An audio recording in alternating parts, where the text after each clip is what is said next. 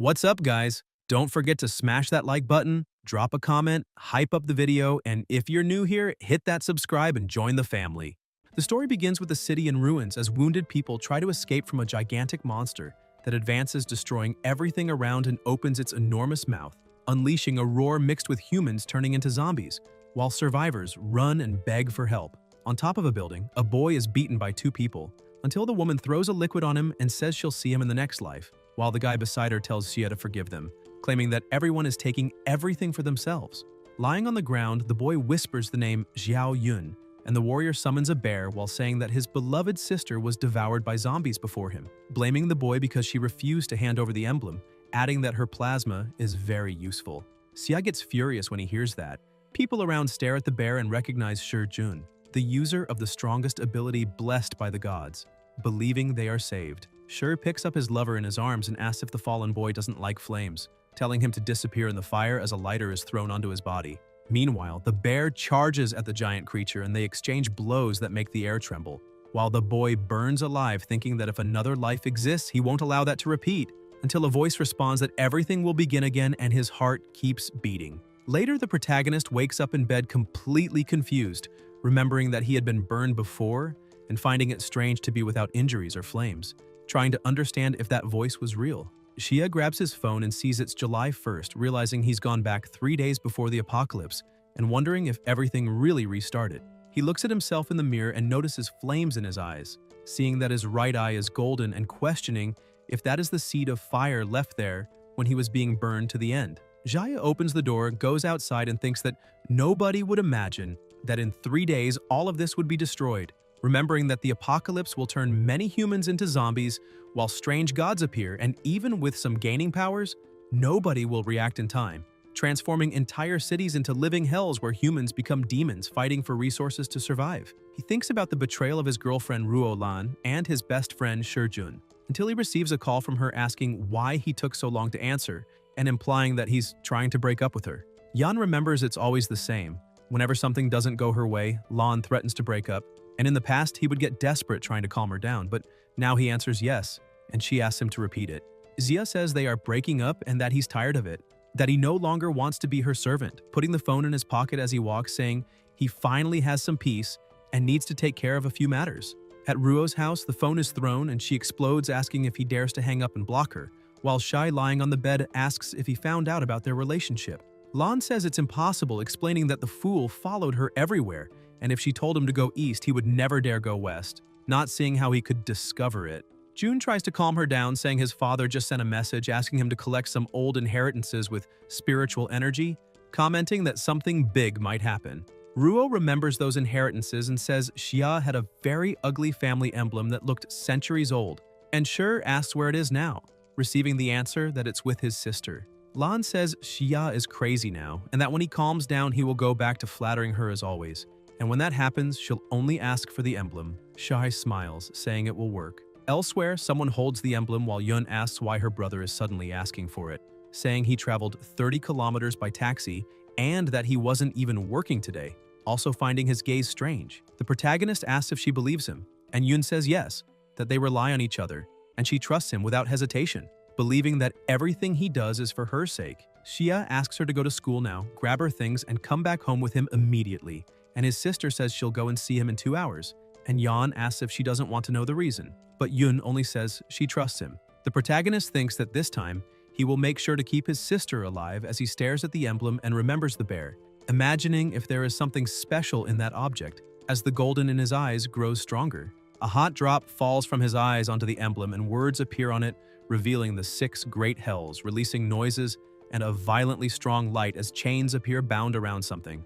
Xia watches it all as the heavy aura fills the environment, and monstrous creatures emerge from every side, making Yan think that it truly is terrifying. Lightning slices through the space as monsters roar, and the protagonist tries to understand whether that light is suppressing the creatures inside the tower, until a voice asks if he is scared. A girl appears and Xia asks who she is, hearing that her name is Su Daji and that she's welcoming the new warden of the Hell Prison. She explains that 10,000 years ago, the Immortal Emperor gathered the 20 Immortals, including Tai Bai, Tai Shang, the 3 Pure Ones, Guayin, Fuqi, and Zhuanu, to forge the land of demon suppression that gave origin to the six hells where countless fierce beasts and sinful gods were cast to have their souls burned day and night by the sacred light. Su continues saying that the emblem of forgiveness in his hand is the only key capable of opening those doors, and Jia understands why she called him warden. Daja asks if he wants to enter to inspect the prisoners and offers reports along the way, and Jia agrees. They cross a portal where the aura becomes even more brutal, but a light coming from his eyes blocks the surrounding pressure. Su praises him, stating that the flames in his eyes are the seed of the inferior fire, which is why he managed to restart life even after dying in the underworld. Yan asks why she spoke to him in his past life, and Daji explains that the bonds between her and the Xia family run deep, and as the spiritual guide of the six hells, she couldn't stand seeing him being finished off by villains. The despair and hatred of the last moment awakened the flame ability that ignited the seed, and she merely followed the flow. The protagonist understands that he was reborn because of that, and that with the apocalypse about to begin, his powers awakened and everything will be different, asking her to show the way. During the walk, Su explains that the six hells have 5 layers and that the doors he lights represent the limit of his own soul. The higher he climbs, the more dangerous the prisoners will be, demanding that he strengthen his soul to face them. Jia notices that only the bear's section is lit and thinks it looks like the beast she rode in the previous life. The bear opens its mouth, releasing a crushing pressure, and Yan is surprised as it asks if that is the new warden, saying the young one is promising and that they have waited for him for 1,000 years, offering help for anything. Su calls the black bear shameless and tells it to disappear, commenting that it is crawling too much before the warden, and that it did not even let her take the lead, explaining that those 1,000-year demon kings stayed there too long and ended up turning into dogs. A bird asks what is so special about the warden, saying they only obey the emblem, and that if he wants to prove authority, he can leave them another 1,000 years under the blows of sacred lightning to see the result. The protagonist is amazed to encounter Su Daji and now the demonic black bear, realizing that the prison holds legendary creatures. Xia approaches the bird, observes its appearance, and asks if it could be Lei Zhenzi, and Su smiles, saying that as expected from the warden, he recognized it right away. She goes on explaining that in that world, monsters are divided into soldiers, generals, commanders, kings, and sages, and that the warden is on the lower layer of the tower where criminals of general level are kept. The higher he climbs, the stronger the monsters will be, and it is said that on the highest layer there are immortal criminals of sage level, besides rumors that Lady Nuwa once saw a god-level being roaming the world before disappearing into the sands of time. She concludes saying that if he works hard, he will soon ascend the levels and control the entire prison. Yan says that tower is even more formidable than he imagined, since even the general level beasts, the lowest tier, possess terrifying strength, and he finds it hard to picture what is locked at the top. Regardless of who is there, they will all become part of his power in the future, and in this apocalypse he intends to become the strongest. Su explains that with his current soul power, that is the limit of exploration, and that he needs to gather more spiritual strength to light new doors and reach the next level. Back in the common world, the protagonist walks reflecting that soul power is totally different from abilities, since abilities can be obtained from zombies and mutant crystals, but soul powers only come from slaying gods. In 3 days, when those entities descend, the hunt will begin and he will make all preparations. In the old street, he keeps walking and remembering that in the previous life, someone tripped there on an immortal bidding rope and became a powerful ability user. And if he is correct, the treasure should still be in that area because the energy of ancient relics cannot escape the seed of inferior fire. Ahead stands Song Tian, leader of the Song family and father of Song Shurujun, accompanied by Elder Huang, appraiser of antiquities. Tian notices Yan from afar and recalls the conversation with Shi, when he advised his son to choose useful friends and heard that the boy was just a loyal fool, easy to manipulate.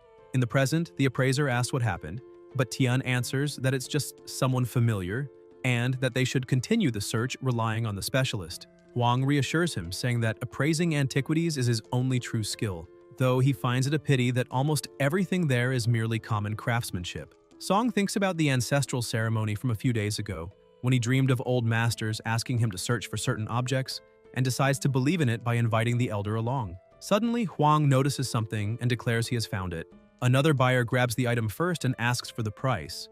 The seller, believing he is just another naive buyer, claims it came from the Ming dynasty and is worth at least 10,000. The protagonist comments that it is too expensive and questions if that's all, examining the object and saying that it is broken and even tied up, and that from his perspective it is only simple craftsmanship worth at most 100 yuan. The seller snatches the item from his hand angrily while Huang asks to examine it. Yan steps aside discreetly holding the tied part and thinks he succeeded, since that discreet string is actually the binding immortal rope, a magical treasure, and now he will enjoy the show. He remembers that in the previous life, Yun was captured by the Song family. They lost the emblem and used her in plasma sacrifice.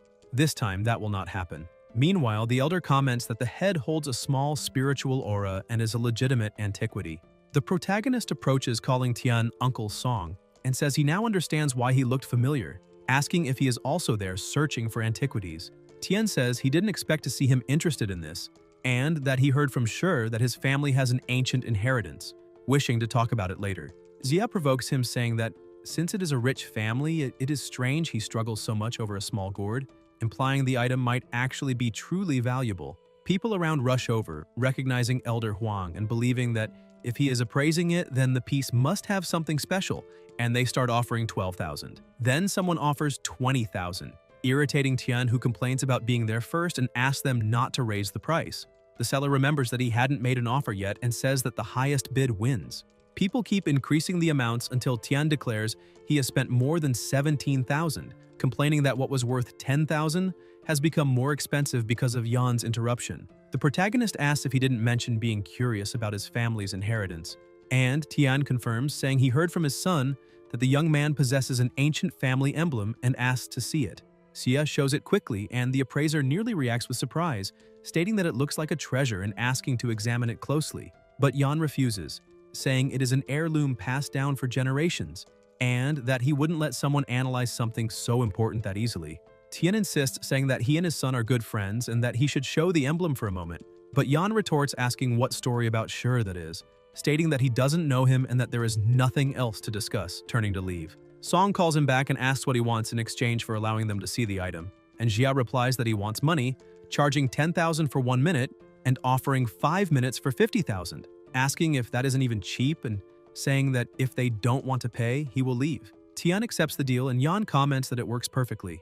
With the money in hand, he thinks he will first stock up on water and then food, remembering that there are many empty cells in the 6 great hell prisons where he can store supplies. Su comments that anything placed inside remains unchanged, even live animals, and he jokes that it makes sense for a fox to like chicken, imagining that people might think he's starting a farm. Soon, a notification of insufficient funds appears and Xia realizes the money ran out too fast, asking Tian if he is done looking already, reminding him that the 5 minutes have passed and offering to extend the time. Song changes the subject and asks if he would sell the emblem, and Yan says he would, asking what they think of 10 million. Both are shocked at that price, and the protagonist pulls the item back, asking what the problem is, stating that it was passed down for thousands of years and without doubt is a valuable antiquity, saying that 10 million isn't even that expensive, and if he doesn't want to buy it, he can move on to other matters.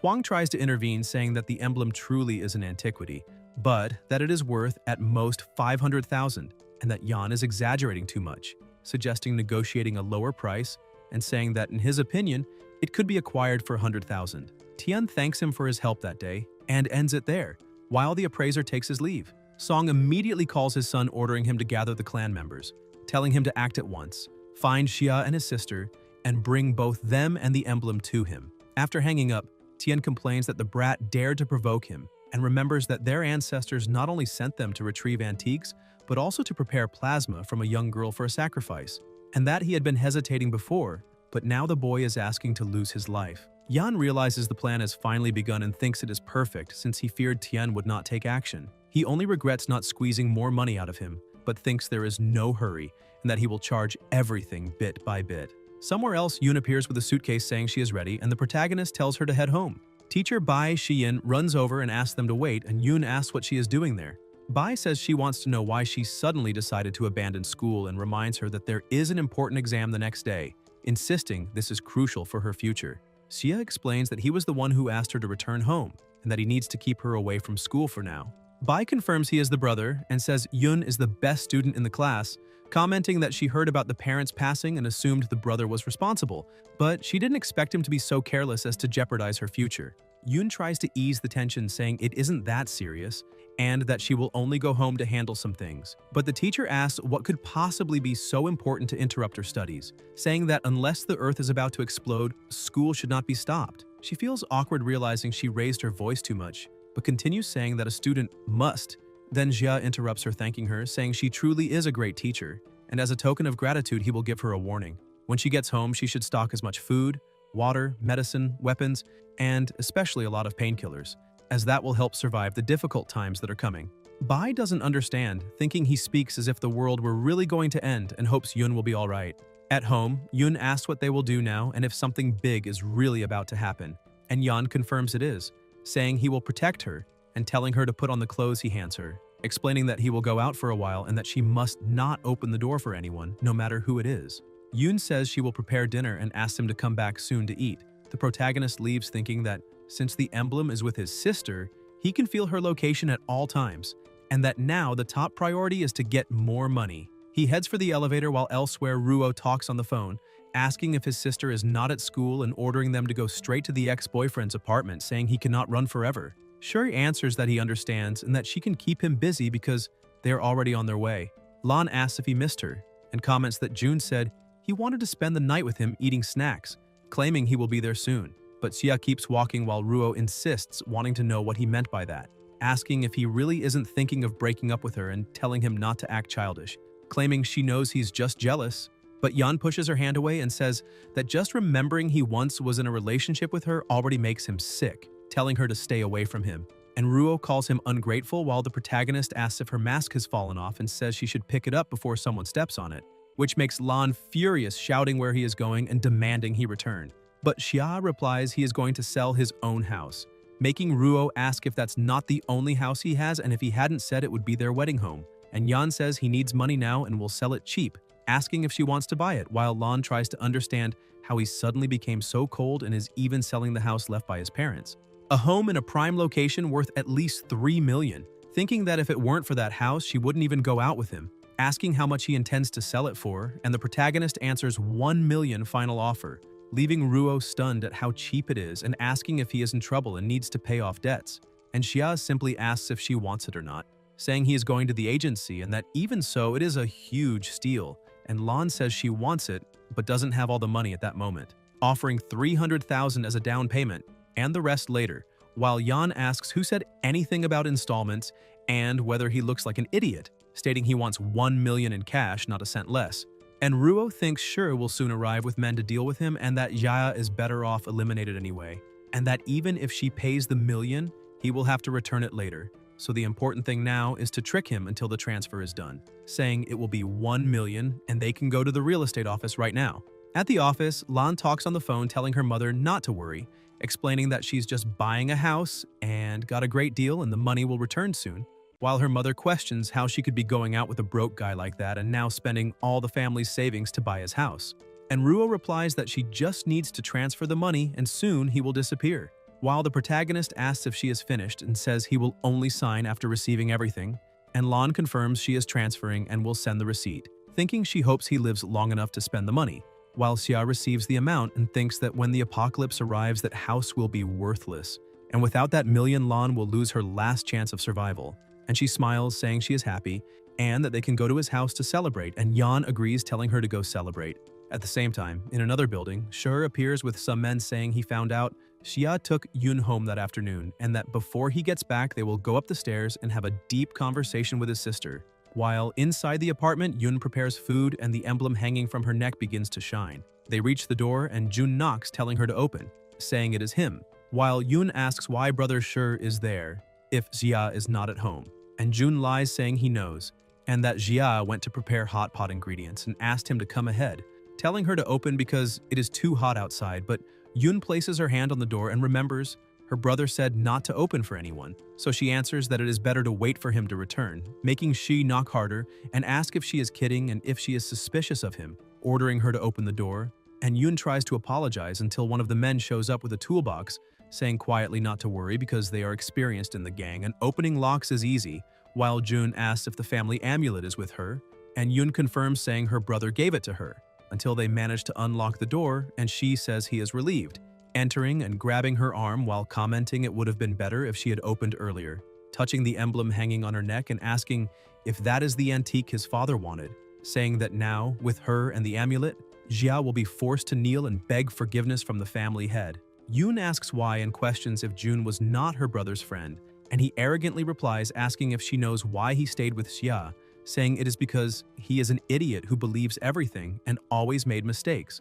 So when something blew up, they needed someone to take the blame instead of him, leaving Yoon with her eyes full of tears as she asks how he can say that. And Shai still says that if it were not for him, she would not have even met Ruo, saying the girl is truly a treat. June then slaps her face and tells her to stay quiet, warning that if she keeps talking, he will shove a cloth in her mouth, while one of the men says he has talent for that and asks if she is of age, and June replies that they can check themselves since there is still time. As they advance, a voice appears asking if they have ever heard of the great wine pool in the forest of meat, and Sher immediately imagines a pool full of women serving him all the time, until hearing Sue asking if the meat tastes good, and June replies it is delicious, then hears that of course it is delicious, because he is tasting his own flesh, and that is exactly the flavor. The men panic asking if that is plasma, screaming that this is no paradise and that it is more like hell. And Sue asks if he is not satisfied with the menu and which heart he would like to taste, Biggin's, Yikao's, or the eyes of the great minister. In the real world, everyone starts screaming desperately while Yun, not understanding, asks what is going on, and they shout, "It is a ghost," questioning where those visions came from and why they are scared if they have already killed people before, asking if there is something wrong with that amulet. Shai pretends courage, ordering them to move forward and destroy it, saying it is just a useless amulet until a burst of light explodes from the pendant and a hand appears cutting his face, making the amulet fall to the ground. Someone enters and picks it up, commenting on the mess, and when everyone looks, they see it is Xia. Ruo also enters asking what happened to Shi, and June, in panic, says it was a demon, saying that amulet is a treasure and ordering them not to let Xia escape, while Yun screams for her brother to be careful. The men advance with clubs, and Sue comments that the amulet's soul power has just been consumed, and that it is Gensi's fault for using the claws, otherwise they could have been controlled longer, while the bear says he cannot come out, and Shia says that with that size, if he really came out, the building would collapse, saying he has no fault at all and just wants to show a bit of his own abilities. Flames then surge toward the men and begin to burn them, leaving everyone in despair asking what that is and telling him to put it out, running to the shower while Shai asks what is happening and whether Xia knows how to use magic. And Lan warns him not to get close, saying that June is his big brother, and asking him to take their past relationship into consideration. Xia furiously replies that she came to his house, brought men to try to abuse his sister, stole the amulet, and even knew everything from the beginning, saying it is disgusting and asking how she still dares to act innocent as if nothing happened. Sher tries to deny it, saying he doesn't know what he is talking about, that it is a misunderstanding, and asking Ruo to convince Jia, reminding her she is his girlfriend and that they are getting married soon, claiming he will be the best man, while Ruo asks if he doesn't want to marry her anymore, saying she won't demand any dowry, that he no longer has anything, and even so she is willing to stay by his side, asking him to say where that power comes from, and saying she will always love him. June appears holding a knife, and Jia stares at both before launching a wave of fire over them, saying he also wanted to know why he awakened the power of flames and now finally understood. Maybe it is because there are too many rotten people in this world, and that is why he wants to burn them all to the end. In the ancestral temple of the Song family, Tian stands before the memorial tablets asking the ancestors to bless the bloodline with prosperity, abundant harvests, and favorable weather, guiding them towards success, until a red mist takes over the altar and an ancient voice announces the need for spiritual antiques, the plasma of a maiden and a sacrifice. Tian answers that the ancestor need not worry, because they will soon deliver what was requested, and the voice informs that in 3 days, the apocalypse will descend upon the world and he must hurry. Tian repeats in shock about the apocalypse coming in 3 days, and immediately orders someone to buy large quantities of water and food, saying that if the ancestor's prediction is correct, the end of the world is near, and orders she and the others to be called to perform the sacrificial ritual at once. A sound echoes, and someone approaches saying that is not necessary, and the protagonist appears saying he came on his own before throwing June to the ground. Tian asks what he did, and how he dares invade the family's ancestral hall, questioning who he thinks he is and ordering them to eliminate him. Everyone advances while Xia closes his eyes, and upon opening them, releases a wave of light and flames that incinerates the attackers, leaving Song terrified while Yun comments that it had been a while since he had used that, as the men scream, writhing amid the fire, and Tian is both frightened and furious. Song draws a pistol and tells Xia to go to hell, but when the shot is about to hit its target, the protagonist moves only one finger and the weapon explodes in Tian's hand, injuring him. And Xia comments that firearms are not toys and are dangerous, thinking that even being only a level 1 ability, the fire of the underworld is surprising, managing to deal with about 10 people at a range of 2 meters for 10 seconds, and that if there are flammable or explosive materials, the effect becomes even greater. Irritated, Song begs the ancestor for help, saying the family is about to be destroyed, pleading to save the bloodline with divine power. The voice responds saying it is the elder of the ancient star and orders the impure creature to kneel. Yan is struck, and Tian celebrates, saying that his hand no longer hurts, and the people have stopped burning, claiming the star elder has descended to defeat evil, and Jia will lose his life. The ancestor appears ahead, and the protagonist says the Song family really foresaw the apocalypse, and that there was someone behind them, saying he only intended to steal some antiques and some money, but now he has to deal with such a powerful being. The elder lifts his foot to crush him, but Xia dodges. The ancestor stretches out his hand to eliminate him, and Tian says that now he is truly finished, but is surprised to look ahead and see Yan smiling as he summons the bear, asking who he said was finished. At the instant of the attack, Su comments that Huo is a fire star, an innate fire spirit that accumulated spiritual power for 1,000 years thanks to the family's offerings, and says that if it is captured and absorbed, the abilities of energy and fire control will drastically increase, making the protagonist ask what she is suggesting. Daji explains that the spiritual power of the great evil talisman is still insufficient, but if he is willing to take a risk, there is a chance to capture it, and Jia asks if that is serious and requests details. Su explains that he can draw a little of his own spiritual energy and infuse it into the talisman to summon one of them who will come help in the battle against the god, and Yan replies that he can do that, but the spiritual energy comes from the soul, and if he fails to capture Huo and cannot repair his soul in time, he will lose his life and disappear, besides the risk that the summoned spirit can easily escape, and Daji asks if he intends to take that risk. The protagonist says why wouldn't he take the risk. Jia then releases flames over the emblem, and Su asks what he is doing, hearing Yan explain that he implanted the underworld fire seed into the talisman,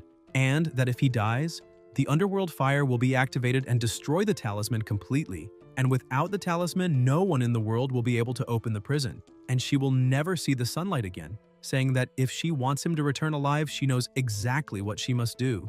He begins to absorb spiritual energy, and an intense light explodes, while a voice announces that the exit has been opened and the path to escape is clear, and Xia declares that he summons the great guardian demon of the mountain in the southern sea, the Black Urdo, calling him to battle. The bear emerges surrounded by a terrifying aura. The spiritual cage is opened, and Daji warns him not to do anything stupid, saying that the prison master cannot lose his life. In the fight, the bear leaps toward the ancestor, saying he is finally free and the feeling is wonderful, while Yan hits him, saying to finish it quickly because his spiritual energy will not last, and asking if he wants to see him die.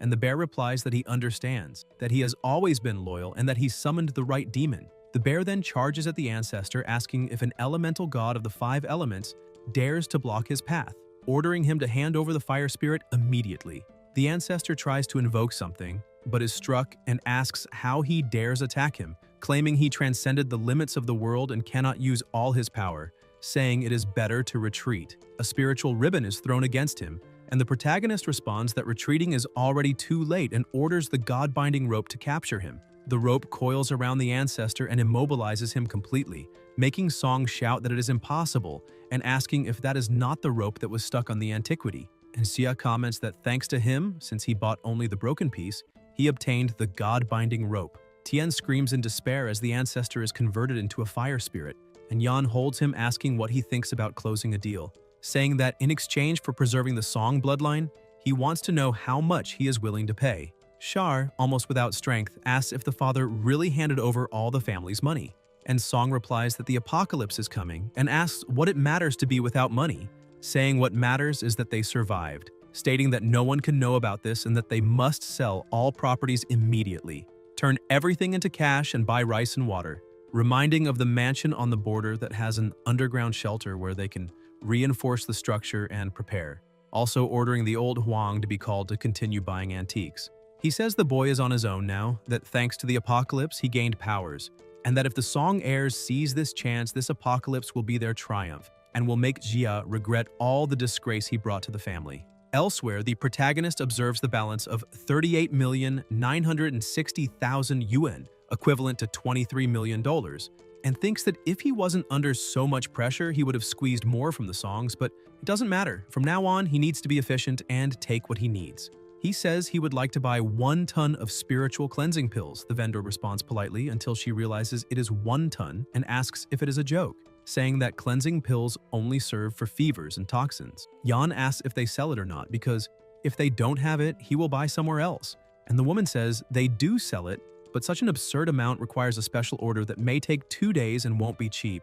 The protagonist says he will give 20% up front, but wants everything by tomorrow night. He leaves thinking he already bought around 10 tons of pills in Jade City and placed online orders, thinking it will be enough, and reflects that no one would imagine that during the apocalypse that simple pill would become the most valuable item on Earth. Xia remembers that in the previous life he felt terrible and thought he was going to die, while his sister said she was sorry for not being able to buy enough pills since that medicine accelerated the emergence of abilities and held back the effects of zombification. And if they had known that they would have stocked more and to not give up, she went out looking for a nearby pharmacy. Yan told her it was dangerous outside, but even so, she left and never returned. And this time, he will not allow that to happen. The protagonist thinks that the Song family only worries about stocking food for the coming apocalypse, but they don't imagine that in the initial stages, the most important thing is to control ability users, and by dominating the pill supply, he will also be able to control an army of users who will follow his orders. Xia holds the emblem and releases flames.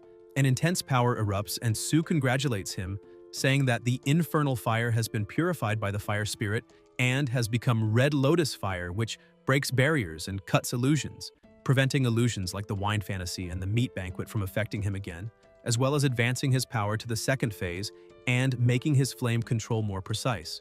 Yan summons a weapon and comments that the fire spirit is even more useful than he imagined, while the bear asks him to remember to summon him next time because that was very fun, saying his evil level dropped to 90 and now he will get an extra piece of meat at every prison meal. And Su explains that helping the master reduced his evil and improved his treatment, though it also stole a bit of his energy. The protagonist tells them both to be quiet, and a bird beside them provokes, saying that watchdogs tamed for a few benefits should stay silent, and that it's better the boy never summons him again, for he will only watch from afar waiting for a chance to escape. Xia says that now, with his power raised, more prison doors can be opened, and asks why he would summon someone stronger than him, claiming that when that happens, it will likely be that someone going after him instead. The amulet extinguishes the flames and Yan looks out the window thinking that tomorrow will be the second to last day before the apocalypse, and he must use every minute. He still has millions available, and that is enough to buy that item. The next day at the exhibition jewelry auction, the protagonist enters saying this is the place, remembering that during the apocalypse, common resources can be looted, but the energy cores needed to level up only appear when killing zombies, and that stone contains crystallized energy enough to advance from Phase 2 to Phase 3. In his past life, someone obtained that stone and surpassed everyone, gaining huge advantages, and this time, he will do everything to ensure it stays with him. At the auction, the presenter slams the desk and announces that the Spring Jade set has been sold for $1,300,000, and introduces the next item, a rough stone with great potential that may be worth at least $5 million, starting at 3. A blonde young man offers $5 million, and everyone is surprised, saying they expected no less from the Great How, stating that he already went straight to the maximum value and with him involved, no one would dare compete, praising his company. The boy thanks them and says he will invite them for drinks next time, until someone bids $6 million, making the girl ask who that student is. A boy with glasses comments that this is an exclusive auction for club members and only those with a black bank card can participate. Yan shows the card asking if there is any problem, and the staff member says none, imagining he must be an heir of some family. The presenter announces the $6 million bid and asks if there are more offers, and the blonde says $7 million, asking the boy to show courage before the Great How so they can get to know each other, and the protagonist responds with $10 million. Everyone is even more shocked, saying the price has already surpassed the real value of the stone, and the girl comments that it is not worth getting angry with him, saying he's just showing off, and they can let him burn money. The blonde asks his name and Xia answers, and Hao says he will not forget him. The employee hands the stone to him and Yan comments that he finally understands. The presenter announces the next item, a golden jade fan with pearls and gems, and people ask what that is, if it is a monster or demon, calling for help. The protagonist, who was already leaving, looks back and sees an intense aura around a flying creature, commenting that it seems the stone attracted it, and that the fan must have been near it before the auction and absorbed energy. With the apocalypse near, the evil spirit inside the fan awakened, and the world will soon fall into chaos with supernatural events increasing. that being only a preview. Hao shouts, asking what that is, and tells the boy to be careful. Yan releases his power against the monster and dodges the attack. His eye shines, emitting intense flames that finish the creature, and he comments that it was not even that strong and barely managed to awaken that ability. Hao, lying on the floor, says Yan is someone special and needs to become his master. Below Xia's building, several people observe the goods and ask if the boy bought all that and if he's going to open a supermarket, saying he seems like a good-hearted guy, and asking if he is starting his own business. A woman comments that young people are reckless and think they can conquer everything, saying that his store will fail. A girl asks if she herself didn't want to rent the warehouse to open a supermarket, and the lady says that dismantled place doesn't interest her. Xia thinks he has just spent all his money buying supplies and wonders if he's forgetting something. The worker informs him that all the goods have been delivered and asks if he wants to inspect them, and Xia says there is no need and thanks him. And the worker warns that another shipment will arrive tomorrow, and the warehouse may not have enough space. The irritated lady asks if there will be another shipment, and if he really got rich, complaining that he has no parents, does not respect elders, and now wants to open a supermarket, saying she is the one who should be making money and wanted that place. The child says he needs to pee and runs off, urinates inside the warehouse and sighs in relief, and the lady comments that he is so good he can pee on his own, saying children don't know any better, and asks Xia if he doesn't mind. The protagonist pushes the child into his own pee and then throws it onto his mother, who looks surprised, asking what he's doing, saying the boy was only playing and asking if he has no shame messing with the child. And Xia replies he has no shame at all before closing the warehouse. The woman leaves irritated while the child says he wants to set off fireworks, and the lady notices something and says that his grandmother will buy fireworks for him tonight and set off many, hinting that if any spark hits Xia's warehouse, it would be a shame. Inside the warehouse, the protagonist says everything is gathered and orders the great mortal prison to absorb. A light appears and all the boxes begin to disappear, and Sue comments that there are so many things that they can finally celebrate.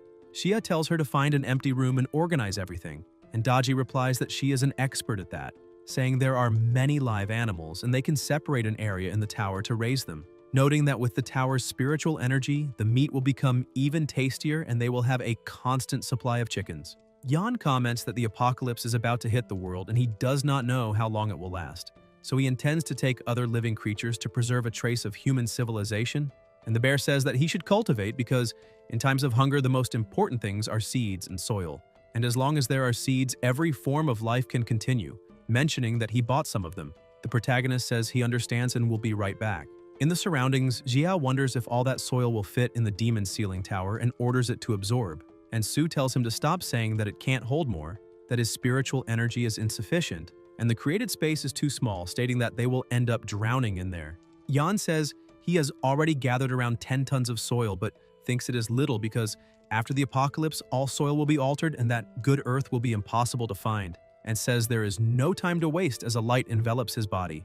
The lady elsewhere prepares fireworks, saying that tonight she will see Xia eliminated when the child arrives holding something in his hands, and she asks where that mirror came from and if he took it from the shop where they bought the fireworks, praising her grandson for bringing gifts to his grandmother. The little boy then says there is someone inside, and the woman asks who, and he replies that there is someone in the mirror. A monster's face appears and the lady is frightened, saying that it is a ghost and tells him to take it away, but the child asks why his grandmother doesn't look at the mirror if she can do whatever she wants.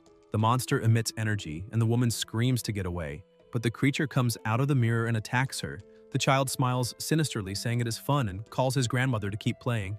The energy in the place twists as the woman rises with a strange intent and absurd mana around her, calling the boy and saying she loves him, transforming into the monster and pulling the child as the pressure around increases. The next day at the port warehouse, someone asks if it will rain heavily, and another inside the ship says there is a problem, that they caught monstrous fish whose bodies ooze pus and have fangs, asking if they can eat that and blaming countries that dump polluted water into the sea, saying the fish mutated. Then someone enters a room saying the time has come and asks old Wu for the warehouse inventory. Wu has strange hands and the worker asks if he's all right, if he caught a cold and needs a day off. Men approach and the worker asks who they are, hearing that all the spiritual cleansing pills in the city are stored there, and answers that those goods are already sold and that if they want to buy, they can buy normally. The men advance and throw him away, moving toward the boxes, but one of them is pulled by the leg by old Wu, transformed into a monster.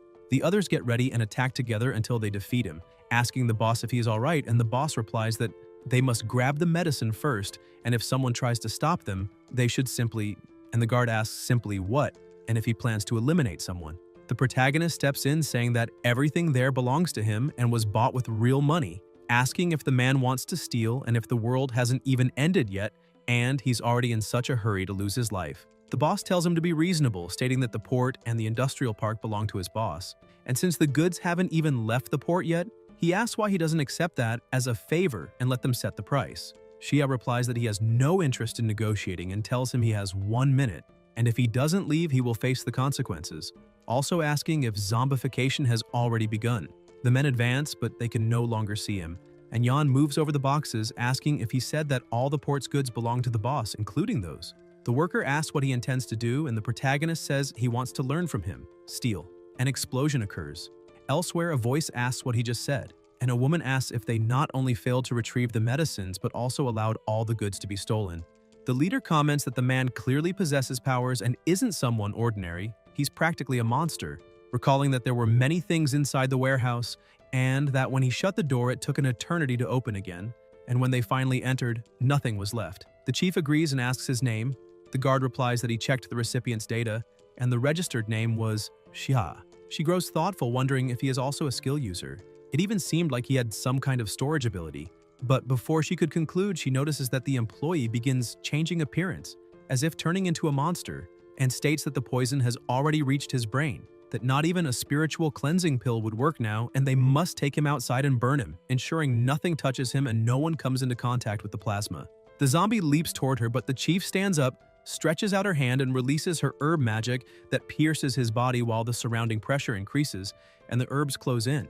And she says, this is only the beginning, ordering them to keep searching for medicine and stocking weapons using the logistics warehouse as a base supported by the coast, reinforcing the front and gathering all men to prepare because the end of the world has come. Somewhere else, someone holds a spiritual cleansing pill while the protagonist explains that water and air are no longer safe, and that anything that touches the skin or is consumed must be bottled water, and everyone must take 3 spiritual cleansing pills a day, and if they feel cold, they must tell him. Yoon asks what is happening, and Xia answers that it is time for her to know and that he will explain while they walk, taking her somewhere. His sister comments that ever since she came back from school, it is the first time she has left the house, and that the feeling is strange.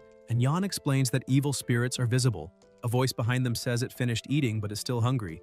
And it is that same old lady turned into a monster, saying she wants everything, complaining thousands of times that she couldn't stand people walking around the house and waking her up, saying everyone was against her and she should swallow them all while loud noises echo.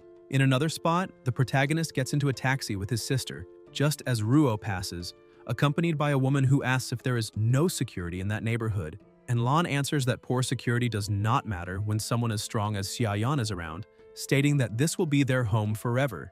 The woman comments that they did not invest hundreds of millions for nothing to give Ruo the most advanced reconstructive surgery and a Sakura-style makeover, and with that beauty, she would surely win over her target. Ruo agrees, saying he always loved that look and used to be obsessed with her, following her non-stop. And even though she does not understand why she was treated so harshly this time, now that he is strong and powerful, it will be easy to make him fall at her feet again, and with her abilities, no one will stop her, remembering that he even took something from the Shy family, and so there is no doubt he belongs to her. All she needs is to find him, flirt a little, and he will surrender, until Lan notices him entering a car, immediately gets in another, and tells the driver to follow quickly. Inside the car, Ruo yells that he is a treasure and she cannot let another woman take him, until the car stops at the zoo.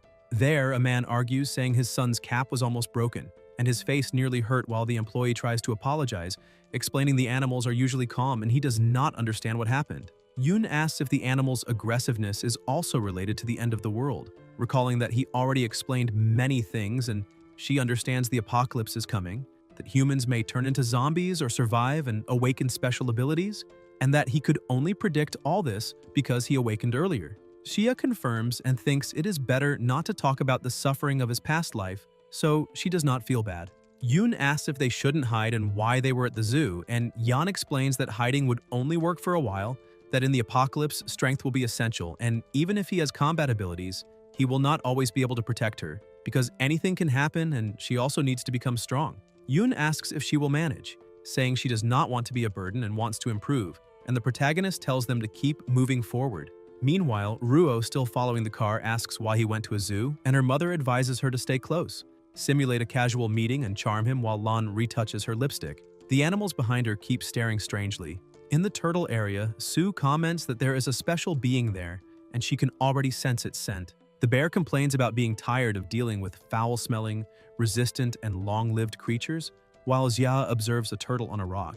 DG and the bear recognize it as an ancient turtle, and Yun thinks it has lived there since the zoo was built. Over 100 years old, even with its own name on the plaque. The notice says it is an unknown long-lived land turtle named Nanan, and Yan remembers that in his past life she became famous because a god once tried to pass through the place where she was and was bitten by her, fighting for days without managing to pierce her shell. Hearing that story, he imagined that if he could make this old turtle protect his sister, she would be absolutely safe. The protagonist approaches calling the turtle master. She stares at him and Xia releases his power through his eyes, saying he got hungry while they were walking and asks what she thinks about turtle soup. The turtle replies that humans are impatient, that in the past, some visited a cabin 3 times before asking for help, and that if he wants support, he should be polite, asking how he dares threaten her. Yan states that the end of the world is near and there is no time for formalities, introducing his sister, who is impressed to see the animal speaking.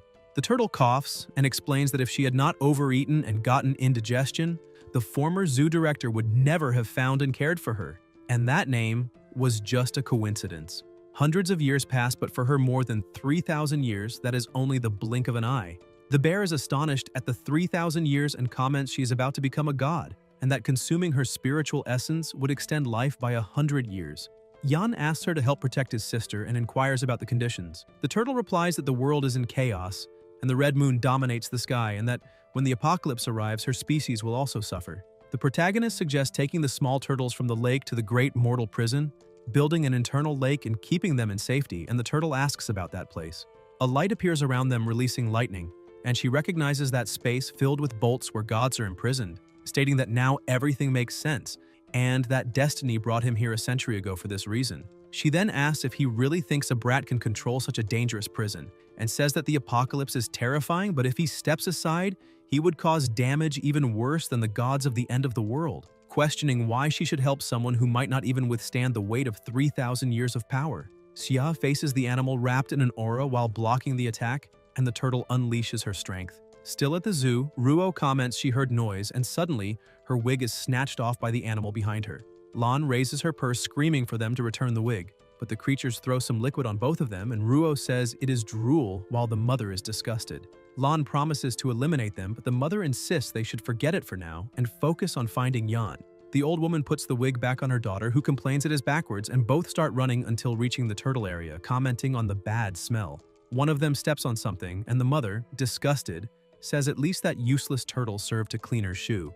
They keep moving until Ruo pushes aside large leaves, saying that if she moves everything, she might see Yan and appear fragile and seductive when emerging from the bushes, believing he will fall instantly in love. When Lan parts the bushes, she comes face to face with the turtle, which immediately bites her arm. The small, sharp teeth exert immense pressure, causing unbearable pain and making escape difficult. Ruo is startled seeing the arm being bitten and thinks this ruins her plan, staying silent so as not to look ridiculous. More turtles appear heading toward the mother, who begins to scream in pain while Lan begs them to release her and for someone to save them. Both fall to the ground as the turtles keep biting. On the other side, the protagonist continues facing the larger turtle while the bear insists on letting him go, saying that with a slap, he could finish off that old creature and then they would divide the meat. Flames spread. Xia falls to his knees and the turtle laughs, saying that if he cannot endure, he should give up because everything is born and dies for a reason, asking what anyone can do in the midst of an apocalypse and saying it would be better not to entrust the great prison to him, assuring that she could keep everyone in peace even if the world were destroyed.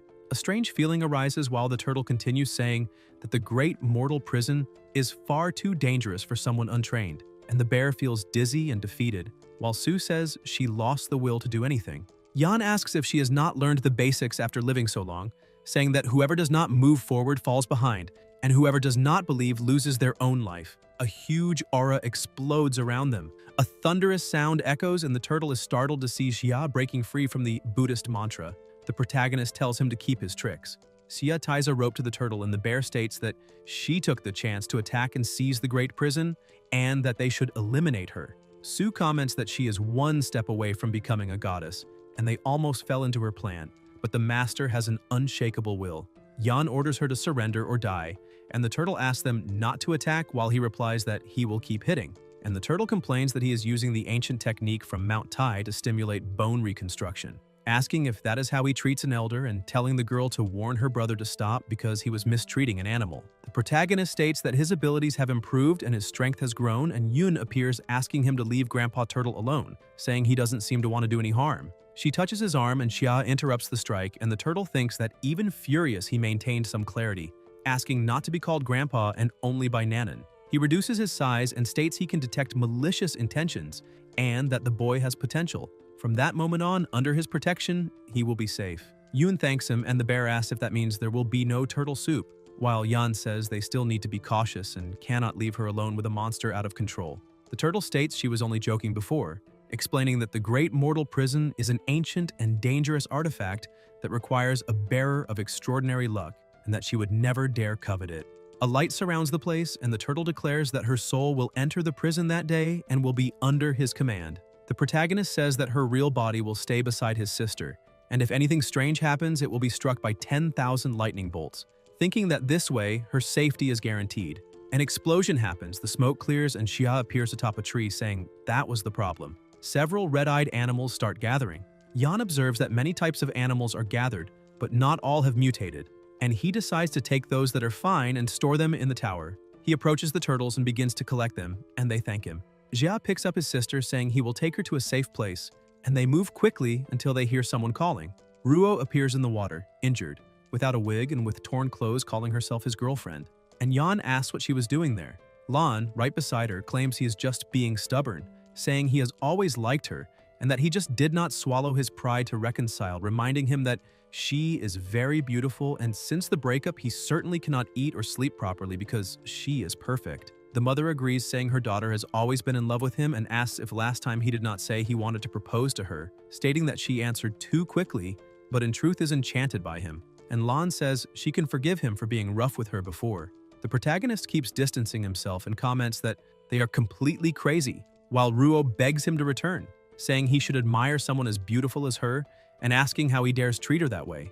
Animals begin to approach them, and Ruo panics, asking what they are doing, ordering them to get out of the way because, according to her, the most beautiful woman in the world would become queen, and all men should kneel at her feet. Impacts continue while Xia swiftly moves, collecting the remaining animals that are still normal, saying they have gathered almost all those in good condition and that first they must find a safe place.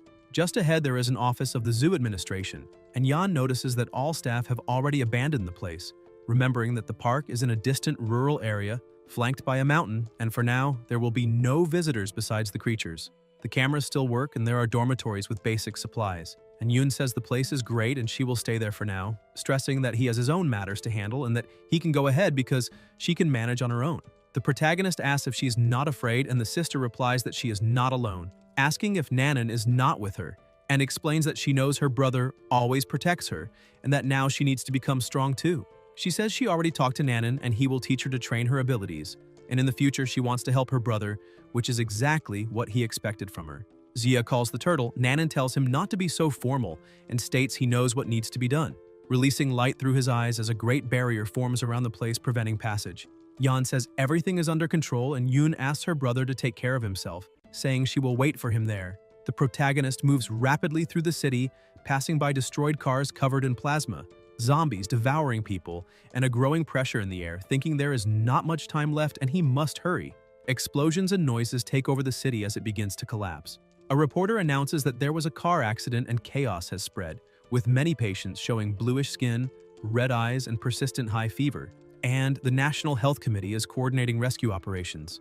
Specialists advise the population to remain at home, warning about climate anomalies and an impending storm, recommending stocking food, water, and medicine. Elsewhere, a sleepy girl watches the news and asks what is happening, saying everything feels like the end of the world. Scared, she sees recordings of zombies and reads comments confirming it is real, mentioning that a classmate felt sick, went to the hospital, and witnessed someone transforming and attacking. She looks out the window and sees the shadow of a huge creature, keeps reading the comments and finds it all strange, asking why she also feels feverish. Her hands start changing. Bai wonders if it is what she thinks or just a simple cold. She sits on the floor, grabs something, and remembers what Yun said, realizing she bought many things because of him. She takes a spiritual cleansing pill, her eyes grow heavy, and Bai ends up passing out on the sofa. Meanwhile, the protagonist heads to another spot and comments that there is still 1 hour left. Before that, from 6 in the evening onward, small gods will begin to appear, remembering that the first one appeared exactly at the Imperial Tower building. That day, the deity descended, causing massive destruction and toppling entire buildings, throwing humanity into panic. And if he could find it again, he might act beforehand. Jia sits on the ground, closes his eyes, and releases mana around him. As the colors change and a light surrounds his body, Yan opens his eyes, saying that his power has reached the peak of the 3rd level and that the Red Lotus seed has undergone a new mutation. He observes his attributes excitedly, commenting that with Fire Spirit and a few turtle bones, his ability will rise 2 levels, and the bone absorption will greatly increase his spiritual power. The light becomes redder until Xia hears a noise, and a young man appears asking who allowed someone to come up there, saying it's an Imperial private area and that he must be removed immediately. One of the men approaches, telling the manager that the elevators and access points are locked, and asks how the boy got up. But the manager hits him in the face and says he is tired of excuses, claiming everyone looks lazy and he will deduct a whole month's salary. The employee apologizes, holding his face, and the manager watches irritated while the men prepare to attack the boy, but Yan announces that the manager is right there. Everyone stops when they see the terrifying red light appearing in the place and ask what that is. An even stronger light explodes and summons a many-legged monster, a bull demon rank soldier. The manager is terrified to see it and starts screaming, telling the bull to look at him, asking it to run to protect him, promising to raise everyone's salaries if they help him, until the bull slices him in half. The men panic and run, but the bull chases them, crushing several while saying there are too many insects and he will turn them into paste. He raises his foot to stomp the protagonist, but the strike does not descend. Xia holds the foot firmly and asks if with that strength it really thinks it can crush him. Yan releases his flames, saying he will use it for training, and the bull asks if he can understand what it is saying. The protagonist holds the foot with one hand and his weapon with the other, jumping with a smile while the men watch shocked, commenting that maybe he really can eliminate the creature. The bull stares at the boy, saying he thought eliminating insects would be simple, but this was fun, and promises to tear him apart, ordering him to be grateful for being a sturdy insect. The protagonist advances, the bull shows its teeth, and Xia smiles, asking if it gets emotional having a leg cut off, suggesting cutting an arm now. Yan leaps onto its horn with his sword. The bull grows furious as flames spread and everyone watches closely. The bull's arm falls to the ground and it asks what the boy did, and Xia comments it would be better to go easy since there are still several legs and an arm left, and it cannot lose its life so quickly, not before satisfying his own training. The bull feels intense pain. Attacks continue and Yan increases his flames while the bull complains that the day to break the barrier has not even arrived, and it still wanted to eliminate more insects. The protagonist slices it into parts and comments that it is even weaker than he expected, but that this is only the first creature, sitting breathlessly and saying that the next divine monsters will be even stronger. Yan touches the enemy's head and commands it to willingly give up its spiritual energy if it wants to end things quickly, asking if it prefers to keep being tortured, and the bull states it would rather die than be humiliated and will fight to the end. A light appears, its body deforms, and a blue light shows up right after, leaving the protagonist puzzled, asking what that was, saying he fought the whole time and it never gave up. But a single look at the great prison was enough to terrify it. Xia's spiritual energy reaches 3.5%, increasing 5%, and he considers the result excellent, also feeling that his control over fire has become more precise. Yan thinks it must already be past 2 o'clock, and that several emergence points will begin to appear. He remembers some and decides to act according to the situation. The men approach impressed, saying he is incredible for having eliminated the monster. They admit they offended him earlier and ask what is really happening. The protagonist simply states that the apocalypse has arrived and they ask to follow him. Xia jumps from the building without responding, and the men grow desperate, asking what to do, until one of them tries to grab an axe, saying the corpse could be worth a lot of money. He raises the axe, but everyone becomes confused when they see the bull's body moving, thinking the corpse has turned into another corpse, when a voice warns them to be careful and says it might be better to wash first. One of the men begins to change, his skin twists, and he transforms into a zombie, charging toward the group. The survivors scream in despair while explosions continue erupting across the entire city. In the Song family, inside the village shelter, a boy opens the door warning that one more person has a fever. Tian orders him to take them to the isolation wing and asks if he needs to repeat it, but the boy says desperately that this time, the one with the fever is his own son. Song runs to Shi, who speaks with difficulty asking his father to save him while his body seems to be reacting strangely. Tian asks where the medicine that could treat that illness is and why they still haven't found it. The boy explains that only one family member took both spiritual cleansing pills and his fever decreased, but he still hasn't fully recovered. Song asks what he is waiting for and orders the medicine quickly. He throws the pills, Shi catches them and immediately swallows them, trembling. Tian watches closely while Jun says he is feeling much better, and Song, surprised by the effectiveness, orders them to find more spiritual cleansing pills. The boy says they are searching, and Tian asks why only those remain. Reminding that he had ordered medicines to be stocked, the boy explains that spiritual cleansing pills were seen as traditional remedies for colds and fevers, with many modern and expensive alternatives in the market, so no one paid attention to them before. Tian orders them to go out and steal or loot if necessary, saying they have weapons and ammunition. The boy mentions that all the pills were bought in advance by someone named Xu, and Song complains saying he tricked them for $60 and bought everything. The boy adds that the city is in chaos. Underground networks have stopped working and asks what they should do now. Tian says it is unbearable, that Xu has supernatural powers and asks how they could face him in that situation, fearing that the Song family is about to die. At that moment, the door is smashed open and Tian is startled to see Shi surrounded by an intense aura. Jun says he feels something strange, as if all the filth has been washed away from his body. Shi strikes the wall forcefully and says he is much stronger, laughing while Tian watches in disbelief. He says he has awakened supernatural powers and finally knows what it feels like to be full of strength. Song concludes that the pills have miraculous effects when taken right at the beginning of the illness and asks if they really can grant abilities. He says it is excellent and orders to prioritize those with mild symptoms, stating that with 3 boxes, at least 3 new users can emerge. Then he says to gather everyone and take over the medicine warehouse, affirming that when the Song family controls the ability, users, everything will be theirs. Elsewhere, Bai wakes up commenting that the medicine really worked because her symptoms have almost disappeared. She grabs the pouch with the pills, confused, asking if she's seeing it clearly when someone knocks on the door saying it is someone she knows. The teacher asks what is happening, and Zeiner, breathless, says, "There are zombies in the building. Many residents have transformed and are attacking people, and anyone who gets injured turns into a zombie too," insisting that she must be saved. Bai tries to open the door, but the chain jams and she panics. Zeiner hears noises coming from the stairs and tells her to hurry because the zombies are coming up. Bai finally unlocks it and tells her to get in quickly. Zeiner rushes inside and the teacher notices a scratch on her back, asking if she was hit. Zeiner, with a strange look, asks if she noticed, and Bai remembers that she herself said that the injured turn into zombies.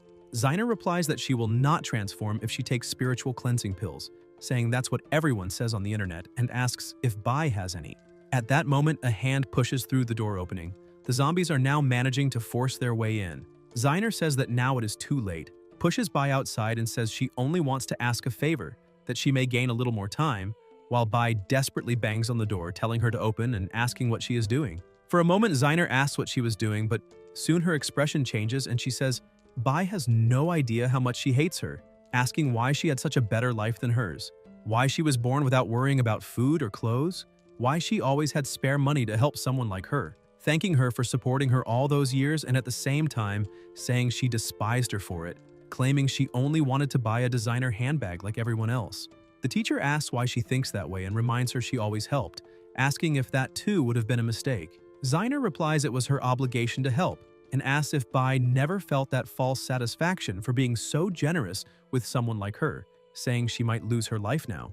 Noises begin to emerge, and Zeiner claims that Bai is being slowly devoured by the zombies, and says she is very lucky, hoping that when the zombies finish, they leave some peace so she can stomp on it and relieve all that accumulated generosity. Zeiner's back begins to turn purple. She looks in the mirror and realizes she will also transform into one of those horrible creatures, saying she needs the first aid kit.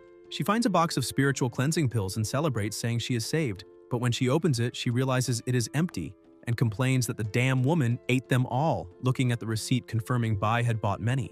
She searches everything in despair, claiming she can still survive if she finds any, but her eyes widen when she realizes there is nothing left and asks why she cannot find any. Her hands begin to change and Zeiner screams until music starts playing. She grabs the phone and notices it is the exclusive ringtone she set for Bai, becoming even more frightened when she sees it as her sister calling. Bai appears on the video call looking better than ever, and Zeiner asks how she is still alive. The teacher shows the pills in her hand and asks if Zeiner was looking for those. Desperate, Zeiner asks if they are spiritual cleansing pills and if Bai has them all. and Bai asks if she truly wants them. Ziner panics and says she was just confused for a moment, that she was wounded by a zombie and became scared, with her mind clouded, not knowing what she was doing. She says she will come to her wherever she is and bring the pills, saying she always cared about her and asking if Bai does not care about kids like her, promising to kneel and apologize if that makes her less upset, claiming she has always been good and begging for forgiveness.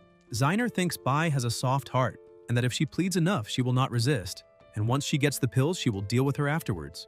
Bai tells her to stop acting, saying it is disgusting and she will not fall again into her game. The teacher states she always thought Ziner only had not matured because she grew up without proper education, being spoiled and rebellious, which is why she treated her as a sister, never imagining she would be repaid with so much betrayal. She asks how many people, with the arrival of the apocalypse, will reveal a nature even more terrifying than the flesh-eating monsters. Ziner insists on being helped, saying she was wrong, but the teacher says she is not a saint and tells her to go to hell to repent, ending the call. Ziner collapses on the floor, repeating several times she does not want to die until she screams in despair. Meanwhile, Bai leans against the wall holding the pills when a zombie appears. She notices and runs with an aura around her, managing to escape. She thinks that after being pushed outside, she believed she was doomed, but when the monsters came close, her body turned transparent and she was able to run, realizing that the zombies could not see her. Bai understands she does not know why she can become invisible or why it happens. She only knows her energy is being drained quickly, and she will not be able to maintain the state for long, needing to flee that place as fast as possible. With invisibility activated, she escapes through the corridors until the effect fades. Noises arise and Bai asks what she should do now until hearing someone calling. It is Grandpa Chen and Sister Wang. The teacher runs toward them but stops in the way, asking if they were all right, and Wang says yes, that they were not infected and were walking around the neighborhood when they saw the messages in the resident group and hid there. Bai asks about the messages, grabs her phone and realizes there are more than 999 unread notifications.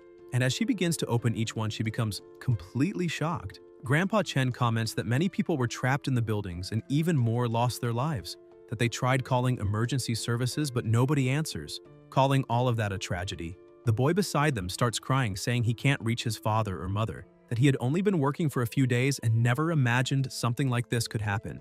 Wang asks what they should do now and says that if this continues, everything will be lost. Bai looks around frightened and asks if the entire city is already doomed, warning them to be careful because zombies are advancing behind them. The three step back while the zombies murmur that they want to go home and ask them to open the door, insisting they are also residents. The teacher orders them to stand up and run to the security room and grab an electric baton. The boy says yes, darts through the corridor, grabs the baton and hits the zombies, knocking them down while Bai says they are almost making it. The boy gives a thumbs up, but immediately more zombies emerge, a lot of them, and everyone freezes, not knowing what to do. Suddenly, the zombies rush toward them, and they all start running desperately through the hallways as they realize there are undead everywhere surrounding all exits. A bright light appears in the sky and a huge spider is summoned, crashing to the ground and destroying everything around, leaving the teacher terrified. The creature stares at everyone, saying those prey belong to it, throwing webs over them and around as if marking territory. Bai wonders what kind of monster that is, why it fell from the sky, and if there are more creatures like it above the clouds. The teacher feels like the end of the world is literally the end and wonders if Xia really knew all of this and what she should do now as the spider keeps advancing. In another part of the city, many finished zombies are piled up, and people start recording. The protagonist observes a crystal in his hand, thinking he did not expect to find something like this while searching for the second descendant of God, realizing that even the zombies are evolving. A boy approaches with his phone, thanking him for saving them, and asks what kind of magic he used, saying it is incredible and that he is streaming everything, claiming the viewers already passed 10,000 until Xia destroys the phone. The boy asks angrily what he did, and everyone looks scared to the side. Xia thinks he was not the only one to react and that everything has already been looted. Inside the warehouse, only some boxes of canned food, sodas, instant noodles, and other basic products are left. It is not much, but still a good reward. Yan opens the door and several people look at him asking for help. The protagonist releases a light and throws some food to them, telling them to take care of themselves. The people thank him, relieved to be alive, and ask who he is, commenting that he is impressive and they were lucky to find him. One of them says he is a good man and that without him, they would be dead. Another replies that good man nothing, that he took almost everything by himself, leaving only a few noodle packs, asking if they did not see that and if he's treating them all like dogs. The irritated boy says that besides that, if Xia had not broken his phone, the stream would already have passed 1,000 viewers and he would be famous. He complains saying everyone was at the supermarket and the supplies should be divided, asking how long that food will last, claiming clearly he was mocking everyone. He also says that just because someone has special abilities does not mean they can do whatever they want, saying that many people on the internet also awakened powers and asks why he cannot have his own too. He says that if he had abilities, he would be a great hero, distribute resources and save everyone, and that people like Xia are selfish. The partners beside him agree, saying that since he saved them, he should help them until the end and share the supplies, claiming that maybe that catastrophe was caused exactly by people with special abilities like him, who only think about getting stronger and ignore the rest. A bearded man asks what they are saying, reminding them he just saved everyone there. The enraged boy calls the other one a dog for defending Xia, saying that even if he offered loyalty, Xia would not accept it, and asking if they do not realize that the greater the power, the greater the responsibility should be, and that Xia should have saved them completely. Some men approach and Sure asks if they can say something, and soon a fight starts between them. The boy falls to the ground, begging not to be eliminated, and says he already told them everything, pointing to the right and revealing the direction Xia went. Jun grabs the food and asks if the boy really wants to know the reason, and the boy, trembling, asks if it is because of the instant noodles, saying Xia can keep everything, and asking if that is okay. She replies that he is ashamed that the boy got everything wrong, and Jun smiles faintly. At that moment, someone appears dragging a zombie, and the boy asks what he is doing. Sure explains it is just a small experiment, while Jun brings the zombie's head close to the boy's face and the undead immediately bites him. Sure tells him not to despair, that this sacrifice is for the great cause of humanity against the zombies, and the boy screams while the men around comment in horror that the zombie has already devoured all his insides. When the body falls, Jun cuts off the zombie's head and collects the crystal core, saying it is exactly as he expected, that if the zombies eat enough humans, they can condense these cores, and that this is amazing, just like the one he absorbed earlier. He says he feels his power growing, that he may break through another barrier and become even stronger. The partner beside him says that when Jun becomes more powerful, it will not be difficult to trick Xia and defeat him like a punching bag, and that now they have discovered a method to mass-produce these cores. Shizher says the most important thing now is to make Xia pick all the spiritual pills, because there are many level 2 zombies in the city. If they find any while following him, they must eliminate it and get the crystal. As for the men in front of them, it is better to get rid of them for good. The three beg for their lives, saying they are also ability users, but Shai asks if they think ability users are worth more than pigs and dogs. The bearded man tries to argue, saying that an ability user saved him before, but the partner answers that all of this is his fault, repeating that it is his fault, and the villain beheads the three without hesitation. Sure yawns, saying he is bored and orders them to get out of there. They walk to the place where the building collapsed and realize Yan went in that direction. They get in the car and follow. Everything around is polluted, and the protagonist is observing when he feels something and estimates the distance to be about 2,000 meters. With his current speed, he can get there quickly and stays alert. The giant spider is about to swallow Grandpa Chen while Wang screams for him. Bai tries to free herself from the webs without success, saying she cannot break free. She tries to activate invisibility again, but her energy is depleted and nothing happens. Wang begs for help despairingly, and Bai tries to remember how she awakened that power, realizing it happened after she took the spiritual cleansing pills. With no other option, she swallows another pill just as Wang is about to be devoured and hopes it works. Mana spreads around her body and the spider senses something strange, unable to see her for an instant. When it looks to the side, the protagonist uses the chance, grabs Wang in his arms, and puts her safely on the ground. She immediately runs while Xia notices the spider's shell has some resistance to fire. The creature says he looks delicious and now belongs to her. Yan leaps with the axe and strikes the monster.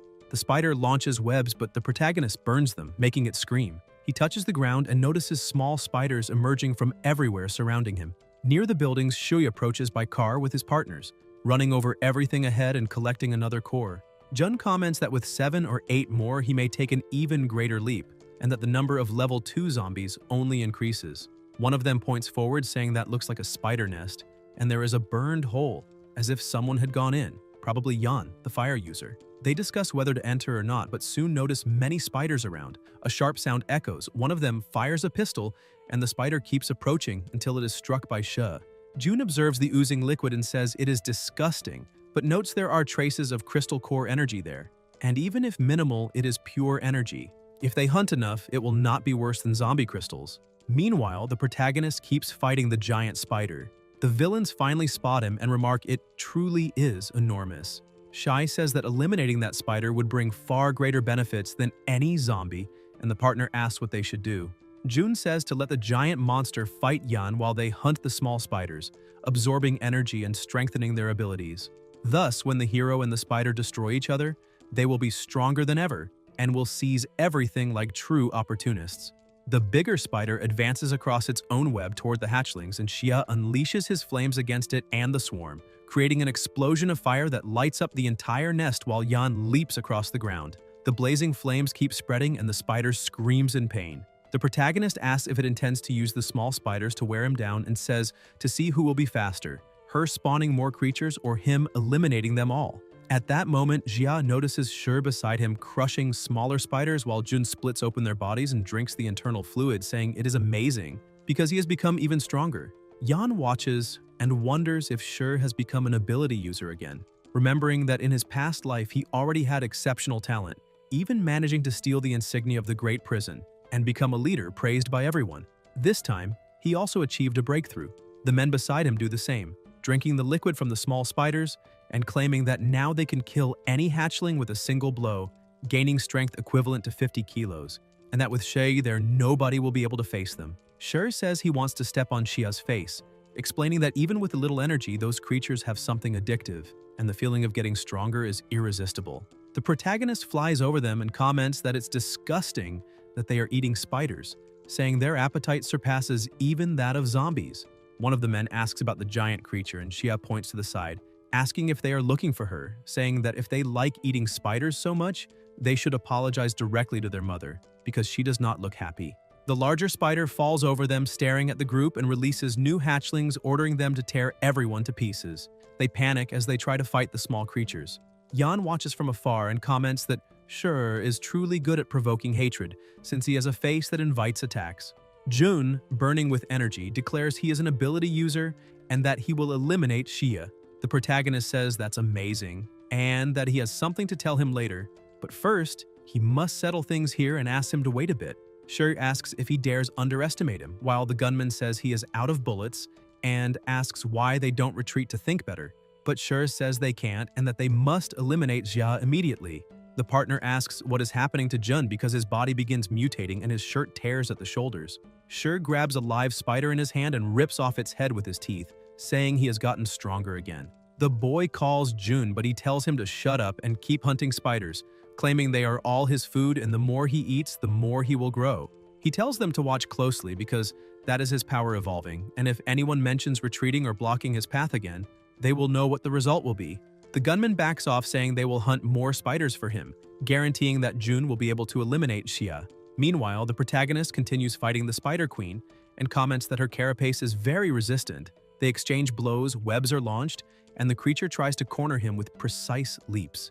Shu observes from afar until a web wraps around him, and the spider gets excited, believing she has captured him, saying she will savor him completely. Xia asks if she really intends to lose her life by daring to get so close, and the flames intensify, rising like blazing pillars. The spider screams as the fire consumes her. Amid the flames, Jia says that heaven may have gates he won't enter, but hell has no gates and he enters anyway, until the burning spider turns completely to ashes. Yan says it's strange, and asks where the creature's spiritual power is. Something behind him believes the protagonist has fallen into a trap and shouts. Xia touches the energy with all his strength. The dying Spider Queen wonders how he can be so strong and says she must report it until Xia absorbs all the energy and claims to have reached the 4th stage. Yan feels something strange and says it is hot, until he notices a glow at the center and says it is the red lotus flame, wondering if a spiritual beast fell there, and realizing his new abilities allow him to directly observe the sources of energy. Xia comments that this must be the meaning of the penetrating fire vision. Behind him, Bai and her sister Chang watch, and Yan wonders if that energy is theirs, and if the sister's teacher truly has an invisibility ability, until the protagonist notices something, and Shai screams holding a spider in his hand and says, he did it. Jun's body grows larger and says he is stronger now, that this is how it feels to be at the 2nd stage of energy and power, that he is full of strength, and sees that all that power has 9 stages. It is a heavenly gift, and after the 9th stage, he will become a god and he has seen and set foot on the divine path. Shi notices Xia ahead and says he has always been inferior to him in everything, and this time will be no different, and asks if now that he's at the 2nd stage, how could he face him, and tells him to kneel and lick his feet until Jun is struck in the face by a punch and thrown far away by Yan. Shur is shocked and says it cannot be. He is in the second stage and asks how he can defeat someone like himself. And the protagonist asks why he doesn't try to guess and says he will tell him that if it weren't for the money his family gave him, he wouldn't have improved so fast and he is a good brother. And Jun says that it cannot be and that he can still become stronger, and Shur keeps eating spider pieces. Xia smiles and says he has always been a cautious person and asks why he is so desperate now, and Jun asks what he is talking about.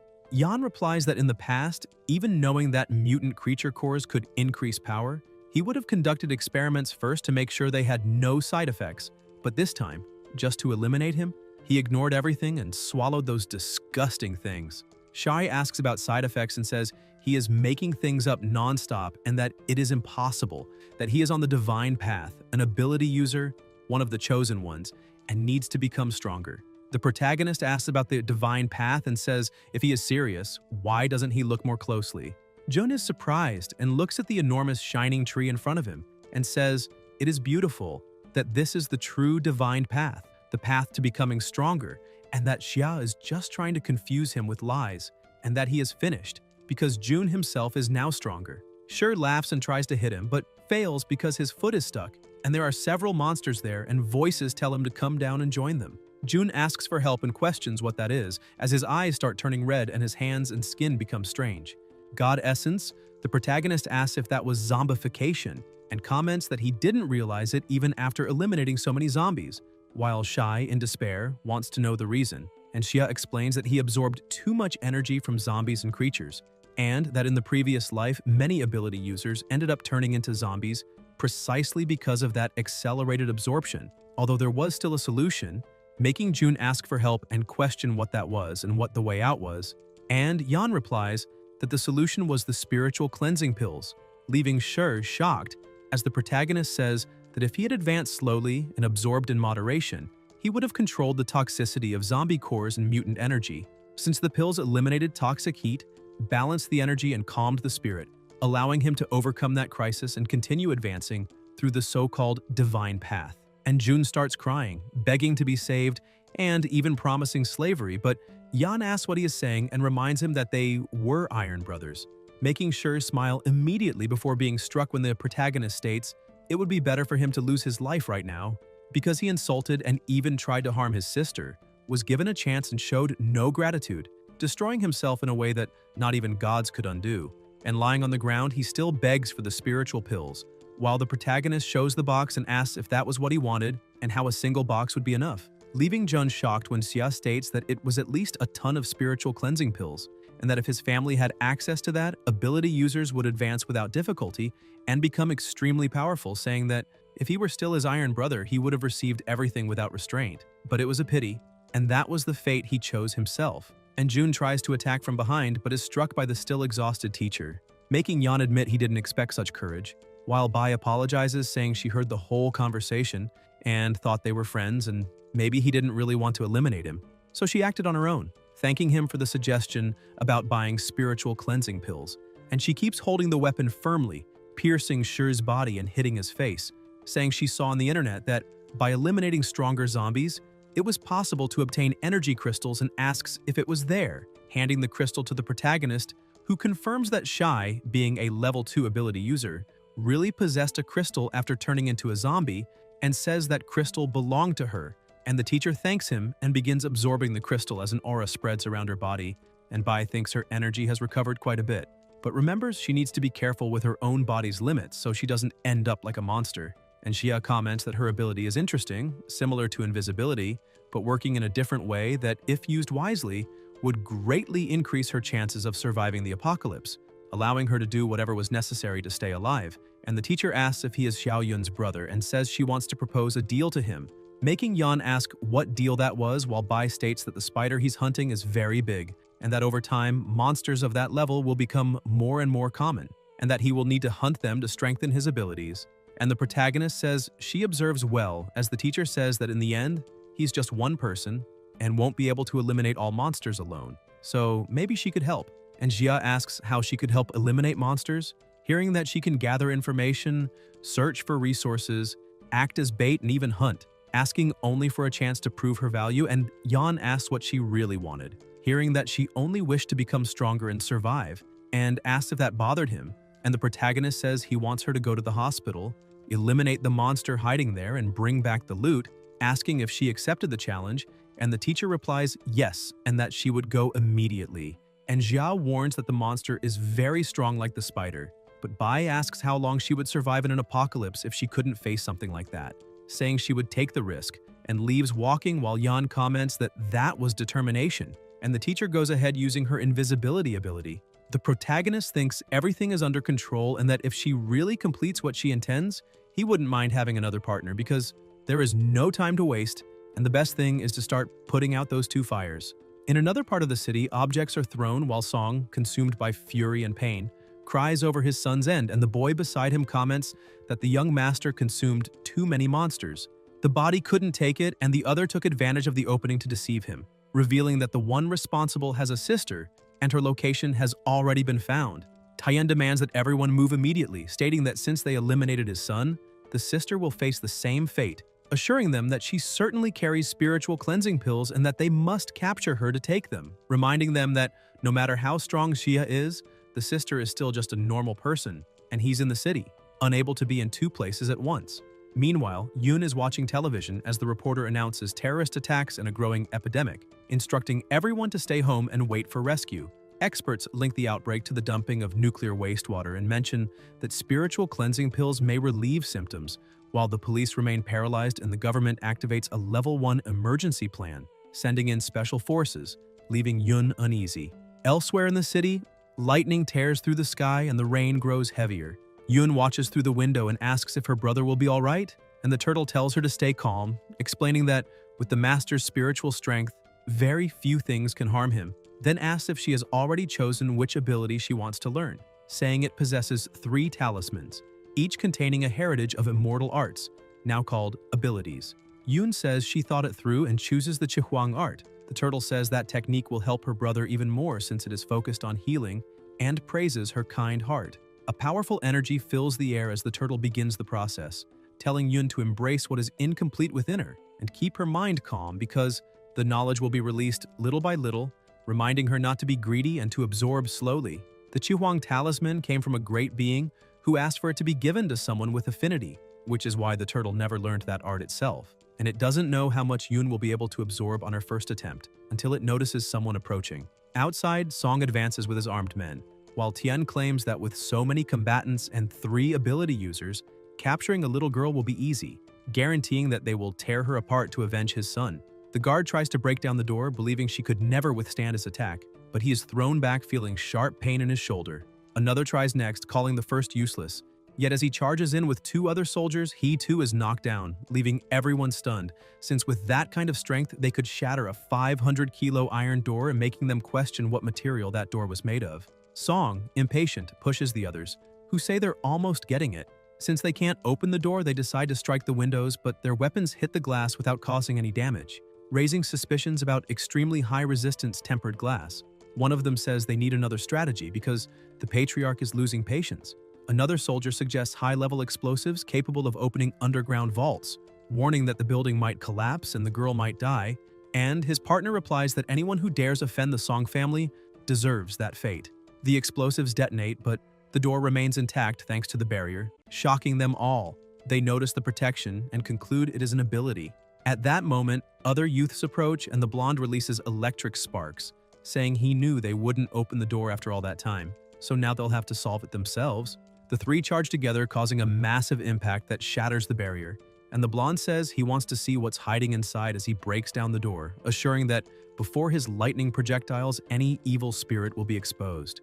His partners watch with interest, remembering that this boy has always had a volatile temper, and after awakening his ability, he became the strongest of the group. A surge of electricity fills the air and the 2 comment that it seems the savage succeeded. They wait, but soon notice something strange and warn the patriarch to stay back with the others, as the 2 of them will enter first to check. As they proceed, they find the place completely dark. One activates thermal vision and spots something above. The archer prepares to fire, but the turtle suddenly leaps right onto his nose, leaving him confused, asking what that was and where that sea turtle came from. He wastes time trying to get rid of it, throws its small body away and asks where the person they were searching for is hiding. The turtle protests, saying it is a turtle, startling the archer as he realizes it's speaking. And the turtle indignantly replies, telling him not to compare her to that old man and not to put them on the same level. Immediately afterwards, she unleashes a burst of water that pushes everyone back, making the men question what was happening as they are thrown outside. The turtle then appears mounted on the back of the already weakened blonde and declares that by nature she is calm and peaceful and has no desire to hurt anyone. The swordsman orders them to eliminate that creature and the soldiers open fire non-stop. But the barrier activates and the turtle sends the bullets back at the shooters, warning that everyone will be spared except those who insult her by calling her a sea turtle. Those will be the ones hit. The swordsman tries to dodge, irritated, and charges at her while the archer attacks as well, causing a violent impact. The turtle struggles to maintain the barrier and the two of them smile, believing it worked and they can proceed, until they are horrified to see her growing in size and asking why they keep insisting. They freeze in shock as the barriers shatter and the fragments float around them. The ability users are terrified before the colossal size of the marine creature, who releases a blinding light accompanied by waves of water, inviting them to stay there as her guests. Panicked, they scream to run. The turtle strikes one of them with a paw while the other tries to flee, but is reached by the water. Both beg for mercy as they nearly drown. The turtle says she holds no grudge and didn't care about being called a sea turtle, but declares that harming her master is unforgivable. Horrified, the two are crushed. The turtle then says that the real culprit is among them, and looking around, wonders if the infiltrator has already entered. Meanwhile, Yoon watches through the window as Song approaches from behind, holding a gun and smiling sinisterly as he says he only had one son and her brother dared to eliminate him. Tian fires, declaring that she will pay with her life, but the bullet falls to the ground, stopped by the protection around the girl.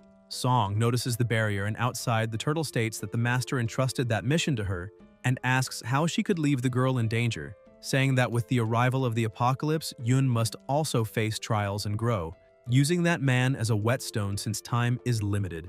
Tien keeps firing nonstop and asks why she still hasn't lost her life, while the bullets only hit the barrier and Yoon remains frightened. Song insults her, saying that she is nothing but a commoner who deserves to be trampled by the wealthy, used and exploited to generate profit and then give plasma and descendants, destined to be enslaved generation after generation, and questions why she dares resist and is still alive. Tien stops shooting when Yoon, eyes wide, tells them not to come closer. Song approaches holding a dagger and starts striking the barrier, wanting to see how much it can withstand and how many cuts it can take. Tien opens a crack and says he's about to break everything, and once he repeatedly stabs her until she's gone, he'll send the photo of her corpse to her brother, ensuring she suffers more than they do and learns what happens when you anger those two, promising that her brother will soon join her.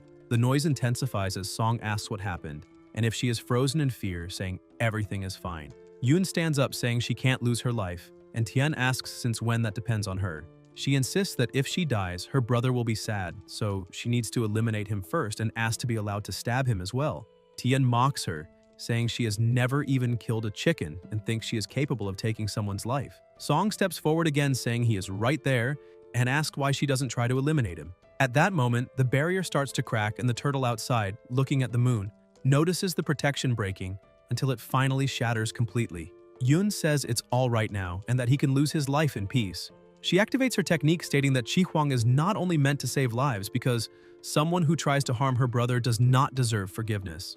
She launches the attack and Tien, terrified, wonders if he is really going to die, lamenting that he has yet to avenge his son, whose corpse hasn't even cooled, and realizes his family is destroyed. He thinks that as head of the Song family, he led everyone to ruin and failed his ancestors in disgrace, fueling hatred toward the girl, her brother, and everything around him. In desperation, he cuts his own neck and declares that with his plasma and the Song family's fortune, he curses her brother and all of his. Plasma spurts from Song's body and the surrounding energy turns terrifying. Tien remains paralyzed as multiple snakes begin to emerge. Song kneels in the pool of plasma and a horrifying creature appears, demanding that he surrender his soul in its purest form and offer everything he is, hinting that it might be interested in descending early to have some fun. Tian, in tears and holding the dagger, cuts his neck again, and the creature calls him a stupid insect, saying that even so, he will serve as an appetizer. Song begins to laugh hysterically as massive amounts of plasma spray in all directions, with such overwhelming pressure that even the window glass shatters. The aura that forms is brutal. Creatures begin to be summoned, and he describes that resentment as something delicious. The turtle watches from a distance and wonders if that is a demigod. the surrounding barriers reorganize and reactivate. A snake slithers across the ground and as it rises, transforms into a serpent man, introducing himself as Yamata no Orochi and telling them to look at what he has found. A turtle brimming with energy and a strange little appendage announcing that after 1,000 years of hunger, he can finally feast. His aura spreads across the whole city. Elsewhere, the protagonist stands beside a freshly finished beast and comments that as his power grows, eliminating lesser creatures becomes increasingly simple. A noise emerges as the creature's plasma spreads into the river, runs across the trees and contaminates the fish. Jaya observes that these monsters, whether alive or not, keep devouring the world and that, with time, not a single patch of fertile land will remain. He releases flames that ignite everything around him and upon noticing another monster charging forward, leaps onto a building, absorbs energy and keeps his gaze fixed ahead. He comes across a huge tree surrounded by people and asks if that is a demonic creature. In front of him, civilians retreat in fear as zombies draw near, while ability users struggle to hold them back. Shia lands on the ground and notices that the zombies do not approach the base of the tree, concluding that everyone is taking the opportunity to enter that protected space. Some people gathered beneath the tree notice that the zombies have really stopped, and Yan senses that something is wrong, for although many are there, their expressions seem strange. Others around them sigh in relief, saying that at least there the zombies would not dare come closer, and ask what everyone is doing. Someone clasps their hands and says they can finally rest a bit since the fight was long, while ability users say they are exhausted but satisfied for having protected so many people. A girl asks what that tree is, and a boy explains that if she wants to survive, she needs to listen carefully. The protagonist recognizes that man as Supervisor Chen, who announces that the world is over and that everyone has already seen the chaos outside. Zombies, monsters, and eliminations everywhere. A lady says she saw her husband being devoured, and another asks what they must do now. The supervisor replies not to worry because, for now, under that tree they are safe. As long as they remain there, zombies won't approach, and everyone will stay alive. Then he says there is a price for that protection. A little girl asks what price that is, and Chen explains that the tree that defends them is called the Tree of Human Faces, a demigod from another world that feeds on offerings and devotion. He says the entity has a good heart and chose to save civilians, but to remain under its protection, tributes must be offered. A woman, surprised, asks about a demigod, saying she now understands why the zombies did not approach, and that it is lucky they are alive. Jia asks what kind of tribute must be given, while the people admit they did not bring incense, ritual money, or any kind of offering. They ask what they should offer the god of the tree, and the supervisor recognizes Yan, thinking he is still alive and extremely lucky, but also that he arrived at the perfect moment. He then states that nothing complicated is needed, just sacrifice one person every 2 hours to the great tree of human faces, comparing it to the risk of everyone losing their lives and questioning whether that is not a fair deal. Everyone stares in horror upon hearing the word sacrifice and wonders if the tree devours people. Chen replies that he does not know whether the tree eats humans or not, but he is certain that the zombies outside are just waiting for their banquet. He then asks them to listen until the end, explaining that the tree of human faces is merciful and would never eat anyone, and that those present must only bring their blessings. A frightened woman asks what he means by blessings. The supervisor then speaks about the future of the world, monsters roaming uncontrolled, human civilization collapsing, scarce resources, and reminds them that this is only the beginning of the apocalypse, because the chaos has barely begun and no one there has yet experienced the true hunger. In a few days, he says, they will be without water, without food, and surrounded by endless hordes of zombies, asking what they will do when that happens. He adds that dying of hunger or thirst will be everyone's inevitable fate, but now the great tree of human faces has extended its protection and is offering an exchange, homage for food. At that moment, he reveals ginseng fruits. Everyone pays attention as the supervisor states that for each person sacrificed, the tree grants 3 fruits, and that a single fruit is enough for someone to survive for an entire week. He also states that whoever eats one of those fruits gains extra abilities, mentioning that after eating one himself, he managed to establish a bond with the sacred tree and became its representative. He then argues that with just one sacrifice, 3 people can live and even gain supernatural powers in this cruel, ruined world, asking if there is any god more compassionate than the tree of human faces, and if this is not clearly a blessing. The people respond that yes, it is a blessing. A man kneels, begging for a fruit and saying he will do anything. Soon, a lady steps forward, demanding they give it to her. Next, several start shouting for the fruit. A woman asks who will be sacrificed. Chen replies that those who fought the zombies cannot be chosen. One of them adds that they will obviously start with the newcomers. A little boy protests, asking why not start with the eldest. The crowd begins arguing to decide who should go first. The supervisor orders them to calm down and listen, declaring that since the blessing comes from the sacred tree, the first sacrifice must be of sinners, for that would be the fairest way. He explains that he himself will decide who is guilty, carefully evaluating everything. One of the men agrees immediately, saying that sinners must be sacrificed. Another woman also agrees, stating they will follow everything the supervisor says and that if he declares someone guilty, then that person will be guilty. At that moment, the protagonist raises his hand and questions how the 3 fruits will be divided after the sacrifice. The people pause and realize they hadn't considered that, since only 3 fruits would be distributed among the 30 or 40 people gathered under the tree. He asks how everyone can be sure they will receive one, and what the criteria for division will be. Chen replies that obviously those who contribute the most will have priority. Xie then asks how he measures those contributions and mocks him, asking if the supervisor intends to create a KPI chart where giving massages to a superior is worth 1 point, blindly obeying is worth 2, and anyone who challenges him is expelled from protection. Chen becomes furious and asks what he just said, claiming that every word he speaks carries the will of the sacred tree, and that Yan dared contradict him. One of the boys orders him to show respect, demanding to know how he dares defy the representative of the tree.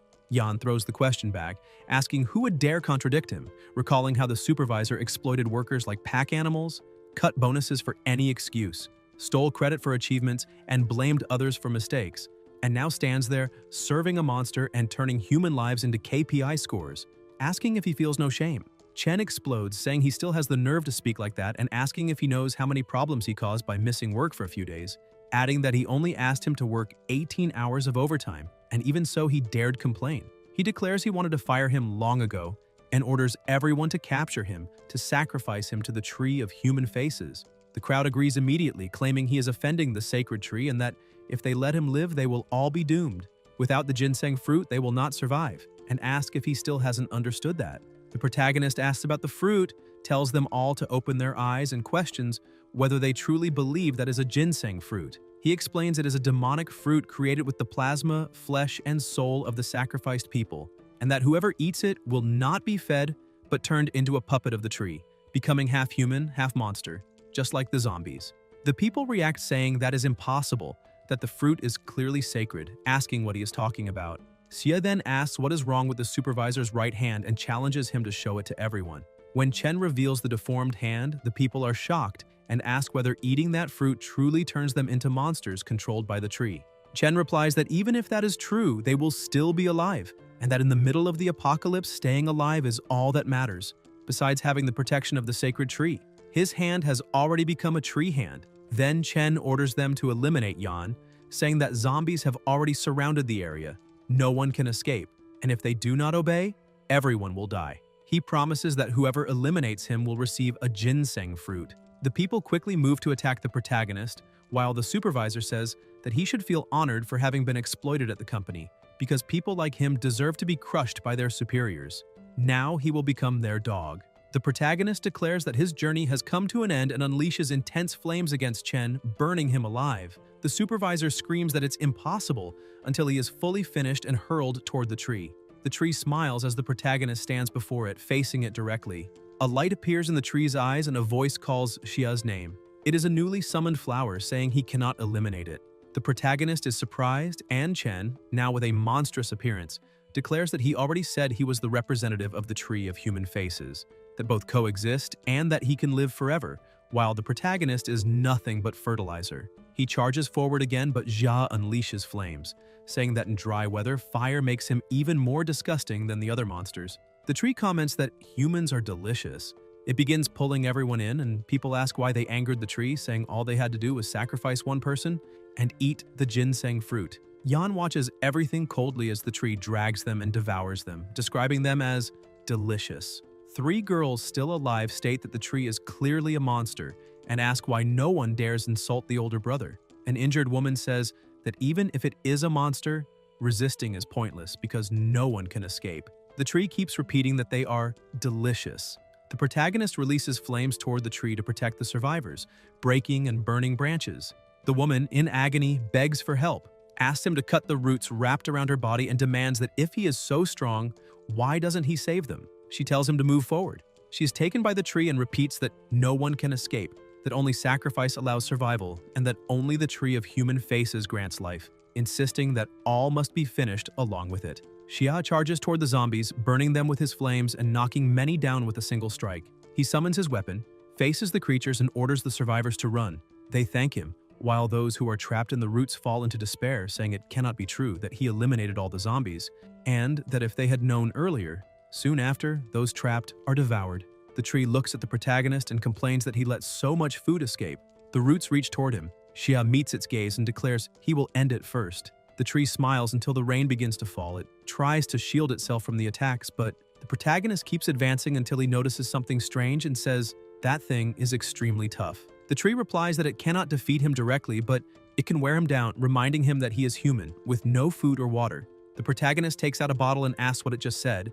Then Xia summons a feast and begins eating in front of the monster. The tree becomes irritated, and Yan asks it to repeat that it wants to wear him down, questioning whether it doesn't know that his storage is larger than the tree's entire body. Su comments that this demonic tree has an absurdly long health bar, regenerates quickly, and even being just a soldier-class demon, is more troublesome than a warrior-class demon.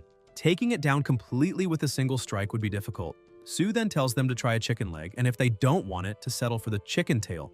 The bear asks what the taste of that black tail is, and the protagonist declares that whoever figures out how to defeat the tree gets all the food on the table. DG says he will check and asks if the protagonist knows that lightning can bring down a tree, saying that if the Master of Thunder, Genzi, were willing to help, a simple tree like that would vanish in an instant. The bird responds by asking if they really want its help and tells them to forget it.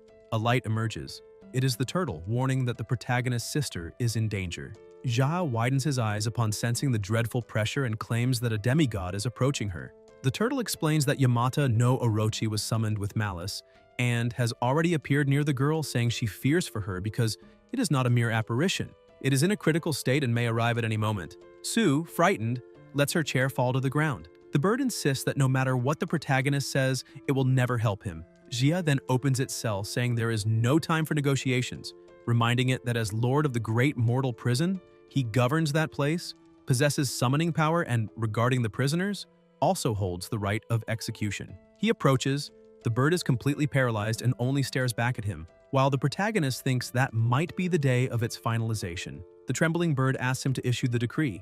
At the same moment, the tree says it did not expect the great Yamata no Orochi to descend earlier than predicted, but to a human who survived 1,000 years, a few more hours make no difference. A light crosses the sky and powerful attacks are unleashed by the bird. The protagonist stands on its shoulder and orders it to destroy the tree. The bird charges, unleashing all its power, and easily destroys it, generating massive pressure around. The tree is completely finished. Xia tells everyone to leave and they head elsewhere. Soon after, the chief arrives with her men, noting everything was annihilated and not even a trace of soul remained, praising the terrifying thunder. A man reports movement at Chunhua Hospital, and the chief laments the loss of that wood spirit, saying it would have been useful to her, ordering them to head to the hospital, and commenting someone managed to exterminate the monster before her, asking who could do that. At the zoo, the lion's area is open. The lion devours its prey until a terrifying presence approaches. Sensing it, the lion looks for a moment before being struck and finished with no chance to react. Plasma spreads as snakes advance everywhere, eliminating everything in heavy rain, slithering across the plasma while the creature watches smiling. The snakes surround the turtle's barrier. One flicks its tongue approaching, but its head is ripped off instantly. Others try again while the exhausted turtle forces her energy to protect. The creature comments it is strange someone so hard to defeat still exists in the underworld, and that if the turtle used water and clouds and abandoned her shell, she might escape alive. But now that she shrank into that corner, she is an easy target. The turtle replies she cannot afford to look incompetent, fearing the master will blame and punish her. The creature explains the underworld was sealed for 1,000 years, spiritual energy severed, cultivation impossible. Gods and great monsters beyond ordinary level were eliminated long ago by the 5 paths of the gods, asking how strong her master can be. The turtle answers she heard Yamata no Orochi was a servant of Susanoo. The creature asks what difference that makes, and the turtle claims Susanoo before her master would only be fit to carry his shoes. The attacks continue hard, causing huge impacts as the turtle uses all she has, coughing plasma from effort. Yoon stays hidden and the turtle says it must be him. A divine command must reach Susanoo, so he personally intervenes, asking if the land of Yangxia is truly that important to them. The creature comments it is no surprise since all gods of the five paths are so terrified they cannot sleep, and tells the Serpent Lord not to underestimate her master. The turtle unleashes waves of water and raises overwhelming energy. The Serpent Lord is surprised as an explosion consumes the area. Yoon covers her head and sees a huge mouth about to hit her, but the wounded turtle shields her, saying that finally, until a light appears and the Serpent Lord reappears. The turtle asks if that is all he has. The Serpent Lord asks how they dare harm him. The turtle, gasping, asks about the 7 heads and whether 7 lives remain, lamenting that even with her final soul-consuming attack, she couldn't sever more heads. The Serpent Lord charges, asking if the turtle still has strength to stop him, and the turtle replies, of course. She looks at the bird approaching and comments she has no energy left, but reinforcements have arrived. An attack strikes the snakes, launching the Serpent Lord far. He asks how that is possible and if the newcomer is the high-ranking general. The bird stares and asks if he is the worm from Japan, declaring herself reincarnation of the celestial Thunderstar disciple of Yu's 3rd generation, and that on that day, with Thunder's power, she will burn evil and purify the master himself, allowing him to be finished. The Serpent Lord begs to wait, but the bird without hesitation smites him with overwhelming power, calling him foreign god, trash, saying that's all he is. The protagonist warns there is still life below and heat is rising. He praises the turtle and tells her to enter the tower to recover. The turtle says Yamata no Orochi has 8 heads and 8 lives, doesn't fall easily, and no one can lower their guard. They watch as power releases, forming a vortex until a presence with red eyes appears and more snakes emerge. The bird retreats quickly but sees a huge mouth behind and angrily asks if he intends to devour her, declaring he is unworthy and unleashes power. The serpent opens its mouth and expels something toward the bird, who asks what that smoke is and if it is poison. She backs away, trying to escape, and asks the master what to do, but before he answers, the Serpent Lord laughs, mocking that he is called Master, despite being just an inferior human who learned a few superficial cultivation techniques and still dares compare himself to Susanoo, who once defeated him, calling it ridiculous. Jia states that he doesn't seem convinced and asks if he wants to make a bet. The Serpent Lord demands how he dares to suggest that and if he is worthy of betting with him. The protagonist replies that if he and his comrades manage to defeat the Serpent Lord, then he will do the same he does with Susanoo. He will recognize Yan as his master and asks what he thinks.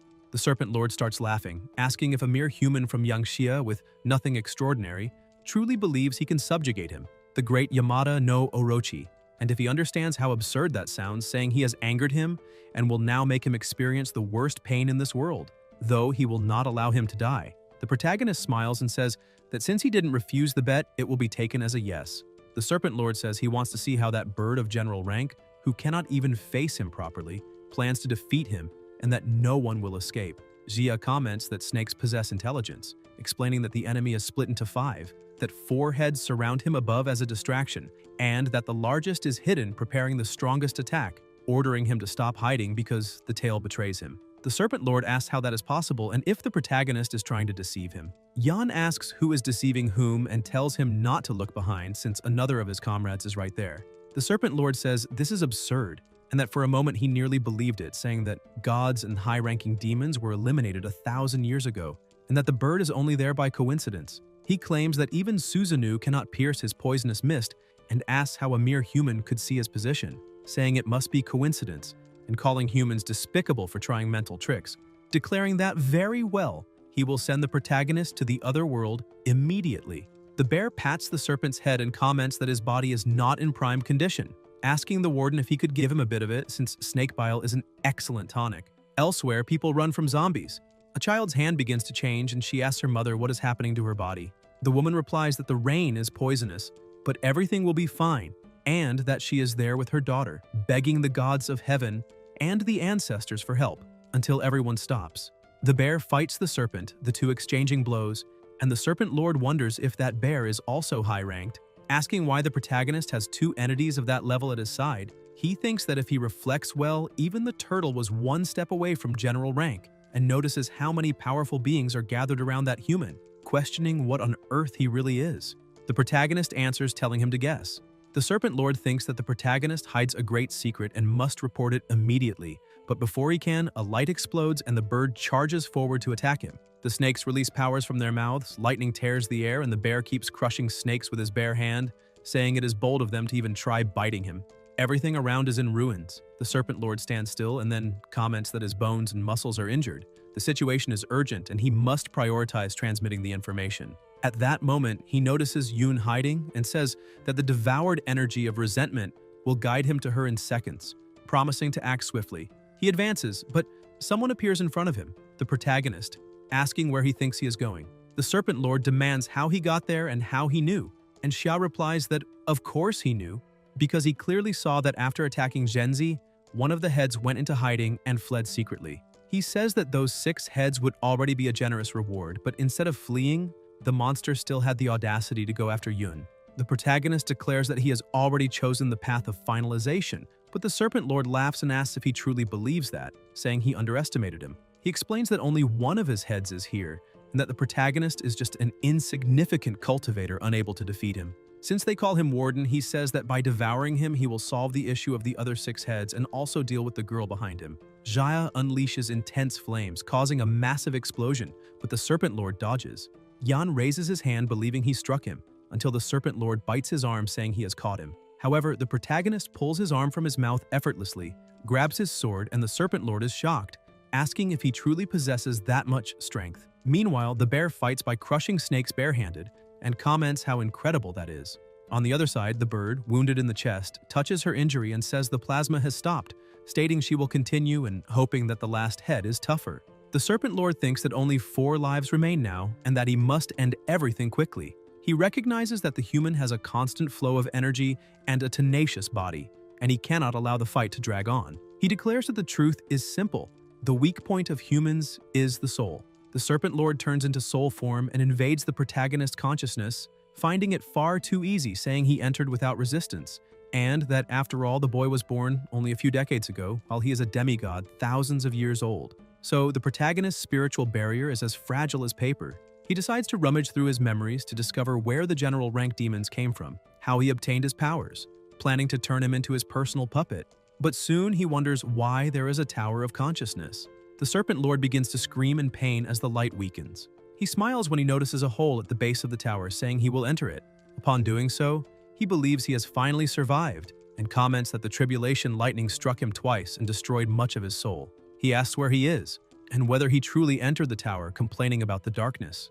A presence approaches.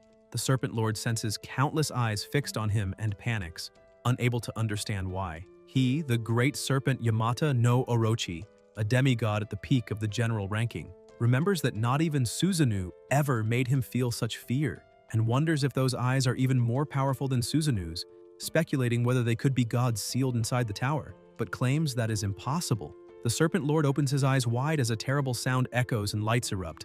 Outside, the snakes collapse defeated, emitting shrill cries, and the Serpent Lord falls to the ground asking what that was, saying that he saw it and forgot. He completely forgot what it was.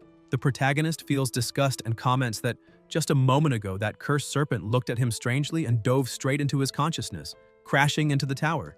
The bear says he can't imagine what happened, and the bird states that the intelligence of those outer gods is truly pathetic. Heaven offered a way out, but he chose hell. Sue remarks that it happened on the 4th level and that not even she has ever been there, asking what happened when all the Impriso gods witnessed it at the same time, saying the result was so insane that plasma splattered across the ground. The protagonist feels something, looks to the side and stares at the moon, until a single eye opens fully. Meanwhile, elsewhere, a mother is with her daughter, and the child asks her to look at the moon, which is no longer there. Everyone looks on, shocked, as an intense light appears and colossal pressure spreads. The turtle whispers, "Susanoo," while the Serpent Lord claims there is a great secret. The bird orders them to stop immediately and kneels on the ground as the enormous eye hovers above them. The bear asks if they are going to just stand there and do nothing, saying that thing is about to be rescued. Sue replies that of course not. Flames erupt and the protagonist grabs the Serpent Lord and hurls him away. The snakes fall into a cage, utterly confused. Jia pushes them into the tower, saying it's nothing much and already handled. The bear praises the warden, and Sue states that with the power of the great prison of evil, blocking the gaze of a commander-rank god is simple. The pressure suddenly intensifies and a presence descends. Yan watches, looks upward, and the eye asks how they dared deceive him. Something approaches with deafening impacts. A light pierces the tower, and the protagonist feels his spiritual energy being completely drained. He orders everyone to fall back. One of them says the situation is critical and they must think of something quickly. Xia recalls that in his past life before reincarnation, The strongest ones he saw descend were only a few general-rank demigods. Midnight was the exact time Yamata no Orochi was meant to appear, but since Song summoned him early, it affected Susanoo, whose arrival should have been delayed indefinitely, causing him to lose control and attempt to break the dimensional barrier. Now the entire balance is destroyed. Terrifying gods who were supposed to descend one by one may fall prematurely. He wonders what he must do. The turtle says that, according to fate, humanity would have had time to awaken abilities and evolve until they could face the gods, but everything has been sped up. If the barrier is destroyed and the general rank gods are freed, the nation of Yangxia will notice it. The protagonist's eyes widen as a colossal mouth opens and releases an overwhelming power that strikes Yoon, flinging her away. She spits plasma and comments on her ears. Yoon activates her technique to seal hearing, throat, and heart, saying that her brother took the full impact of the sonic wave and asking how he is. She looks outside, sees something, and freezes. Her brother is pinned against the wall. Yoon begins to cry, calling out to him. Elsewhere, people cover their ears in desperation, asking what that thing is, saying that not even the moon remains, and that the apocalypse has arrived. There is no hope. A barrier breaks and a woman looks through the window, saying that if she had known this would happen, she would have ordered another portion of pork belly the night before, and now she can't even eat. Flower petals fall as explosions erupt across the city. The little girl is in her mother's arms, kneeling on the ground. At the zoo, someone sits as petals fall and there is an emblem beside them. The creature notices the object, comments on it, and holds the emblem. Voices say that gods are cunning, but it's a shame they saw through the deception. The creature says Jia is trash and asks if they will continue to be humiliated by him. A trembling hand rises and shows the middle finger. It is the protagonist who curses the monster and retrieves his object, which releases a powerful light. Someone appears within the brightness. Long hair, strange clothing. And the creature says that this is impossible, telling them to retreat immediately.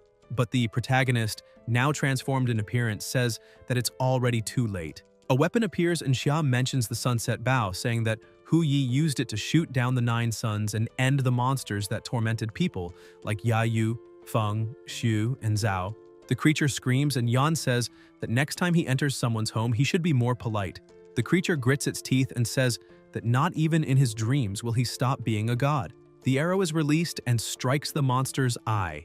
The protagonist asks about a god and says he has already eliminated many, that one is the weakest of all. There is no more discussion, and now he can be finished in peace. Xia hits his face with flames, creating a devastating impact. The god says he is still alive, repeating several times that he is alive and claiming that behind him lies the barrier of the world, asking if the protagonist is capable of crossing it to eliminate him. Yan appears before him fully embodied and summons his sword. The god feels the pressure and asks if that is the Hyoshin's sword, saying that then he is the human emperor of Yangxia, the one who tens of millions of years ago led the gods of Yangxia in a bloody war against them, the gods of the 5 paths. In the end, they completely sealed him in the outer realm of the 9 heavens and raised the barrier to protect all living beings of the world, warning that on the day the barrier breaks, his moment of finalization would also come. The protagonist raises the sword and swings it, finishing the god once and for all. An explosion spreads, the smoke clears, and people stare in disbelief as it begins to rain. Only then do they realize the rain is blue plasma and ask if that enormous god truly lost his life. Everyone looks at the sky, frightened. Elsewhere, a woman regains consciousness on the ground and searches for her daughter, who is no longer there. The child stands before several zombies, drinking the blue plasma. The mother asks if it is her, and the girl replies that she is fine, telling them to leave that to her, saying she is hungry. Her appearance becomes frightening as she begins devouring the zombies without hesitation. On the other side, a blonde young man fights the creatures and asks why his ability has become so much stronger, saying his wounds healed completely and that it even feels like the heavens are helping him. He charges forward excitedly, saying that when he, Hao Ge, ruled the city of Kowloon, zombies this small didn't even exist, so they can all come at once. A voice says that this is a miracle. They look up to the sky and comment that it is split. The protagonist, flying, says he didn't expect to open such a huge hole, but that it's fine, and tells the gods of the 5 paths to listen. He doesn't care what they do elsewhere, but it was he who built the world barrier on the land of Yangxia with great effort, so they must not dare continue to destroy it aggressively and must wait patiently for it to fade away on its own, and whoever disobeys, it will be annihilated immediately. And comments that if there are small demons capable of crossing the barrier without damaging it, they are welcome as guests and may enter whenever they wish, saying it is even better that way. A blinding light covers everything. The warrior says they really destroyed it all and that it is a nuisance. Around Yan, the energy expands and the sky begins to close as the pressure lessens. The warrior watches, saying there are not enough celestial repair stones, staring at the sky disappearing along with that strange light and commenting that the dawn remains so beautiful, he will never tire of looking at the human world. In the beast realm, inside the pavilion, he states that he fulfilled the agreement and cut off Susanu's head, but admits he spent far more energy than expected and fears that those enraged evil gods might come and destroy that fragile protection, because if they attack in full force, everything there would be wiped out. The protagonist approaches, saying that cowardice before overwhelming power is part of human nature, so he imagines deities are not so different. And with that display, gods of commander rank or above would not dare peak for a while, since they have Susanu as an example, and the stronger they are, the more they cling to life. The warrior says that is what they call killing the rooster to scare the monkey, comments that he is interesting and recalls that in the moment of desperation when he took over his body, instead of feeling fear, he started giving orders, asking how he was so sure he would be helped. Xia answers that in the great mortal prison there are demonic creatures and sealed gods, that on the first floor he saw general-level monsters and that the tower has 5 floors, so there should be even more powerful gods guarding everything, and that he does not understand why they cannot be freed. But he gambled on the idea that inside, there is a force capable of suppressing them all and that Susanu would never dominate that place. The warrior laughs, saying he was right, that they would never let that prison fall into the hands of those wretches, and that if he had more than that soul fragment, he would break the world barrier and exterminate them, making everyone beg. He admits having many doubts, calls those broken memories fragmented remnants, and asks for them to be analyzed when there is time, because his soul has already been completely erased, and from then on, everything would depend on Yan. They stare at each other, shake hands, and the warrior begins to fade until vanishing completely, while the protagonist watches before collapsing unconscious. Yun runs to him and the emblem falls beside him, releasing smoke. In the chaos outside, a voice states that Susanu is truly finished, says that 3,000 years have passed, yet Jiayan is still easily controlled, and that they could not even seal him beyond the world barrier, calling it humiliation, and saying they must advance together to devour the prey. The Yangxia barrier is about to collapse and he will not endure much longer, and they admit the price to surround and destroy him is high, so it would be better to descend their domains, rule the masses, and absorb power. They say Yangxia is protecting the territory and cannot reach their domains, so the stronger human power is within its own territory, the wider the barrier's coverage, and they ordered the expansion of the domain, declaring that Yangxia's lands will be divided among them. Lights appear and violent pressures spread along with flames. A reporter states in the news that an enormous number of humans turned into monsters and an apocalypse began, with hordes of zombies attacking and killing about 10 million people in 2 days in Los Angeles. Monsters appeared in North Africa, and faith became the last resort as people begged the gods to save the world. The Saudi region became a sea of fire. Nations lost communication, and the kingdom became isolated. In Emerald City, a rain of divine plasma turned many humans into ability users, creating several factions, including the Jackal Gang, led by Chen Gu, and known for its brutality as it sweeps through the city hunting anyone who refuses to join them. Elsewhere, 2 people face a group of young men, strike first and launch some away, and the blonde one jumps, saying they are the ones who will lose their lives. The boy with the monstrous hand advances, attacking, while the girl, injured on the ground, watches the enemy take her bag and ask if they really think they can escape the clutches of Chief Go. The boy approaches, saying that the East District has been cleared and almost all humans have been massacred, asking if the plan is to let the strong team develop while eliminating Wan Hao's team in the West.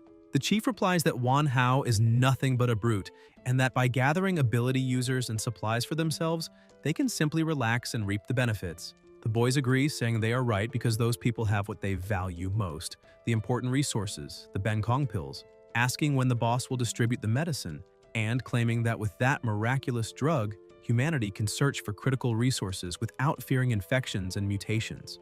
The boss laughs, saying that whoever has the Shangxing pills has a future and does not need to worry as long as they obey him, and that there will be no restrictions for the last powerful ability users of Emerald, something the entire kingdom should understand. They agree, saying they work to the end for him and that he is incredible, and one of the boys says he found a small fortress in the suburbs.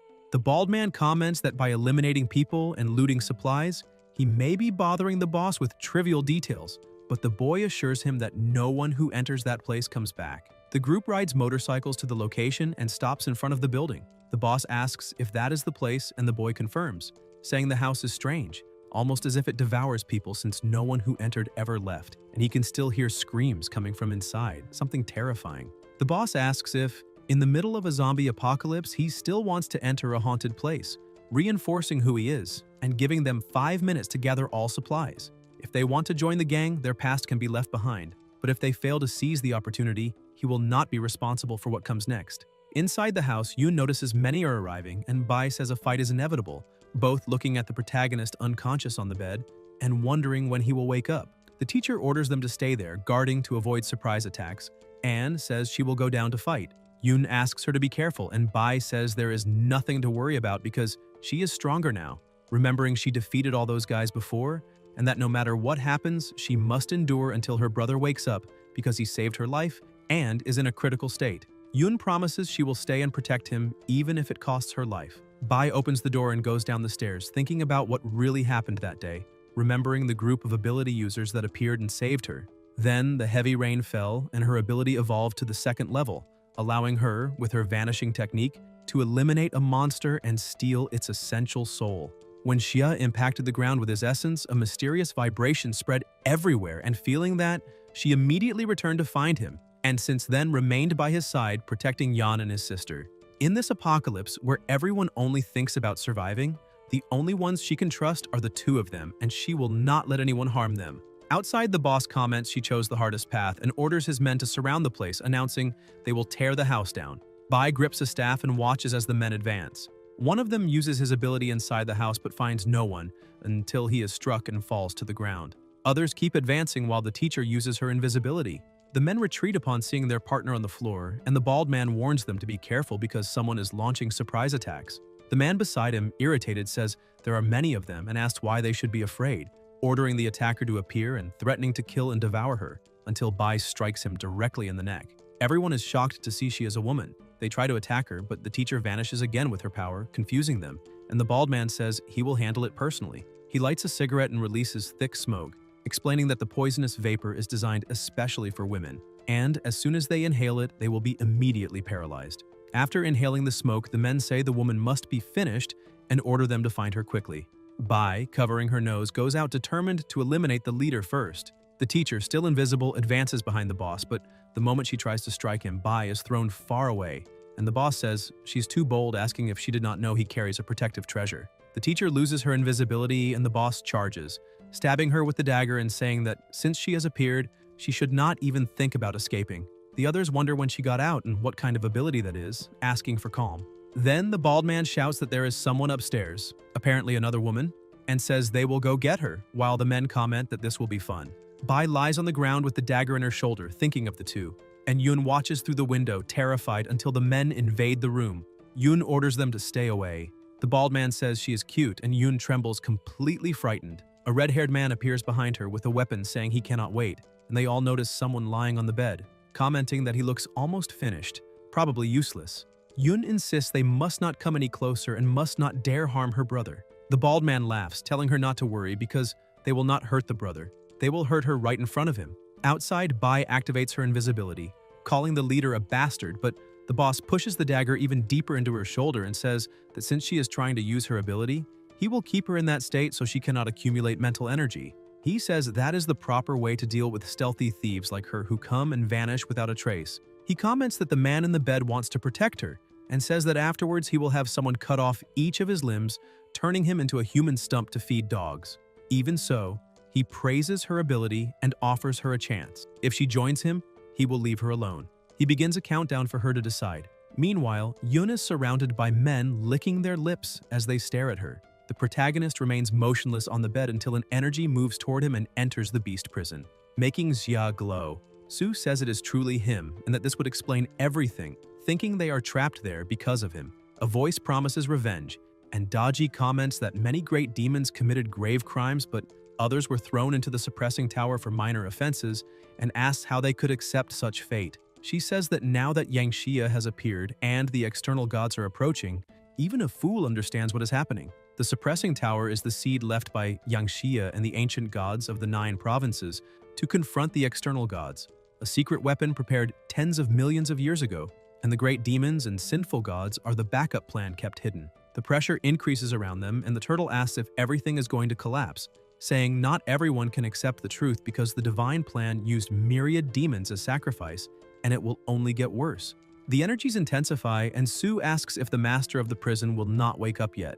A voice continues the countdown, and Daji asks if they heard that, stating something outside has gone wrong. Everyone is suppressed by an enormous power, and they cannot leave the tower to face the enemy, asking not to blame them when the moment comes. Lights and violent powers appear along with enraged beasts. The light around the protagonist weakens as the countdown reaches 2. Then Xia awakens and moves forward as the count reaches 1. The boss orders them to capture him, and the men attack Yan and Yun together until an explosion erupts, causing a massive impact. The protagonist jumps onto the roof of the house engulfed in flames, and the boss asks what is happening. Bai smiles, saying he finally woke up. The boss asks who woke up, and on the rooftop, Xia appears beside his sister, saying he is the one who will take his life. The boss demands to know who he is and orders him not to come closer, threatening to eliminate him. Yan extends his hand and moves it through the air, striking the boss without approaching. And then the protagonist closes his fingers, breaking a piece of the bell and causing scorching flames to rise across the boss's body as he is burned alive. The men run, asking what happened to him and who that person is, surrounding Xia and his sister, but Yan complains about the noise. The protagonist then charges forward, releasing an absurd amount of flames and incinerating everyone at once, leaving the rest shocked to see someone so strong. Some try to flee, and a blonde boy celebrates thinking he escaped, until he begins to burn alive as well. Xia realizes that after facing Suzanu's avatar, he managed to absorb the essence of that creature, imprinting its mechanics and power within his own ability, while everything collapsed around him. He understands that his skill evolved to level 5, and that against level 1 and 2 users he had already surpassed level 6. His mind became sharper, his control more precise, and his destructive power even greater. Amid the flames, someone completely charred insists it is not over, revealing himself to be the boss, who tries to talk about his treasure but has his hand cut off by Bai holding a dagger, saying he is the one who caused all this and asking if that item was really what blocked so many fatal blows. Yun appears and uses her healing ability, explaining that Bai is severely injured and she will treat her, while Bai thanks her, saying he finally awakened. The protagonist asks how long he was unconscious, and the teacher explains that since the battle against that causality monster, he remained in a coma for 7 days and 7 nights, and that during this period, many things changed, as people with abilities began to appear. A leader named Kan gathered users who have access to the Shangxing pills, and everything indicates he is not acting alone because someone bigger is behind him, organizing something enormous. Xia understands and says he will need to ask the right person for some clarifications. The boss, still alive, orders them to finish him if they have the guts and asks who the hell he thinks he is, saying his ability is only slightly stronger than his own and that the family's leader will never let him escape. Bai asks what family that is, but the boss laughs, saying it is a joke to think he would tell, declaring that even if he dies, he will never reveal it. Sue appears laughing with a killing intent. A boom echoes, and elsewhere DG comments that he has already confessed everything. The power behind Chen Gu comes from the Yuan family, as well as the support given to the Song family, but the Yuan clan is enormous and far stronger. Yan explains that they discovered something in Emerald City days before the apocalypse, and therefore began hoarding pills, raising the suspicion that they might have foreseen the apocalypse. The Yuan family gathered all their strength and is about to dominate the city in only 3 days. And Sue mentions that according to Gu, they possess countless magical treasures, including the ancestral bronze bell the boss carried. Yan adds that within 7 days they gathered mysterious pills and countless treasures. Sue says he found another important piece of information, something hard to believe because it seems an ancestral god even appeared. The protagonist wonders how such power could have come from ore while an ancestral god emerged, remembering that the Vein's first-level ability can raise any skill's level, and that since young Xia destroyed Susanoo, the external gods have not dared attack again, leaving the soul force flow without reinforcement. He concludes it is time to travel to Black Obsidian City.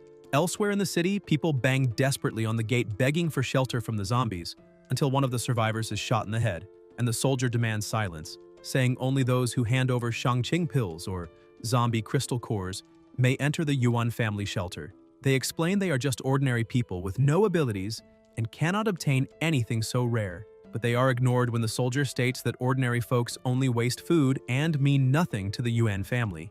At that moment, they notice zombies approaching, and everyone begins crying and pounding on the gate for help. While the soldier comments that when the zombies finish devouring that trash and level up, the crystal cores will be even more valuable.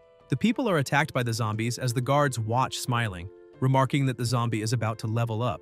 And the partner mentions it used to be level 3 and asks if at level 4 they can still defeat it. The soldier asks what there is to fear and claims that this is UN family territory, where countless experts, ancient ancestors, and even another being, far more feared, dwell.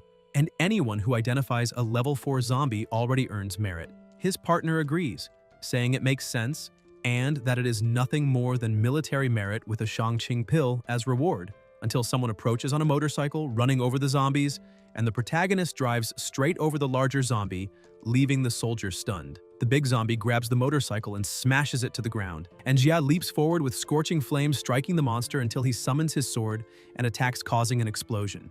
The zombie burns until collapsing, and the smaller ones rush in as the protagonist complains about the annoyance and launches swords that pierce the monsters, burning everything around while some survivors duck, asking if they are finally safe and who that powerful man is. Sia then notices a level 4 crystal coming out of the zombie's body.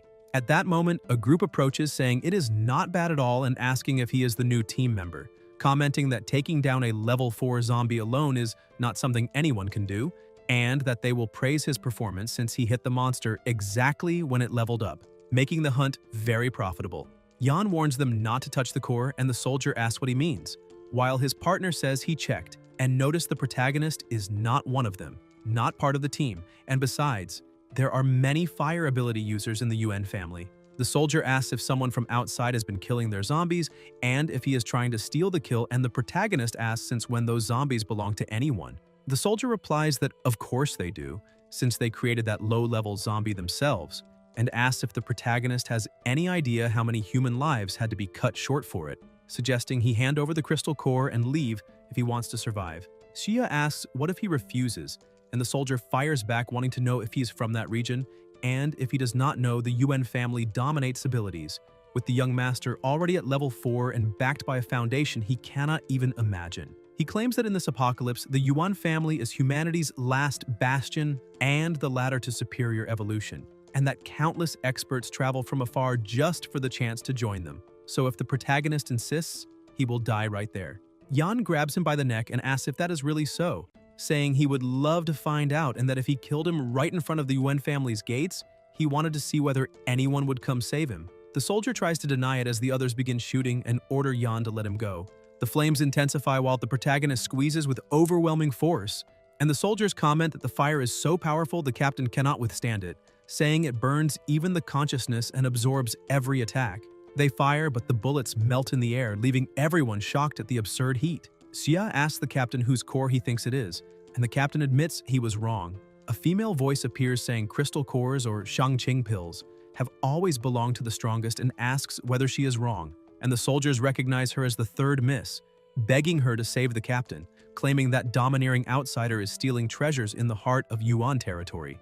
One of them is struck by a whip as she calls them all trash, saying many of them cannot even defeat an outsider, and that the Yuan family wastes food feeding those dogs. The soldiers admit they did not expect the protagonist to be so strong, while the third miss observes the intense flames, praises his handsome face and says his eyes are cold and his style is bold. The captain begs her to save him, but is struck in the face as she calls him useless and orders him not to interrupt while she looks at such a handsome man. Xia hits all the remaining soldiers and asks who she is, and the third miss responds that her name is Yuan Ying, ranked third among the Yuan family's young generation, allowing him to call her third miss or simply Yinger, and invites him inside for tea and a calm conversation.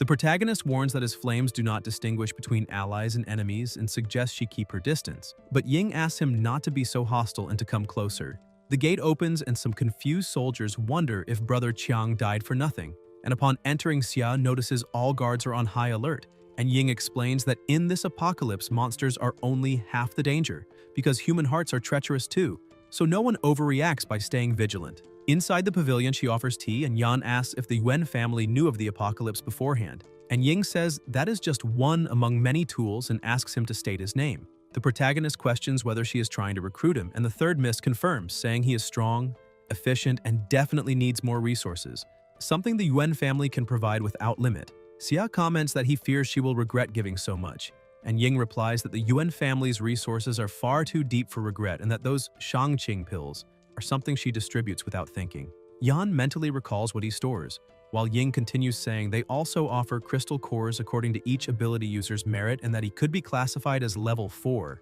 If he joins them, he can become a captain immediately and command 5 level 3 ability users under him. The protagonist thinks about his own beasts, and Ying emphasizes that the most important thing is the abundance of food and water, and that by joining the Yuan family, he could even eat instant noodles and drink clean water every day. Xia imagines millions in supplies, cattle, and land, while Ying assures that as long as he agrees to accumulate contributions, he will have infinite resources, clothing, level-ups, and even her company at his side, and asks how happy that would make him. Yan tries to answer, but Ying draws her whip and warns that if he's thinking of refusing her, she will turn him into a specimen and keep him in her closet, promising to make good use of his body because she likes him, and asks whether he noticed he cannot move. She explains that the tea was mixed with poison, specific to ability users, and that a man as strong as him needed a welcome worthy of him, and demands an answer. A call interrupts the scene, and Ying complains, saying not again, while a soldier reports that the young master summons her immediately.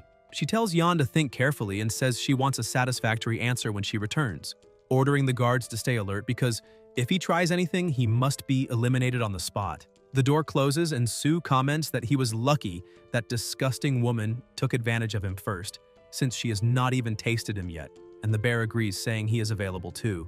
The protagonist stands up and tells the bear to shut up, surprising him, and he asks if the poison did not affect him. DG strikes the bear, calling him an idiot, and says the master of the prison would never have drunk that tea, and the bear tastes it and feels the strong venom, as Sue thinks he is a hopeless case. Inside the prison, Jia asks about his sister's situation, and the turtle assures him that with her the girl is completely safe and is now working with the teacher on something special, promising a great surprise when he returns to Emerald City. Yan comments that the girl is starting to form ideas of her own, and the snake says it is hungry while the turtle claims it is not, and thanks the master for granting her soul, explaining she is refining her own living soul and that when the time comes, by joining turtle and snake into one body, she will form a Xuanwu and ascend to martial rank, and the protagonist considers this excellent. Ever since awakening, Xia notices that a new staircase has appeared on the first floor of the fierce prison, a sign that the second floor has been illuminated and new cells can now be opened. He remembers that the first-level beasts were already insanely strong, and wonders what kind of formidable monsters and sinful gods are sealed on the second floor, deciding to check immediately. As he descends, he observes the area carefully and comments that this is the second floor of demon suppression, until he hears a laugh announcing he has finally matured enough to stand before someone who has waited for him for so long. A voice inside a cage summons him to bow and says it will dictate 3 decrees, but Xiao widens his eyes upon seeing a tiny, chubby child and asks if that kid is really the powerhouse of the second floor, wanting to know if he is some kind of ginseng doll. The little one snaps back, saying he must be blind, and tells him to look at his aura, garments, and flames.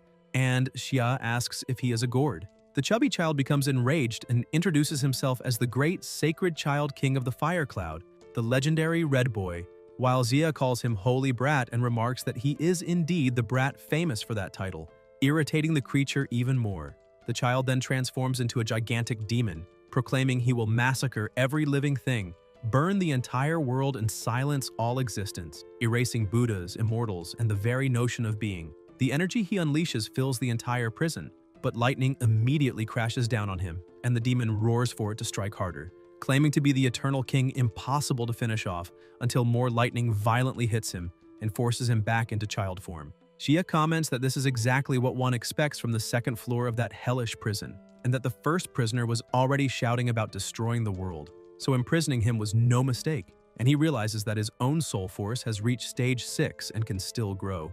He keeps walking as laughter echoes through the shadows and a devastating energy creates suffocating pressure, making Yan unleash flames as he remembers that everyone there had once been masters and were imprisoned for countless years, and that even maddened by the chance to escape, they should not have corrupted themselves.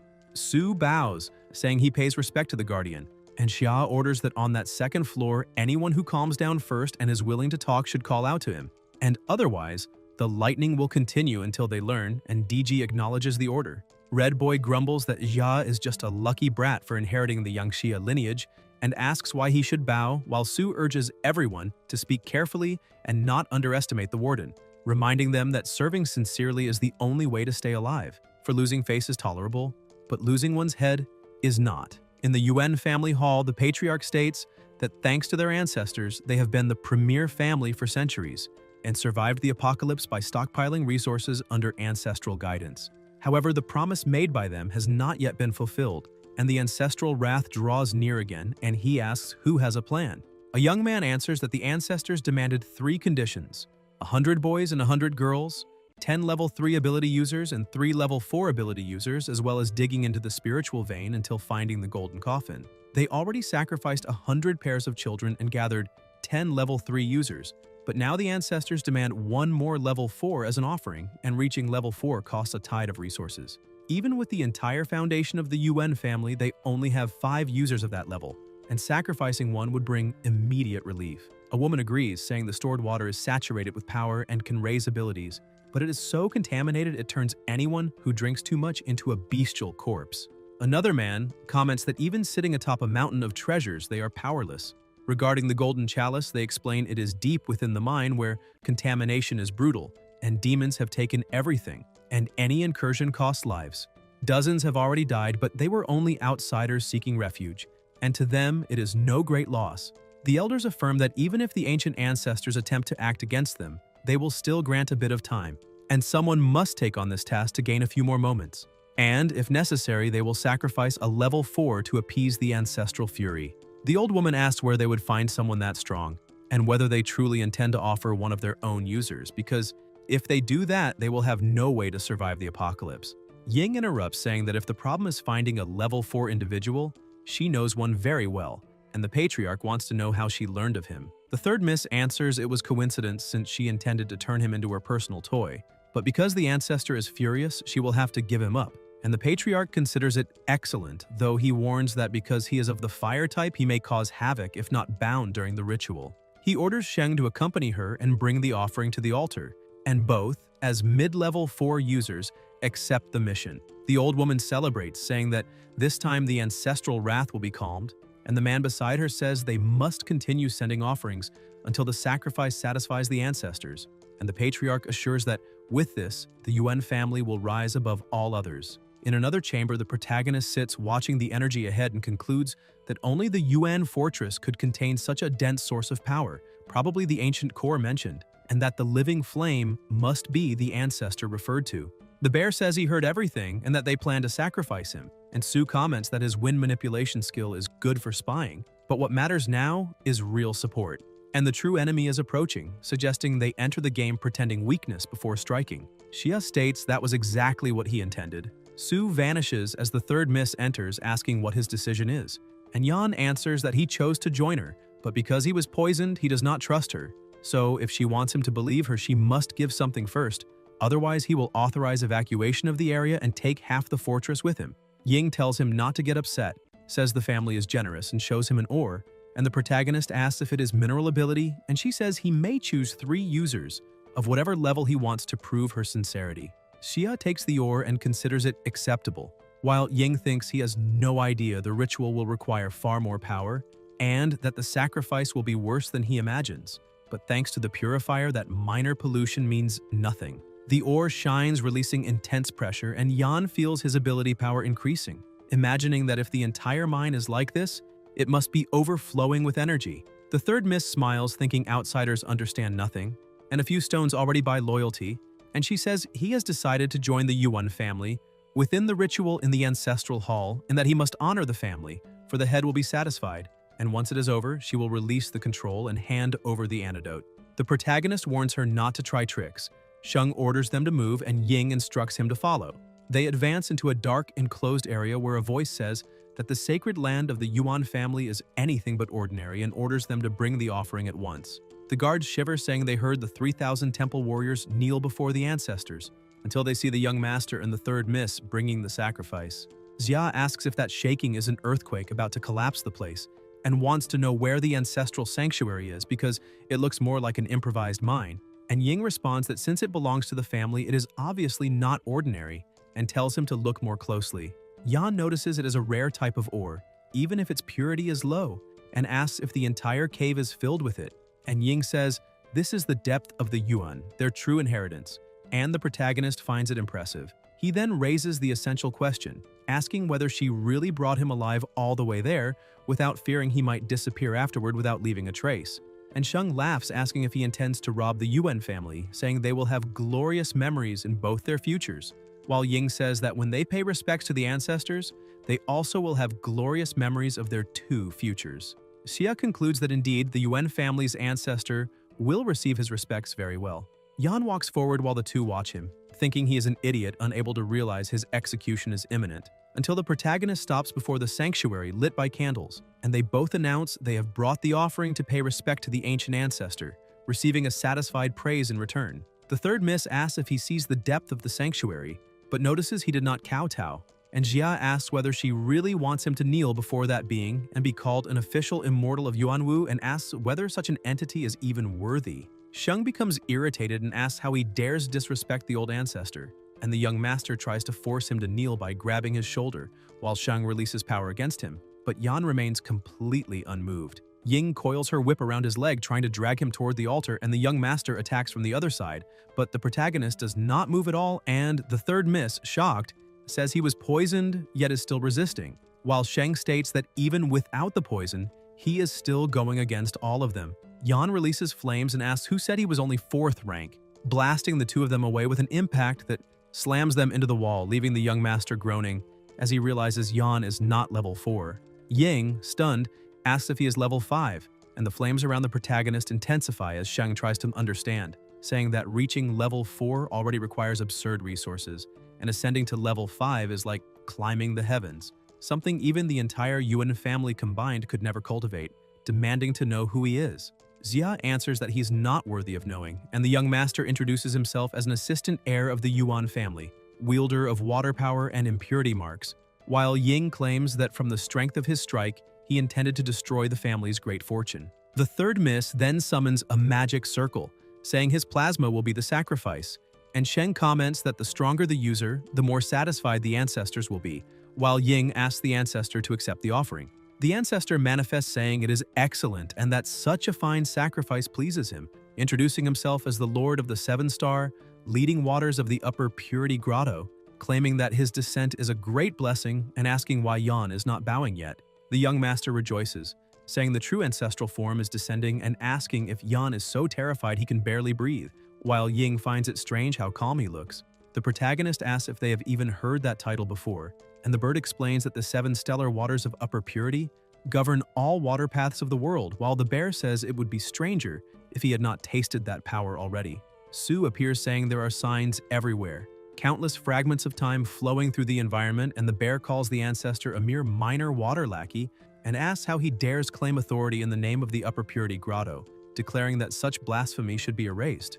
The ancestor looks at the group and asks what kind of human with a bird's body commands wind and thunder, and whether he is the Thunder Marshal Lei Zhenzi, questioning why he is here if ancient gods should not appear. The bear is surprised at being recognized and introduces himself as the Great Black Wind King, but the ancestor says he has never heard that name, and the bear tries to strike him, calling him ignorant. The ancestor roars, asking what filthy beast dares run wild in this mortal domain, and claims that the Waterlord has already been eliminated, so the seat of merit now belongs to him, saying he ruled the water court with effort and devotion, and how dare they challenge him, stating that a beast spirit is perfect divine food, because that formation does not even allow the soul to escape. Sheng marvels, saying that is exactly what they expect of an ancestor, subjugating the enemy the moment he manifests, congratulating him and saying such nourishment will help him advance even further, while Ying remarks that many wild gods and beast spirits dared invade the Yuan family. But the bear smashes the ancestor violently,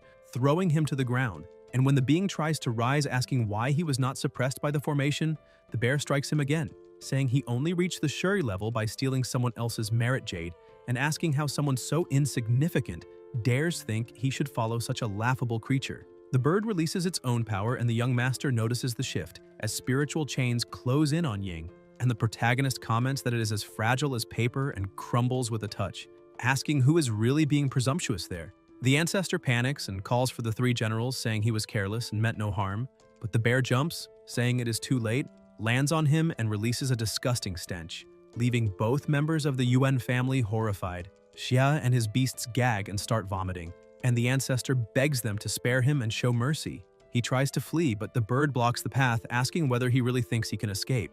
A colossal burst of energy explodes in the air and strikes the ancestor, making the two Yuan youths lose their breath and ask who that man is. While Ying thinks she must warn the patriarch because someone with that level of power is a threat to the Yuan family itself. The ancestor is hurled far away and looking down sees the two Yuan youths, opening his enormous mouth as they fall into terror, asking whether he really intends to devour them. The ancestor swallows both of them and orders silence, saying he tended their bloodline, and now it is time to collect payment, for they were two fourth-rank offerings. The spiritual pressure rises and he begins transforming, becoming even stronger. Su comments that for years they managed to keep the water under control, but now, by absorbing such high-level abilities as offerings, he has truly reached the position of general. And the bear says they should join forces and crush him. Xia tells them to hold on, because he has just crossed the cocooned sand and inherited the ancestral memories of the craftsman, asking them to circle around one side while he goes around the other, wondering if that will give them a chance. The ancestor calls him an ignorant child and says he will devour them first, because once he breaks through again, no one there will stand a chance. Xia smiles and releases overwhelming flames. In India, zombies attack while people inside a church scream on their knees for help until the door collapses and the monsters rush in, biting everyone. A bald ability user fights among the flames as other users try to protect the rest, telling them to run. A group of kneeling young men raise their hands, crying out for glory, and a female warrior watches, saying they have gone mad until a massive zombie appears. The users fight the giant while the kneeling ones keep insisting the gods will save them. Outside, 3 lights descend from the sky, Shiva, Indra, and Kali, and people scream in joy, saying the gods have arrived. Shiva drags the giant zombies in and crushes them with a single blow, and everyone thanks him, believing they are saved. 2 crystals appear and Shiva hands them to the other 2 gods. Kali eats one with a smile, saying the taste of thousands of souls is rich, and Indra says it is acceptable, but he prefers another flavor, leaving people confused. Shiva says they are merely taking what is theirs, and suddenly the human warriors begin being pulled toward them in terror. Shiva drags them in and crushes them just as easily. Crystals emerge from their bodies and the 3 gods feed on them, saying the taste is far better than that of the dead. Shiva says the number of Gauls and humans who fought together with the memories etched within them were all extracted from their spiritual essence, and Indra says it is foolish to call that duty, a war fueled by greed under the disguise of humanity. While Kali says that not only in Vania but across all realms, the peak gods only sought to fight each other to the end, even after 1,000 years of prayers. Shiva says that even now, when people try to resist, the divine power remains strong and that the place is unworthy of such a struggle. Kali laughs, saying that in the 3,000-year war, she followed Aegon into the lands of Vantia, and Indra says he understands and that they must wait for good news. Shiva calls the 2 to leave and they vanish, leaving everyone horrified until they notice another group of zombies approaching in the distance. Deep in the Yuan fortress mines, soldiers order everyone to dig faster, and workers complain that they have already gone too far and ask about the promised fair treatment, mentioning monsters deeper below. Then Yuan Rui, a 4th-rank ability user, appears, saying someone entered the Yuan mansion, drank their water, ate their food, and even stole ore, and now they have 2 options: dig or cut open their bellies to return everything. He says everyone must take the superior purity pills to cleanse the poison contaminating their bodies. People ask about poison, and Rui answers they are already contaminated, and that both digging and refusing will lead to death, and taking the pill or not is their choice. They call him heartless, and Rui says to relax, because once they take the pill, the contamination will vanish, and their cultivation will even rise, so they have nothing to lose. A soldier comments that a few words are enough for him to control them, and adds that the ancestral golden coffin must be close. A tremor shakes the mine and an explosion echoes. Elsewhere, the ancestor is hurled away with heavy wounds, and the protagonist approaches, telling him to keep going. Jia rushes again, surrounded by flames, while the ancestor tries to flee, calling him a maniac, and Yan releases another blast of fire, making the ancestor run in panic, begging them to stop, while the protagonist orders them not to let him escape. More explosions occur, and a voice asks what is causing so much chaos. The soldier replies that he heard Ying capture a 4th-layer user to sacrifice to the ancestor, and that, judging by that sound, the ancestor must be absorbing the power now. It is an extremely overwhelming force, and the ancestor will certainly reap immense benefits this time. Such dominant energy can only mean great gains. And that is excellent, because the ancestor is an ancient god who commands the water element, and with such a powerful god as backing, the Yuan family will be able to rise and rule the next era. With young Master Yuan as the brightest star, once the Yuan family takes the throne, he will become the crown prince, and everyone swears eternal loyalty to His Highness. A young man tells them not to take it so seriously, then asks what that thing ahead is. Another voice states that the earthquake must have shifted the rocks and revealed something, and the warrior confirms there is no mistake, saying that the golden coffin must be inside. With the help of several men, a door is about to be opened, and the instant it opens, an extremely strong light is emitted. The warrior asks what that is, because something is shining intensely ahead, and a voice answers that it is the golden coffin. That water is pure energy water without any impurities, and no matter how much is absorbed, there is no corruption at all in addition to existing in absurd quantity.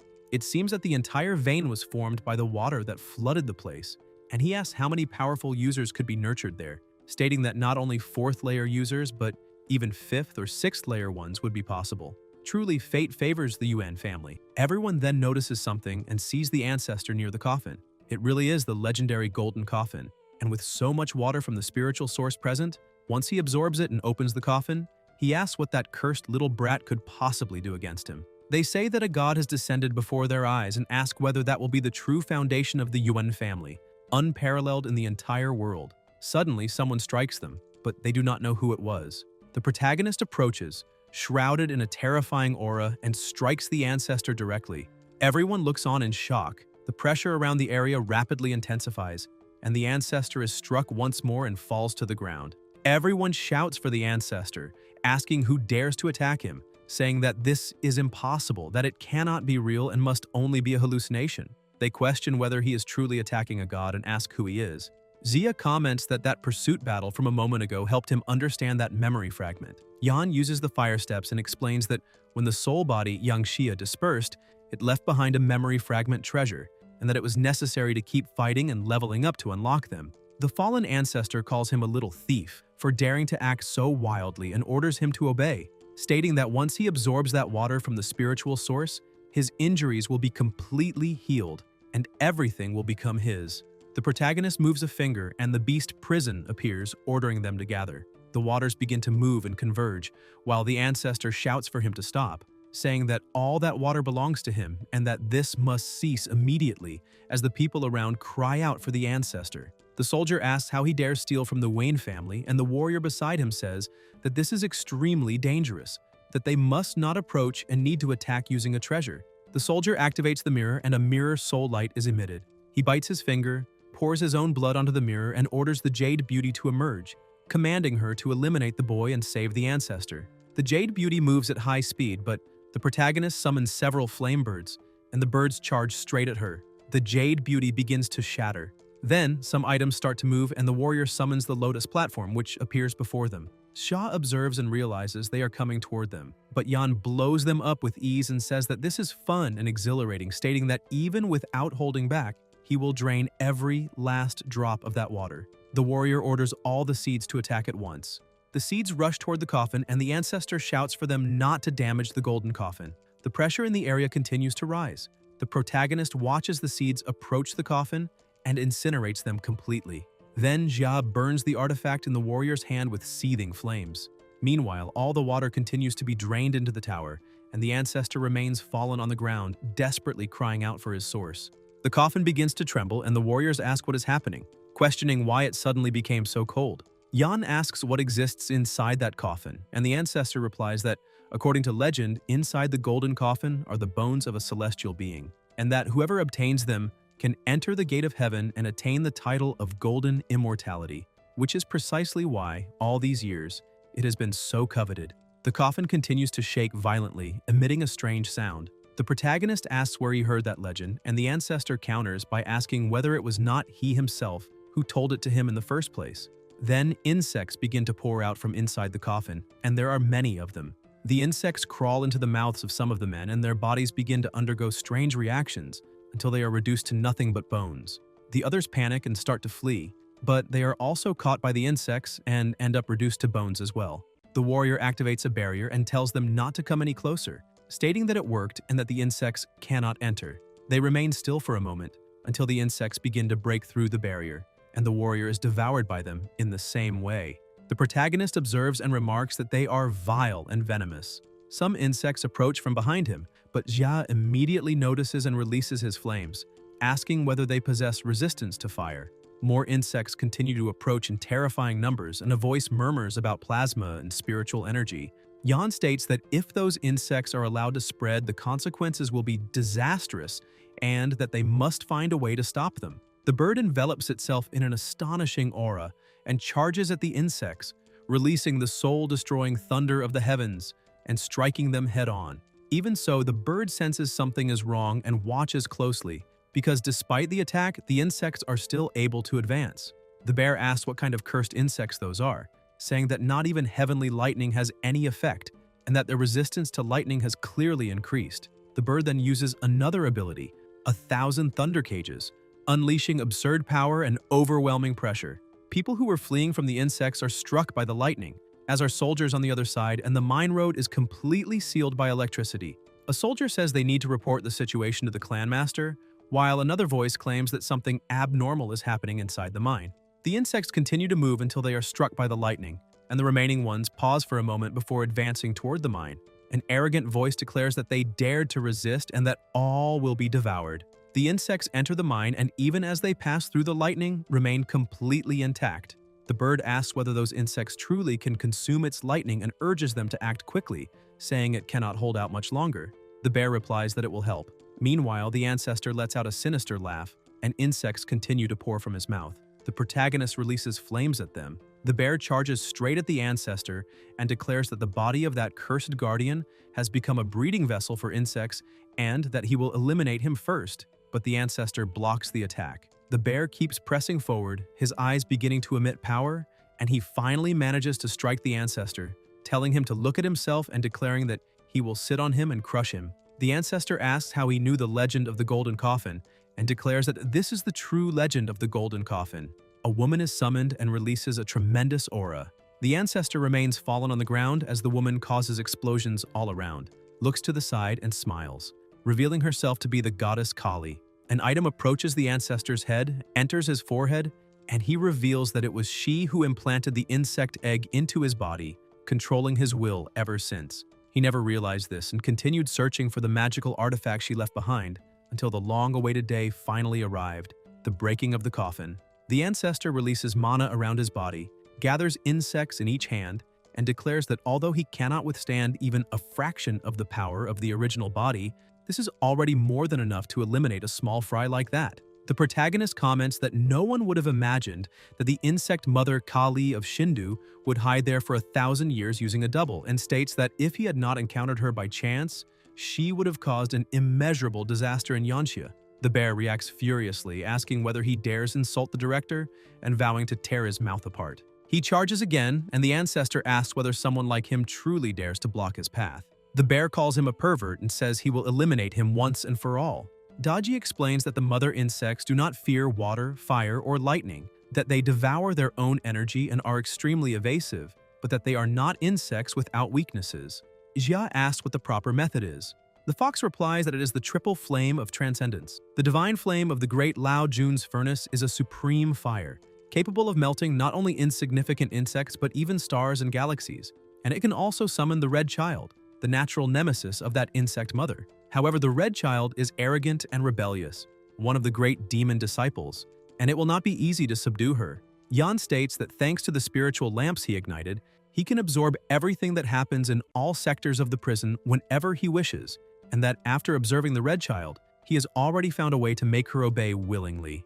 Inside the Beast Prison, within the second level, Daji states that this is true, that the director really can make the Red Child kneel. But she emphasizes that madness is something childish throughout the world and that even threats to life may not work, then questions how he intends to deal with her. The protagonist says that he is starting over, and the fox asks what he means, questioning whether he goes crazy at certain moments. She looks to the side and the child says that now it is his turn, asking why he is still not moving and whether he wants to lose his life. Beside them, demons with an absurd aura appear, bringing a hand close to her head.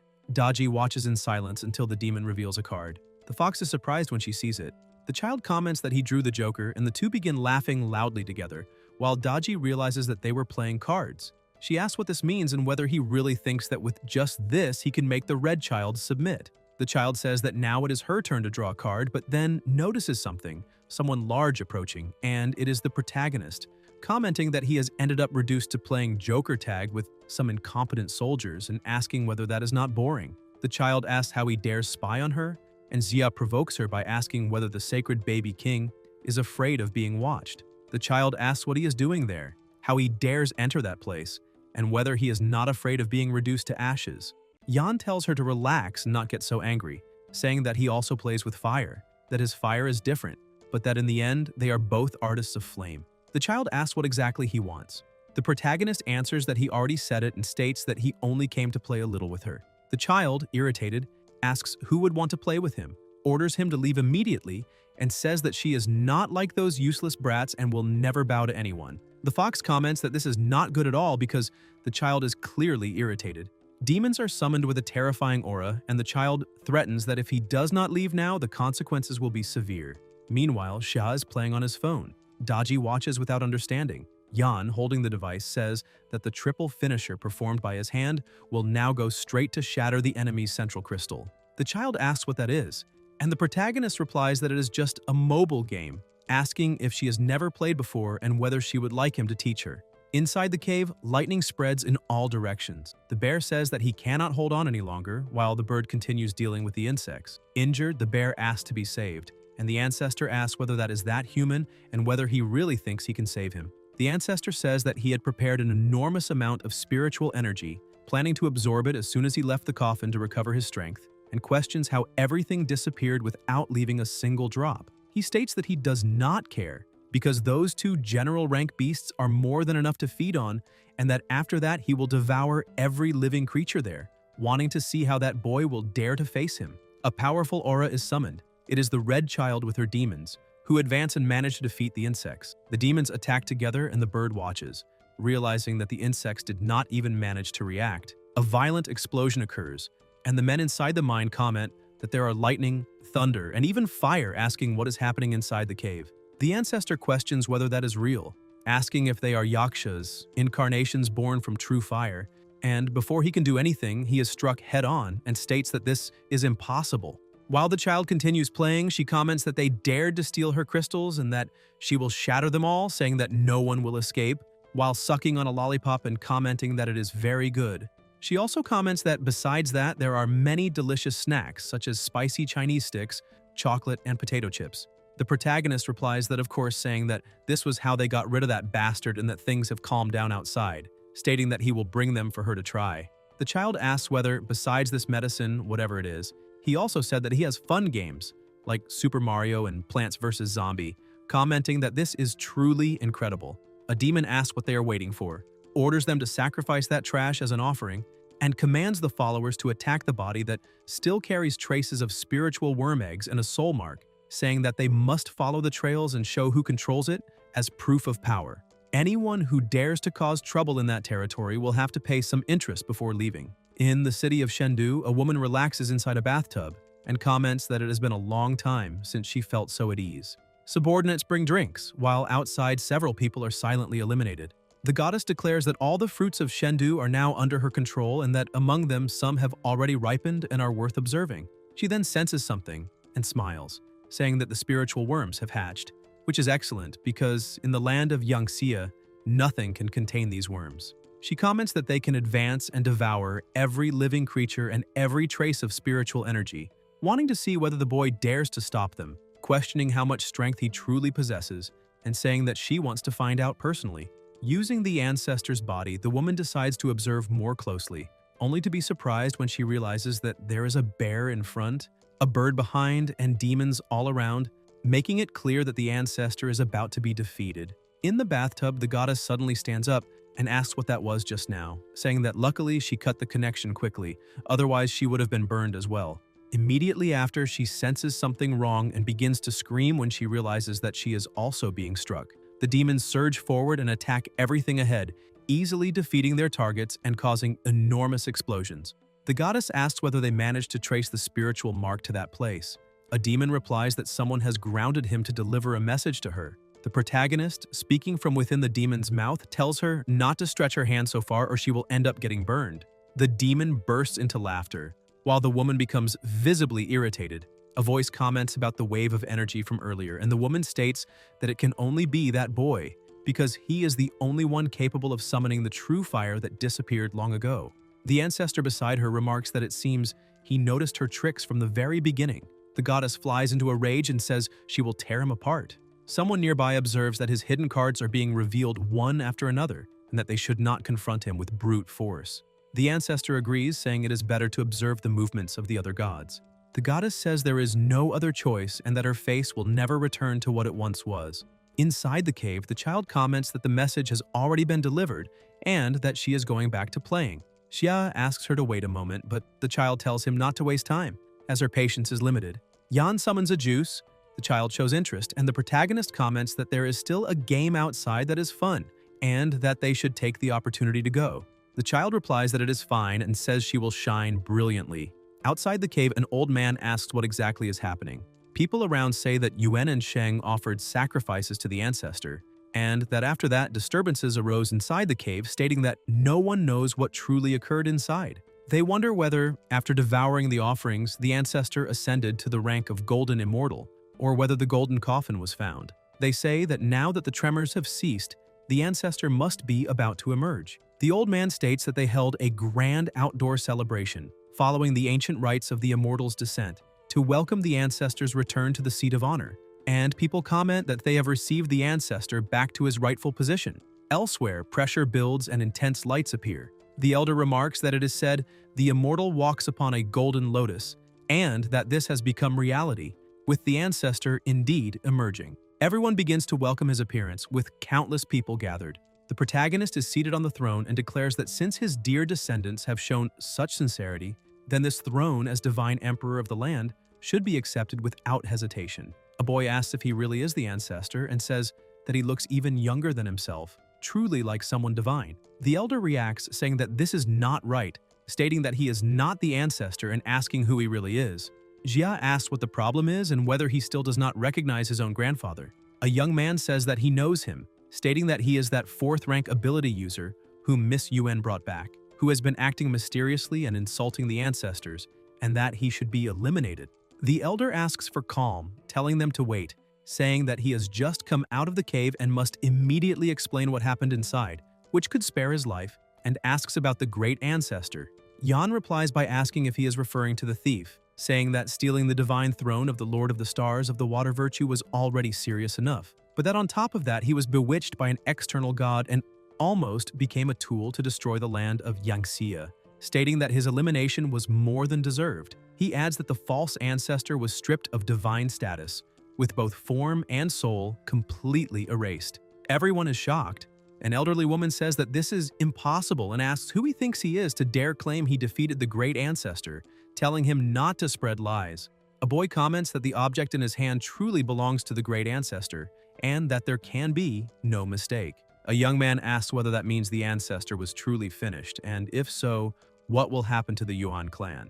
The old man, consumed by irritation, declares that this man deserves to be executed for spreading rumors, saying that the great ancestor is a celestial god and could never be annihilated by his hands. People surge forward, trying to eliminate him. The protagonist asks if they are really that impatient, and Xia, releasing an absurd power, flings everyone away at once. A young man comments that he must be a 4th rank ability user, perhaps even 5th rank, and that they are no match for him. The elder declares that then they must all attack together, since he is only one person while the clan has hundreds of specialists. He states that in this collapsing world, numbers always prevail and orders them to advance together to crush him. Yan releases his flames and asks whether numbers truly always win and whether that makes any sense. He says he will show who really has more numbers. Demons are summoned and begin fighting the people present. Cries of pain echo as some beg for mercy and plead for their lives to be spared. The elder asks if he is dreaming, and the old woman asks whether this means the ancestor was truly eliminated. The old man insists that this is impossible, saying that it was generations of planning by the Yuan clan, and asks how everything could collapse at that man's hands. He declares that Yuan Li, also a 4th rank ability user, must eliminate him and that he himself will become the clan leader. Yuan then asks how he could face him and says that even under orders he does not dare disobey. He transforms into a stone man and declares that only a true man does not retreat before death. The stone man charges to attack, and the protagonist comments that he has a bit of courage, but that it is a pity. Xia strikes him and states that those who ally themselves with tyrants are not men of honor, but clowns. The stone man is defeated. The woman says this cannot be true, and the elder states that the clan cannot fall. Then the clan leader is struck head-on and instantly finished. A demon comments that all of them are annoying and are only wasting time, and Yan agrees. He orders everyone to kneel and surrender immediately, otherwise they will be finished. The people still alive say they surrender, since the leader has been eliminated and the great ancestor as well, asking what else they could do. The protagonist says that this is great, stating that they still know how to read the situation, but that not everyone is qualified to surrender. The fox says she knows exactly what to do and comments that the gentleman may follow her into the dream, where she will check what good deeds they committed and whether they have the right to continue living. They begin to report what they have done. One says he killed some children because he was very hungry. Another claims he did nothing wrong. Another says his partner dared to harass his sister. Another confesses that he failed to protect his own parents. Yuan asks how the clan leader could feed zombies with human flesh, questioning what happened to himself. Gradually, they begin to question what happened to themselves. The fox states that she reported everything to the director and that the guilty took their own lives within the dream. A young man asks who exactly he is. Xia introduces himself and declares that from now on, all their lives belong to him, and Daji asks whether they have not yet greeted the new master. Everyone salutes the new master. Yan introduces himself again and states that Yuan will, from now on, be the temporary leader of these people. He orders that immediately, in the name of the Yuan family, invitations be sent to the leaders of ability users in the neighboring cities to participate in a meeting. Later in the city, a voice comments whether they heard that the Yuan family has changed, saying that the family head was executed and that now someone called Xia has taken control. 3 people are sitting and talking, and one of them asks whether hundreds of Yuan family members really submitted so easily to a stranger. The partner replies that, moreover, the Yuan family sent invitations to all the leaders of special ability users in the neighboring cities, stating that it is an invitation to a grand meeting at the Yuan family estate. An elder says he would like to see with his own eyes what abilities that boy possesses. Another voice warns him to be careful, saying that it could be a banquet or a trap. The elder replies by asking what he would have to fear, stating that he knows his own power well and that he will not be able to restrain him. A woman approaches and asks that if that is the case, why they do not go together. The men quickly move away and ask when she appeared, warning each other to be careful. The master asks who she is, and the woman replies that her name is Zhang Yue, leader of Amber City. The master asks why he should go with her, and Zhang replies that the Yuan family controls superpowered minds, monopolizes Qing Dan pills, and possesses all kinds of magical treasures, stating that if not for Jia Yan's sudden interference, the Yuan family would have swallowed the entire South sooner or later. She flies into his hall and asks whether, now that the Yuan family is in crisis, this is not a golden opportunity, questioning whether he truly intends to let such a juicy prize slip away. The master remarks that this is getting interesting. In Haiyao City, a warrior fights zombies while a voice tells him to keep it up, since the day's goal of eliminating 100 zombies is almost complete. He informs the chief that a message has arrived saying the Yuan family invites him to a meeting at their residence. The chief asks about the Yuan family and says those scum are not worth his time, ordering them to refuse. The young man agrees but comments that they say the family head has changed and is now someone called Xia, finding it strange that the Yuan family would allow an outsider to become master. The warrior asks about Yan, delivers the final punch to the zombie, and immediately leaps to the young man, telling him to hand over the message. After reading it, he realizes it really is Xia and orders the carriage to be prepared at once, saying he is leaving immediately. The subordinate asks what happened, and the warrior grabs a jacket and replies not to call him chief because he is going to meet his true master. In Fangs, someone places a letter on the table, and the woman asks if that is the Yan they have been talking about.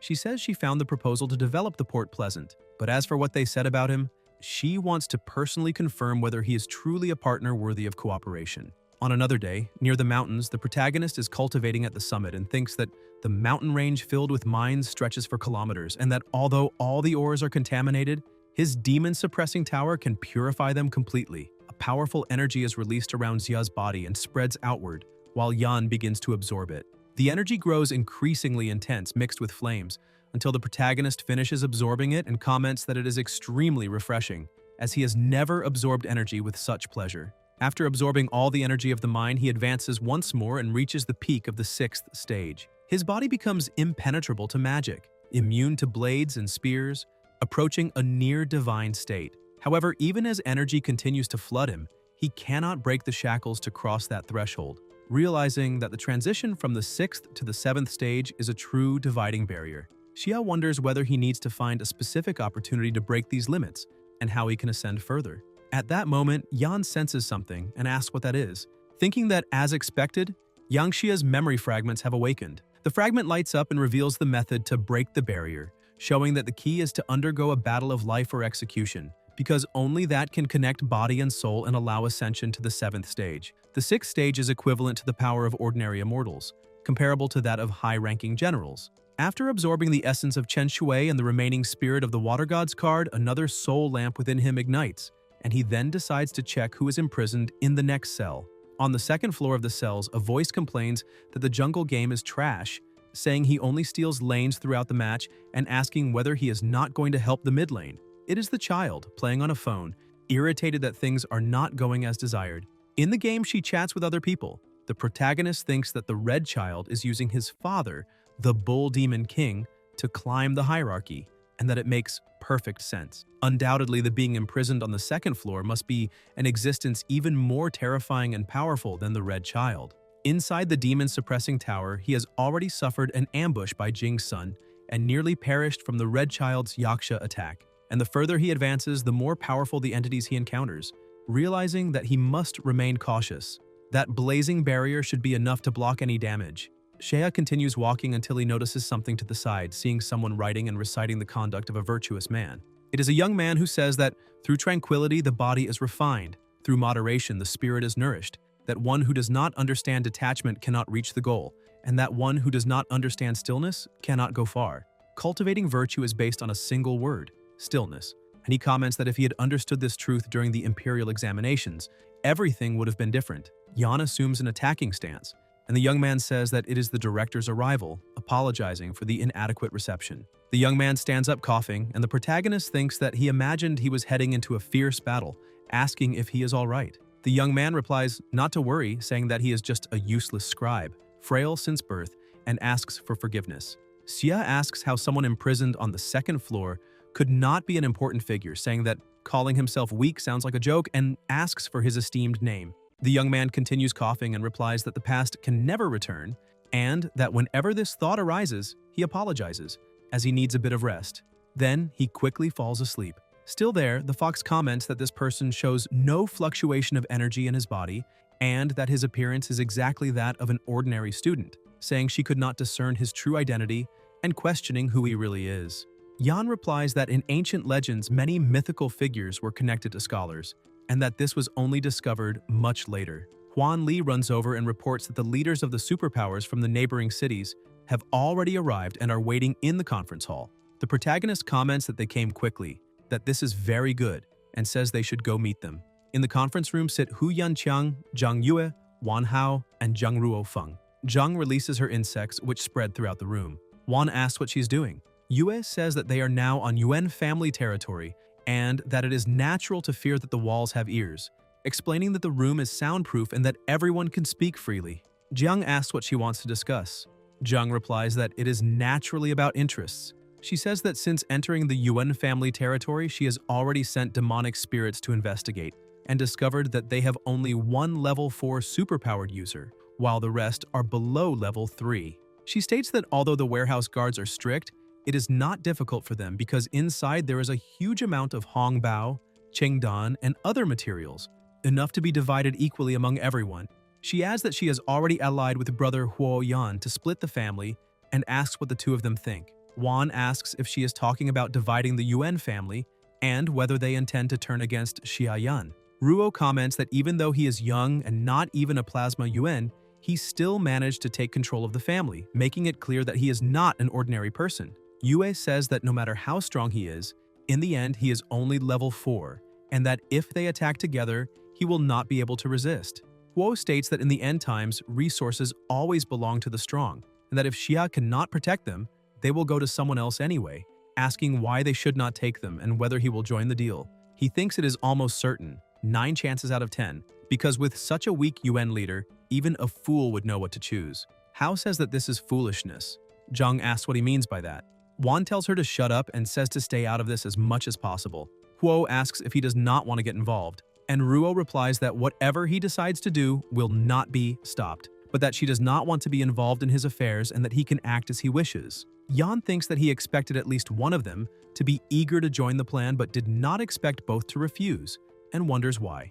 At that moment, a voice announces that the clan leader has arrived. Huang Li Zhang and Huo think that a level 4 superpowered user, apparently truly the head of the Wu family, possesses a truly terrifying strength, but believe that if they work together, even at a cost, they should still be able to defeat him. Huang and the others bow in respect to the leader. The protagonist enters through the door enveloped in an immense aura, and everyone looks on in surprise and alertness.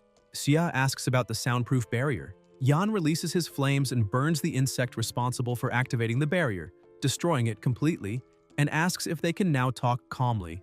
Zhang and Huo say that they cannot even perceive the extent of his power and ask what his true level is. Yue steps forward, says that the reputation preceding him was indeed not false, and greets him, thinking that by touching his body she will be able to probe the true extent of his supernatural abilities.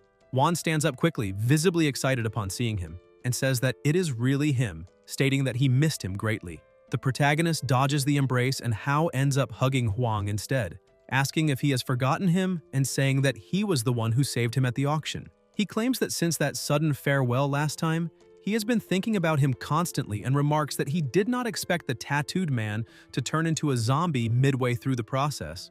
Xia asks whether that is not loyalty enough. Wan replies that the moment he heard the family leader was him, he rushed over immediately, asks who he wants to fight, and says he will be the first to charge into battle. Yan comments that he is a tough man among the digital ability users of Huber City, but did not expect him to behave so cowardly in front of Xia. Zhang asks whether the two of them already knew each other. Hao says it seems those two are plotting something, as if conspiring against the leader. Wan rips his Hulk-style shirt and says they should teach them a lesson first. Zhang releases her power toward him, and the two exchange blows at the same time. Huo also takes an attacking stance, transforming into a wolf and unleashing a strike that generates tremendous pressure around them. Yue watches and advances, while herbs appear in front of her. A woman appears asking why there is such a rush to leave. Zhang looks back, summons a leaf, and begins to fly, saying that if she wants to leave, no one can stop her because she is safe. Meanwhile, the others continue fighting, and Li comments that if the fight goes on, the entire house will be destroyed. The protagonist calls everyone and releases his power, emitting an extremely intense light that makes everyone fall to the ground at the same time. Xia asks whether they are already tired of falling to the ground. Huo, shocked, asks whether that was his doing. The woman beside him thinks that with a single move he made all four completely lose the ability to fight, while Yue wonders how strong he really is. Wan says that enough playing around, it is over since they were summoned, and asks what the orders are. Yan replies that the territories of all faction leaders are within Hanzhou, and that from now on, Hanzhou will be under his administration, with all laws and rules decided by him, asking if there are any objections. Wan asks what those laws are, and the protagonist replies that in this dark world filled with zombies and with supernatural abilities emerging more and more, it is necessary to unite everyone and establish clear rules. First, all ability users must be officially registered, with their powers and histories documented, and must obey orders when necessary. Second, labor must be organized in a unified manner to gather resources, protect ordinary humans, establish bases, and take responsibility for clearing zombie-infested areas. Third, a special squad of ability users must be formed, responsible for investigating strange events and powerful supernatural entities. Fourth, contact must be established quickly with capable leaders from the other provinces until the 5 provinces are united under a single leadership, with him as the supreme commander. Everyone looks on in shock. Zhang asks whether he does not intend to rule only Shangzhou and whether he wants to place all of China under his control. Huo comments that his ambition is enormous and questions why they should waste their lives serving that. The woman says that if he wants their loyalty, then he needs to show something truly valuable because the strength of ability users has already reached its peak, and even in the apocalypse they can still live well. Xia replies that this is natural. Something is summoned, and everyone is stunned to see an enormous quantity of pills, dozens of times greater than the stock of the family shops. Jiang realizes and thinks that the idiot who bought an absurd quantity of Shangqing Dan At the port was Xia himself. Yan moves his hand and everyone appears in another place. Zhang says that it must be fake, takes an apple, bites into it, and realizes it is real, a true fruit. She kneels and says that everything she said before was wrong, that she was blind, and that from now on she can follow him, even if only as a servant at his feet, doing whatever he wishes, asking only to be able to keep tasting that fruit. Huo says that this is shameful. The protagonist moves his hand once more and they appear in another location. Wan observes and says that that spiritual energy is pure essence, 100% free of any pollution, and that with just a single drop, it would be possible to advance without pain. Hao perceives its value and says that he is willing to become a loyal servant, asking that he be granted 3 drops of that liquid, since even a single drop would already be enough to reach the 5th stage. Everyone is completely shocked and kneels before him. Wan calls the two of them bastards and asks whether they still want to steal his place as followers, ordering them to stand up immediately. The two reply that if the leader does not acknowledge them, they will not stand up. Huang says that he never imagined a clan leader could be so terrifying, stating that he not only possesses abundant energy resources, but also the ambition to unite the country and revive China, saying that this is the bearing of a true man. Xia asks whether those things are valuable enough to them. Ruo falls silent for a moment, recalling 2 people, and the time he asked them whether that boy everyone talked about was truly capable of saving the world, receiving the answer that he was. Jiang thinks that, unfortunately, he had always been pessimistic, believing that humanity had already reached its end, and that what they were living now was merely borrowed time. But upon looking at him, he finally sees hope. Ruo sighs and says that, starting from the port of Fengqi, he will give everything he has to complete the mission. Huo and Zhang state that from the cities of Heiyao and Chiti, they are willing to serve the leader. Wan says that he himself, from Feikui City, is ready to serve him. All the other members of the Yuan family also step forward, saying they are ready to serve him, crossing fire and water without hesitation. The protagonist says that this is very good, summons a chest for each of them, and states that everyone there knows how to distribute these resources.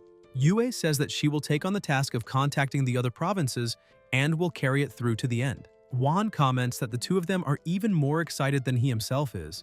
Yan says that he knows, of course he knows, and states that he will return immediately to carry out the orders, gathering all ability users, rewarding merit and punishing faults. Jiang comments that this is a matter of utmost importance and that, to carry it out properly, a clear system will be required, saying that he will prepare a report later for the king to review. Huang recalls that earlier the clan lord mentioned the desire to seek out strange phenomena and powerful beings in different regions, and that during this period the Yuan family had been searching for treasures and happened to find something unusual that he would like to report. Yan asks what it is. Elsewhere, near a mountain, the area is overrun with zombies near a new sanctuary. The zombies spew smoke from their mouths and roar deafeningly. The protagonist is hidden with his team, and Wan says that there are many level 4 zombies there, stating that if they are surrounded, they will be torn apart. Xia asks what place that is, and Li replies that it used to be a temple dedicated to Lady Hutu, and that before the apocalypse it was extremely popular, considered highly efficacious. After the apocalypse, however, it mutated and began to release a constant sinister energy.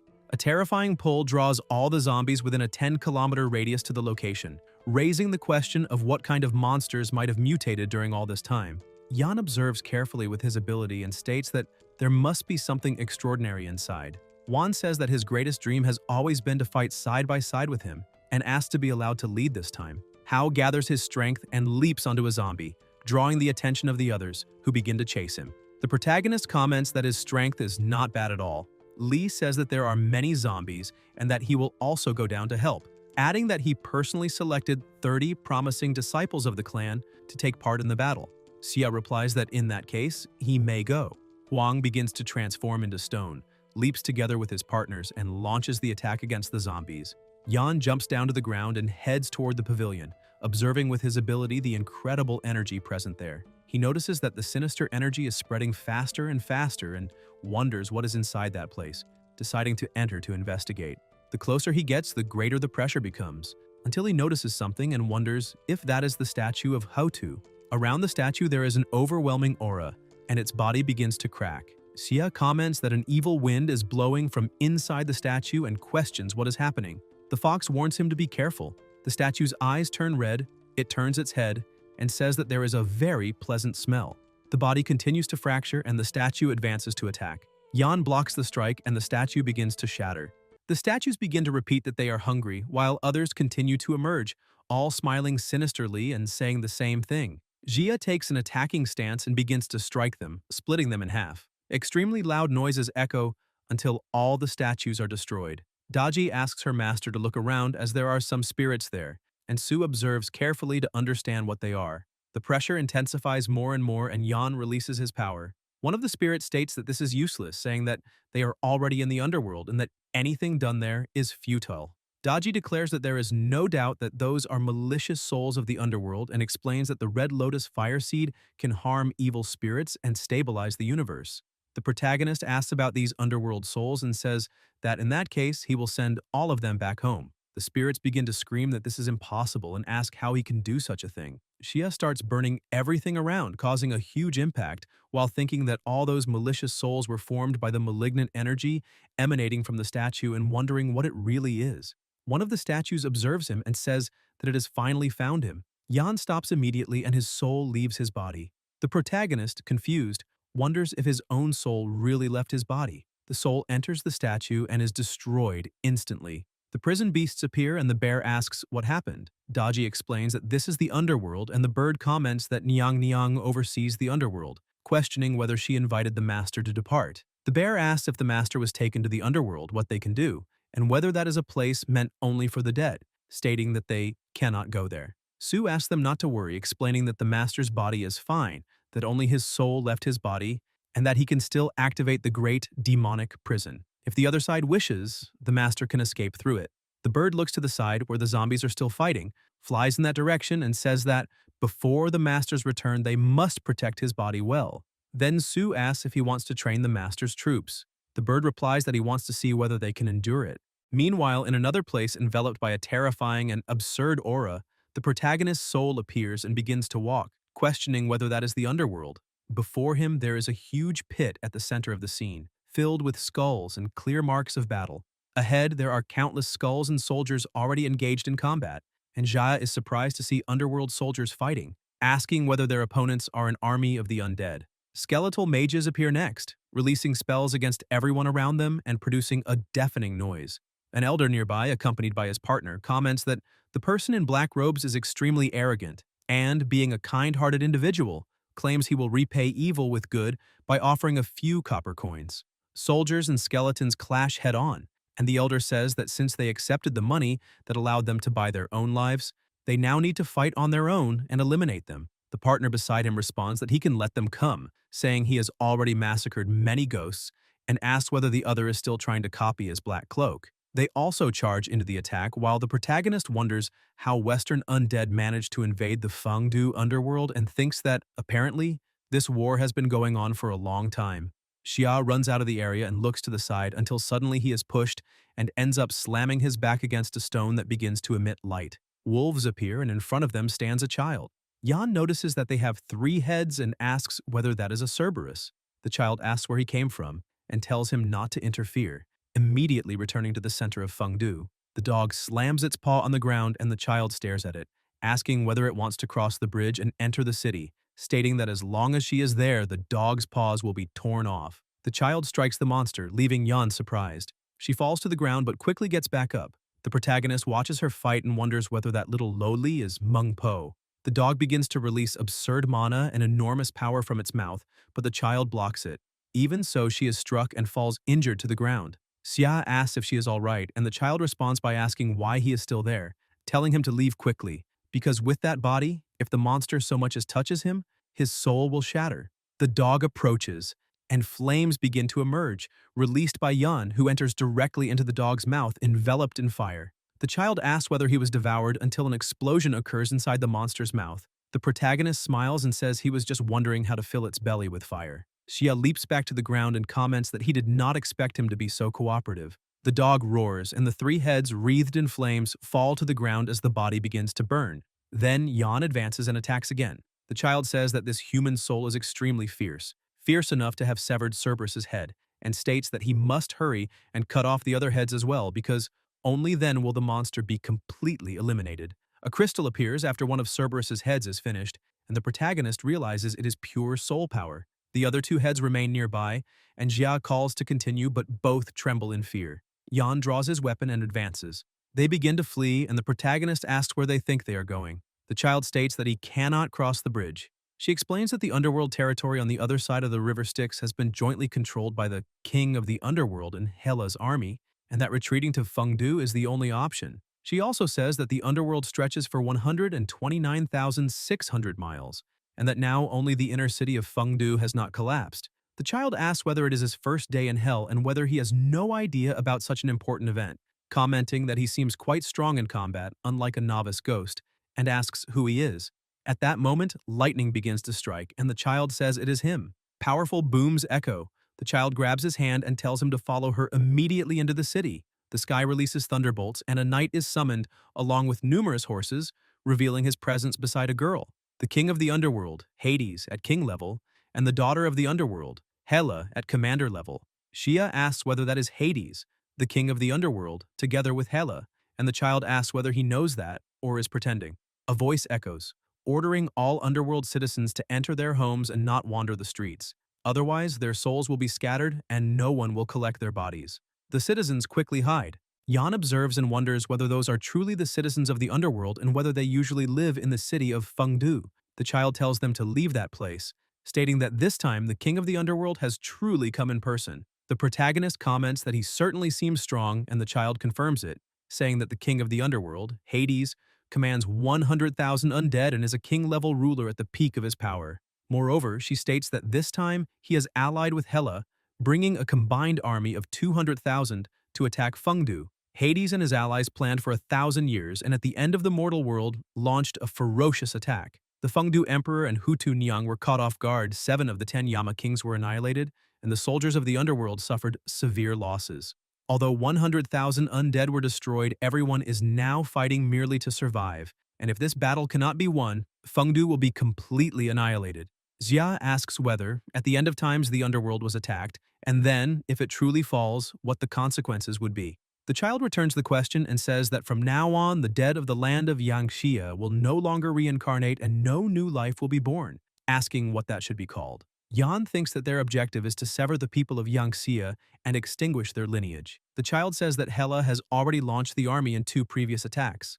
The Fengdu Emperor and Hutu Nyang are gravely injured, and with Hades personally arriving this time, she fears that a large-scale assault is about to occur. The 2 most powerful figures face each other from a distance. Hades raises a goblet and says he will toast to a world where the Fengdu underworld no longer exists. Hela watches with a smile, while behind them, countless knights surround the pavilion, releasing a terrifying aura. The people hiding inside the pavilion feel a deep fear. A little away from the city, the elder and his partner observe everything, completely astonished.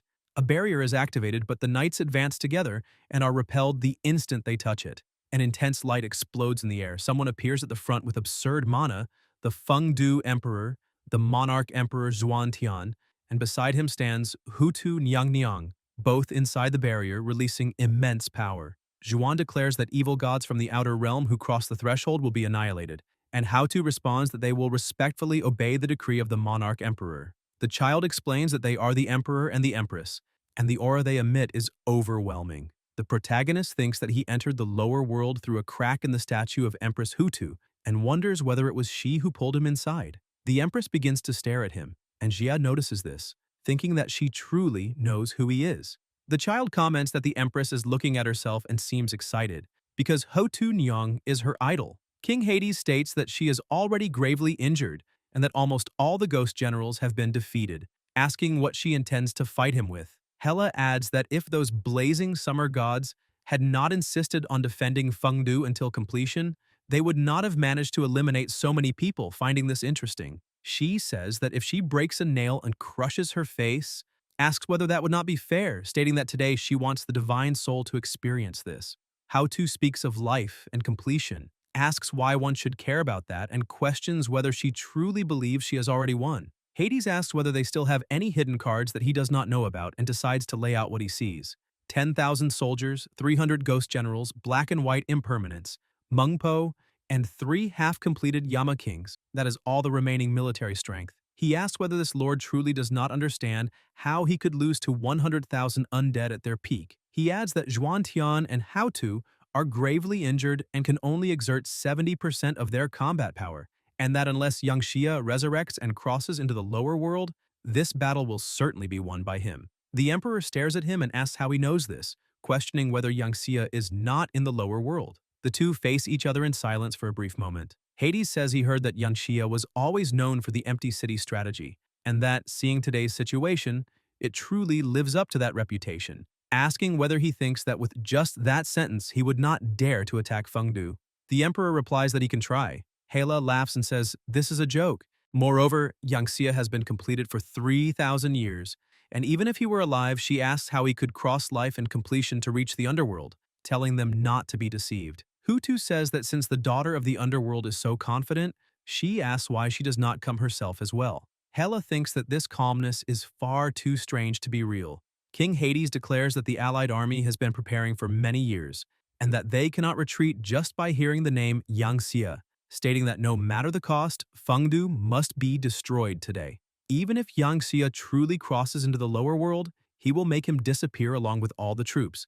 Hela agrees, saying that Fengdu's formation depends on the Fengdu emperor, and that he is already gravely injured and cannot sustain it. Hela advances, and the empress steps in front of her, ordering her to stop. Hela replies that with only her, she fears it will not be enough to hold her back. The empress watches in surprise as overwhelming powers are unleashed, and the emperor keeps the barrier active. The skeletons are unable to attack and are instantly eliminated the moment they touch the barrier. Hades remarks that sacrificing oneself under the guise of a god to protect useless yin citizens of a city is ridiculous, then advances to attack and asks how much longer he can hold out.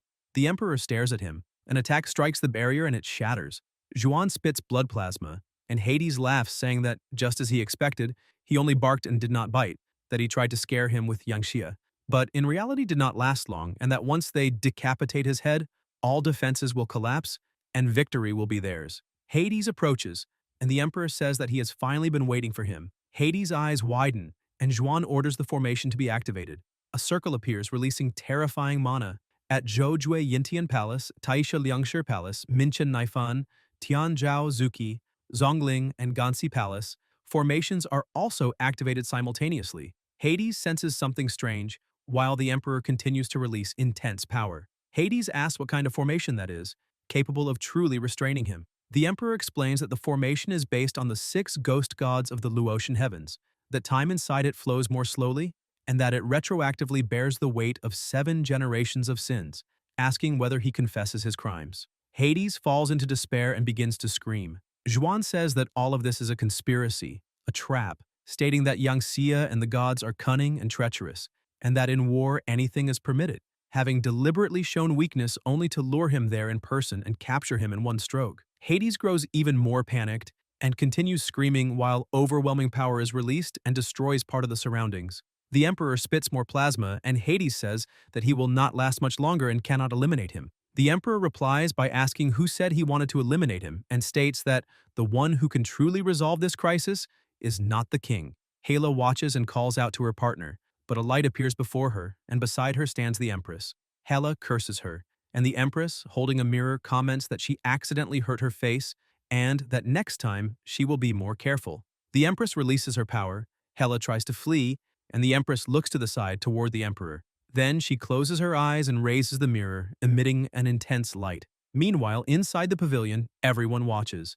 The child comments that this is excellent, saying that Emperor Shandu managed to contain Hades with an armor formation. The protagonist thinks that this is only a temporary solution, since Emperor Shandu's injuries are now even more severe, and wonders whether there is an alternative plan. The light approaches the pavilion, enters it, and the Empress is summoned inside.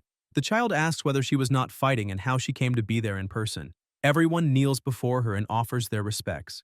The child lowers herself and pushes Xia to do the same, asking what he is waiting for and telling him to pay homage to Hutu immediately. The Empress asks them not to be rude. Everyone remains frozen until a light begins to emanate and the Empress says, "Little God Hutu," and pays her respects to Emperor Xia. The child and everyone around are shocked and ask whether he is Yan. The protagonist replies that he is not that Yan, that he is merely someone who inherited the will, and says that Hutu Nyang does not need to bow to him. The Empress explains that she was scratched by Hela and that because the situation in the lower world was critical, the golden statue in the human realm ended up cracking, becoming the point through which yin energy began to leak. This overflowing energy attracted zombies and caused mutations, and she knew that this would certainly draw the attention of the gods of the human realm. So she simply went with the flow and waited for his arrival. That was when everything happened. The Red Lotus fire seed and his power could not deceive her, because even though he is not the original, he is deeply connected to him. Otherwise, she asks, how could he have taken possession of that tower? Jia asks whether she can see the demon-suppressing tower. Hutu replies that its construction involved the participation of the Lord of the Prison to help Shandu save this critical situation. The protagonist thinks that, then, this tower was built with Shandu's involvement, and wonders what other powerful beings and factions were also involved, concluding that the gods of Yangxia know very well how to keep their secrets. He says that since she is so certain that he can help, she should explain the details, and states that he will do his best to assist her. The Empress thanks him and says that inside the demon-suppressing tower there exists a person and an object capable of resolving this crisis. The protagonist looks on completely astonished. In the prison, Jia walks in silence. The bear says that he missed him greatly and asks whether he was all right in the underworld and if it was dangerous since they were unable to reach that place, while Daji also shows joy at his return. Yan keeps walking without saying a single word. The bear comments that he has no idea that the Birdman is still roaming free outside and that the old bear cannot persuade him to let that fellow escape without punishment. Sue asks what happened. The protagonist replies that Shandu's underworld was jointly attacked by Hades and Gila and is on the brink of destruction. The two are shocked upon hearing this. Sue asks how they can provide support, and the bear agrees, saying that even if they cannot reach that place, they also cannot allow the lower world to be destroyed, because after completion, where would they reincarnate? Shia says that Hutu sent him to the demon-suppressing tower to find a person and an object capable of resolving this crisis. They ask who it is. Yan stops in front of a set of bars where a young man is held and says that knowing where to rest brings stability, stability brings tranquility, tranquility brings peace, and peace brings contemplation. Between heaven and earth, gains and losses are predestined. Challenging fate and changing it is foolish, and it is better to lie down, rot, and enjoy the remainder of one's life. He asks what the Lord of the Prison thinks of this, and whether these words of the sages are correct. The protagonist says that he sees him as a hidden dragon in the abyss. The young man replies that he himself, a humble scholar, was banished to prison, now without power or influence, unable even to tie up a chicken, and that the Lord of the Prison is merely teasing him. Jia says that Haotu has already told him about Shandu's past and that, back then, in order to secretly construct the demon-suppressing tower, he sacrificed far too much, and that now he has come to repay all of that. Yan releases mana toward him. The bear asks what is happening and says that this is an extremely powerful divine energy. Daji closes her eyes before the intense light. Around the protagonist, violent flames begin to spread. Xia floats up and begins releasing power through his eyes. The young man watches everything with a smile. Yan declares that, in the name of the Lord of the Demon-Suppressing Tower, he temporarily exercises the authority of the human emperor and, by means of this decree, grants that the ghost general Zhong Dao claim the divine position of true monarch of exorcism and temporarily assume command of the military power of the underworld. Su asks whether he is the legendary Zhong Dao, and the bear is also stunned. Zhong releases overwhelming power. The protagonist watches as the prison becomes enveloped in an imposing aura. Xia takes an item, observes it, and throws the scroll toward Dao. Zhong catches it, summons a mask, and puts it on, becoming even more powerful. This is the true monarch of exorcism, Zhong Dao, a marshal of supreme rank. The bear comments that the yin wind is terrifying and that the title truly lives up to its grandeur. Daji recalls that, according to legend, Zhong Dao was upright in life and, after completion, caused a great stir in the lower world. Emperor Shandu, valuing his talent, personally appointed him as the true monarch of exorcism, ordering him to capture ghosts in the human world, and never imagined that he was hidden within the demon-suppressing tower. Long before the start of the War of the Gods, Zhong Dao was already secretly working with Hutu Nyang and Emperor Shandu. On the surface, he violated the laws of the underworld and was stripped of his divine position, suppressed and destroyed by the emperor himself. But in reality, he entered the demon-suppressing tower and waited for today's counterattack. Such a grand plan, of which he is only a small part, makes Daji wonder what exactly the gods are plotting. Zhong laughs and says that the true monarch of exorcism will eliminate ghosts and eliminate gods. The protagonist asks whether he is no longer reading the books of the sages. Dao replies that, for these beasts, a blade is better. Zhong draws his sword, and Xia declares that, by imperial decree, the true monarch of exorcism, Zhong Dao, answers the call and is released from prison to purify the lower world and defeat the evil god. A light explodes all around and Dao begins to walk forward, enveloped in a crushing aura, telling them to receive the decree. Yan informs him that the army of Hades and Hela numbers 100,000 and asks whether the true monarch has a plan to deal with this. Zhang replies that of course he does. Dao rises into the air and begins to summon spirits. 100,000 night-patrolling divinities appear and charge forward together. Elsewhere, the Empress continues fighting, powers being unleashed incessantly. Hutu thinks that as long as they can restrain her, they will gain more time. Hela says that she has angered her deeply. The daughter of the underworld releases bone-ice spikes of the underworld, and the Empress watches carefully. Hades, consumed by fury, declares that his patience has been completely exhausted. The king begins to unleash his power and starts shouting, growing even stronger, saying that he is the king of the underworld, the master of completion, and that when his Dharma manifestation appears, all things are undone. The emperor continues spitting plasma. Hades laughs and states that no matter how much they prepare or how many helpers they bring, everything is useless because strength is everything. The king of the underworld advances until the prison is summoned beside them. The two from the underworld observe and ask what that is. The empress and the emperor grow excited when they see it. Everyone watches, frozen, upon noticing a gigantic shadow, and the protagonist asks whether the king and queen of the underworld are not going to confess their sins. The aura around them becomes terrifying. Hela questions those difficult words about confession and asks whether he cannot clearly see the current situation, saying that they possess 100,000 underworld soldiers and that the others are nothing more than remnants and defeated generals, ordering them to stop pretending to be gods and simply eliminate them. The skeletons surge forward, and the battle resumes. Two elders, watching from afar, say that he controlled their fear and made them fearless, but that they will not last much longer. A voice calls the two of them useless and says that they have made no progress at all in 1,000 years. One elder comments that the voice sounds very familiar and wonders whether this is possible. They sense a power beside them. An explosion occurs and Zhang appears, saying that he is well and asking whether those petty, opportunistic creatures dare to run rampant in the underworld, declaring that 100,000 night-patrolling divinities have been dispatched for salvation. The two elders are attacked. Dao begins to laugh loudly and says that this is exhilarating. Zhang and his divinities clash with the skeletons, exchanging intense blows. As he fights, Zhang smiles. Dao also releases his power and defeats several enemies at once with his sword. Zhang pauses briefly. The divinities continue fighting and eliminate the skeletons with ease.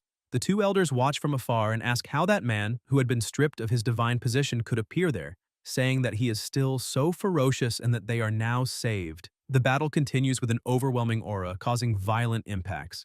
Suddenly, a colossal explosion occurs.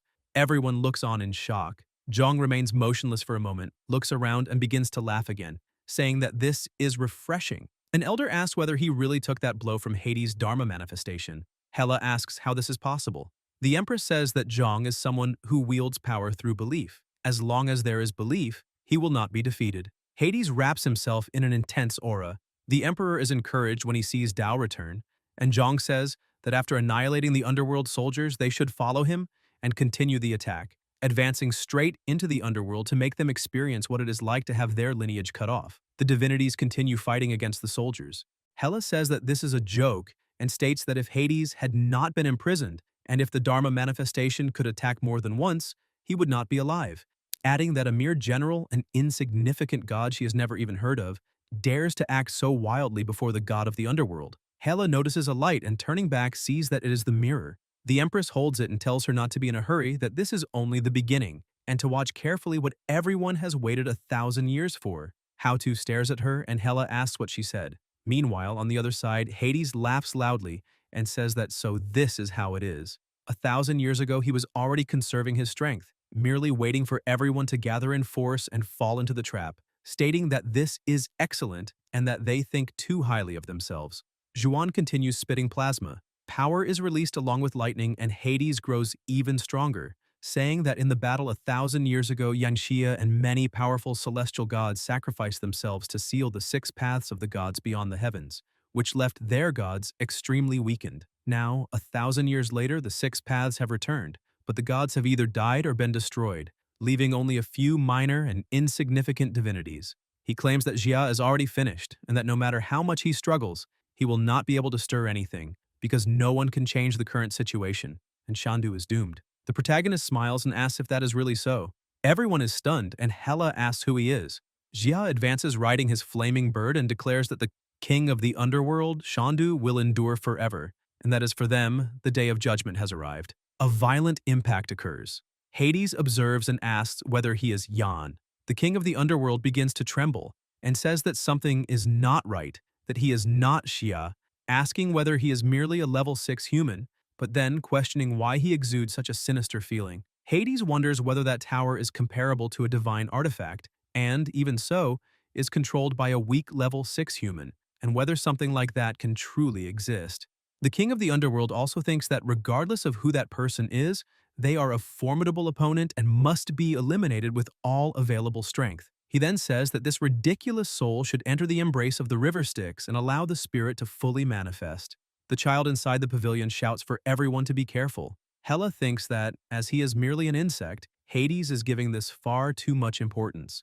One of the elders asks whether Hades is truly using all his power and says that this person will certainly be completed. Zhang comments that a mantis trying to stop a chariot is ridiculous and pathetic. The elder says that, in truth, he is only a human. Dao states that Hades is the one who will be completed, and the elders ask whether he is saying that Hades is the mantis. An absurd power is unleashed, and the protagonist watches, saying that this is excellent. Xia approaches, wrapped in flames, riding his powerful bird. Yan makes a gesture with his hand and orders the advance, saying that this is exactly what he was looking for, a battle between life and completion, and that he wants to see whether the king of completion, who controls the underworld, can truly judge his fate. Successive explosions occur, generating enormous impacts. The child watches in fear. The emperor and the empress observe attentively. The elders watch, as do the two from the underworld, until they notice something different. Hades smiles and declares that he has been completed. The stones attached to the protagonist's body shatter, and Jia says that he won the bet and that Hades cannot eliminate him. The king of the underworld becomes indignant and asks how this is possible, while Hela questions whether he not only survived, but even leveled up. Xia says that only by passing through the battle between life and completion can one fully master the power and abilities of the soul and break through the barriers of the 6th level, thanking Hades for the help, because these spiritual sources could finally be absorbed. Now Yan has reached the 7th level. The elders ask whether he truly advanced to the 7th level and whether this is equivalent to already having one foot in the position of marshal. The protagonist thinks that, after advancing to the 7th level, he can access more information from Yan's memories. Hades watches in confusion, wondering what this means, because he took a full-force frontal blow, did not lose his life, and even leveled up. How can this be possible if he is merely a human who was at the 6th level, while Hades himself is a king at the peak of the underworld? He wonders whether this human, the mentioned variable, could be the reincarnation of the human emperor. Zhuan says that heavenly secrets must not be revealed. The king of the underworld watches and thinks that this child is tied to the fate of the entire land of Yan and cannot be left alive, and that this tower must hold the most terrifying secrets and the most valuable trump cards of the gods. He orders his partner to release all her power, saying that this will trigger the end. Hela replies that if she does so, all citizens of the underworld will lose half of their vital force. Hades says that the success or ruin of the underworld depends on this, that they can no longer hold back and must eliminate him there and destroy everything, because otherwise, when he becomes even stronger, all 6 outer gods of the paths will be completely annihilated. Then they advance. The skeletons begin to tremble and release smoke, being defeated as they lose strength, because Hades is pulling all the energy from them and from everything around that he can reach. The protagonist watches in silence. The king of the underworld smiles and orders him to tremble and be crushed. The divinities watch along, and everyone becomes worried about Xia. Yan remains standing still, observing, and says that although Hades appears sinister, his judgment is quite accurate because, as long as Yan himself lives, he will definitively destroy the outer gods of the 6 paths. But unfortunately, it is already too late to eliminate him now. Yan advances, wrapped in intense flames. The two from the underworld ask about the banner of the human emperor. The protagonist releases an overwhelming aura and an absurd power. Everyone watches in shock and pays their respects. A voice orders them to respectfully follow the decree of the human emperor. Everyone remains motionless as particles begin to move. A dragon of absurd power is summoned, and it was Jia who called it. The dragon approaches the scroll and enters it. Yan points his finger and orders it to attack. Hades watches nervously as the protagonist releases a terrifying power toward him and smiles. Hades screams and an explosion occurs, causing a gigantic impact. The skeletal soldiers watch, as does Hela. The king of the underworld is still alive. The protagonist watches and smiles until Hades begins to burn alive, is struck again, and is left with a huge hole in his chest, finally collapsing to the ground. The king of the underworld asks in shock how this is possible. Hades spits plasma and asks whether he is lost, whether the underworld is doomed, and why. The protagonist says that karma and reincarnation have always been predestined, and also states that the banner of the human emperor was born at the beginning of heaven and earth, when the imperial capital was first established, capable of mobilizing the power of the ghostly souls of the imperial capital. For thousands of years, the evil gods of the Six Paths slaughtered countless beings, and he asks how many tormented souls suffered in the river of forgetfulness, adding that the banner of the human emperor accumulates all of these grievances and sins. This, he says, is the fundamental reason for their defeat, because the evil gods of the Six Paths must be destroyed.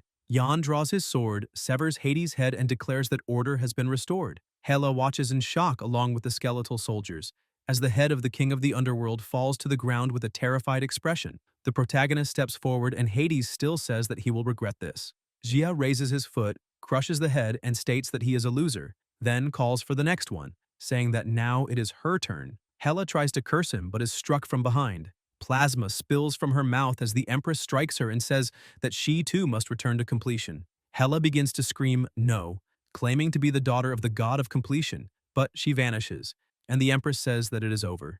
Zhong laughs loudly and declares that the two main enemy leaders have been eliminated and that the remaining soldiers have less than half of their vital force left, ordering the Night Wanderers to advance and wipe out the rest. The two elders leap into the battlefield and command the assault against the skeletal soldiers.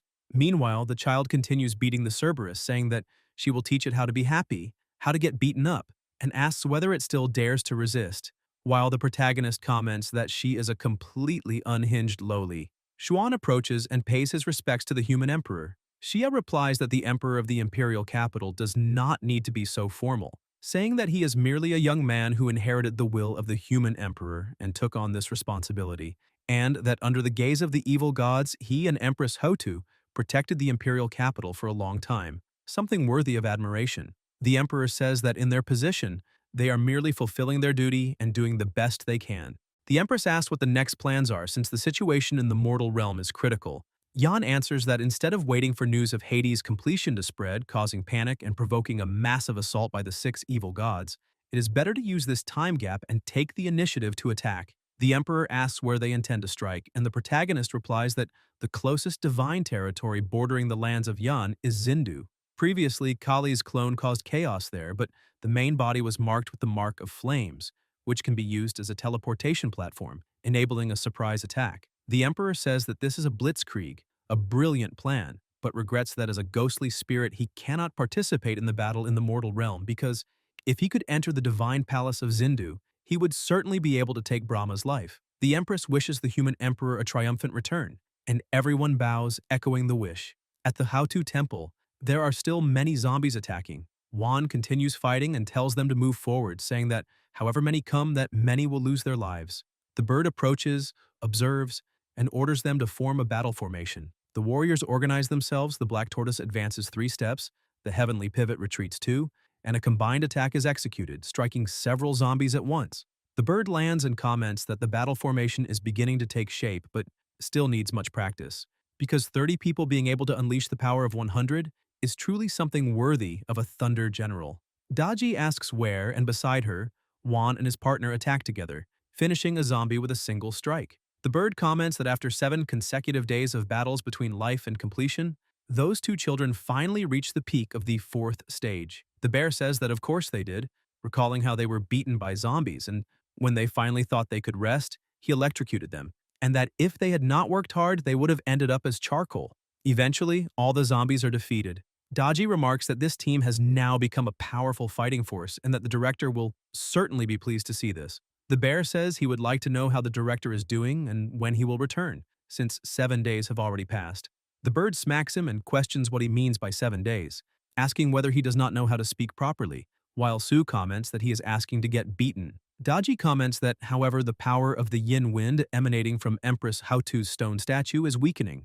Presumably, Empress Hautu herself has already taken control of the situation, and the Guardian should return soon. The protagonist releases his power toward the statue, terrifying mana spreading all around.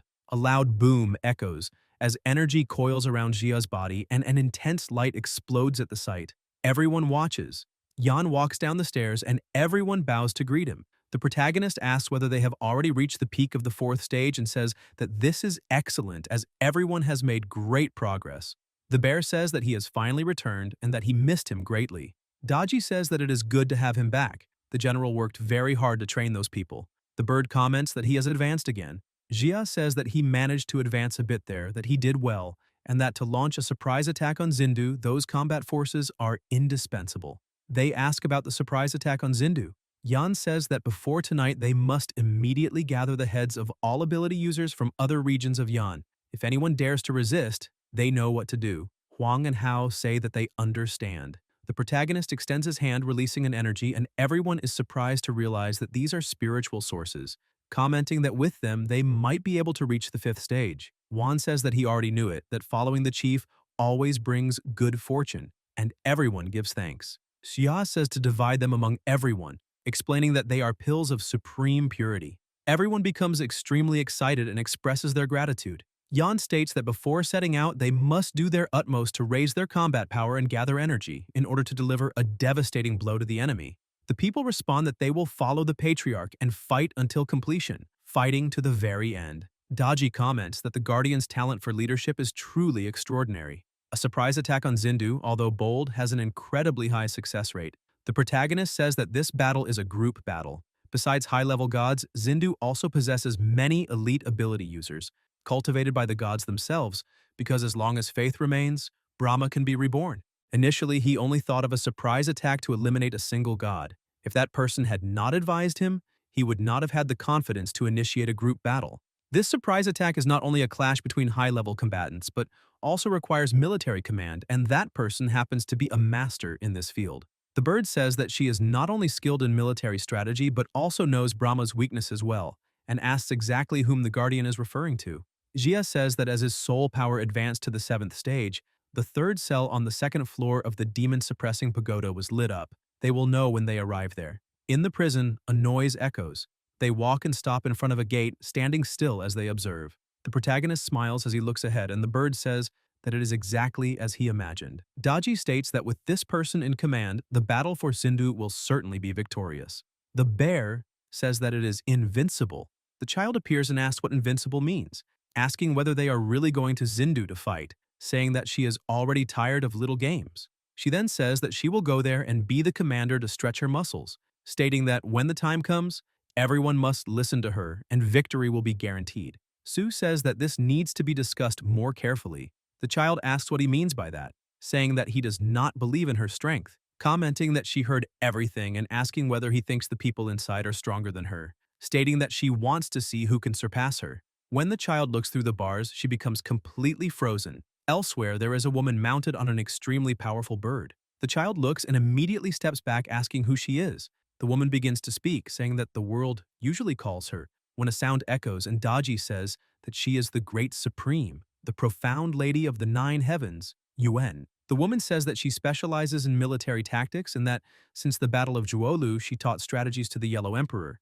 After defeating Qiyu, she withdrew to devote herself to cultivation, and that the Queen Mother of the West ordered her to wait for the right moment, perhaps precisely this one. The Great Supreme steps forward and says that she requests to participate in the mission, asking what the next steps are. Meanwhile, near the mountains, a man speaks on the phone, telling the Lord of the Underworld that he and Zhang completed the mission and captured all the regional leaders of Shizhou. On the other end of the line, the Lord of the Underworld says that this is excellent. The man continues the call while beside him several people are bound. Some threaten, saying that their people will not let him go unpunished.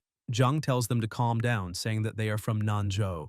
They are taken aback, and one of them remarks that they are the weaklings of the south, saying he has heard that region was unified by someone with a certain name and that this is ridiculous. He claims that this person even tried to unify and govern all espers and asks who he thinks he is, saying he is not worthy.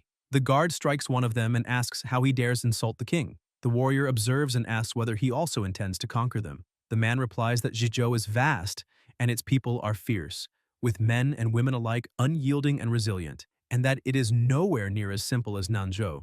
The fallen man agrees and says that their strength is insufficient, since they are only at the middle of the fourth level, while she has already reached the peak of the 4th level, is highly respected and is also the clan matriarch, making surrender even more unlikely. The warrior states that with the Great Witch Amma in command, Zhizhou cannot be swallowed by ruthless ambition.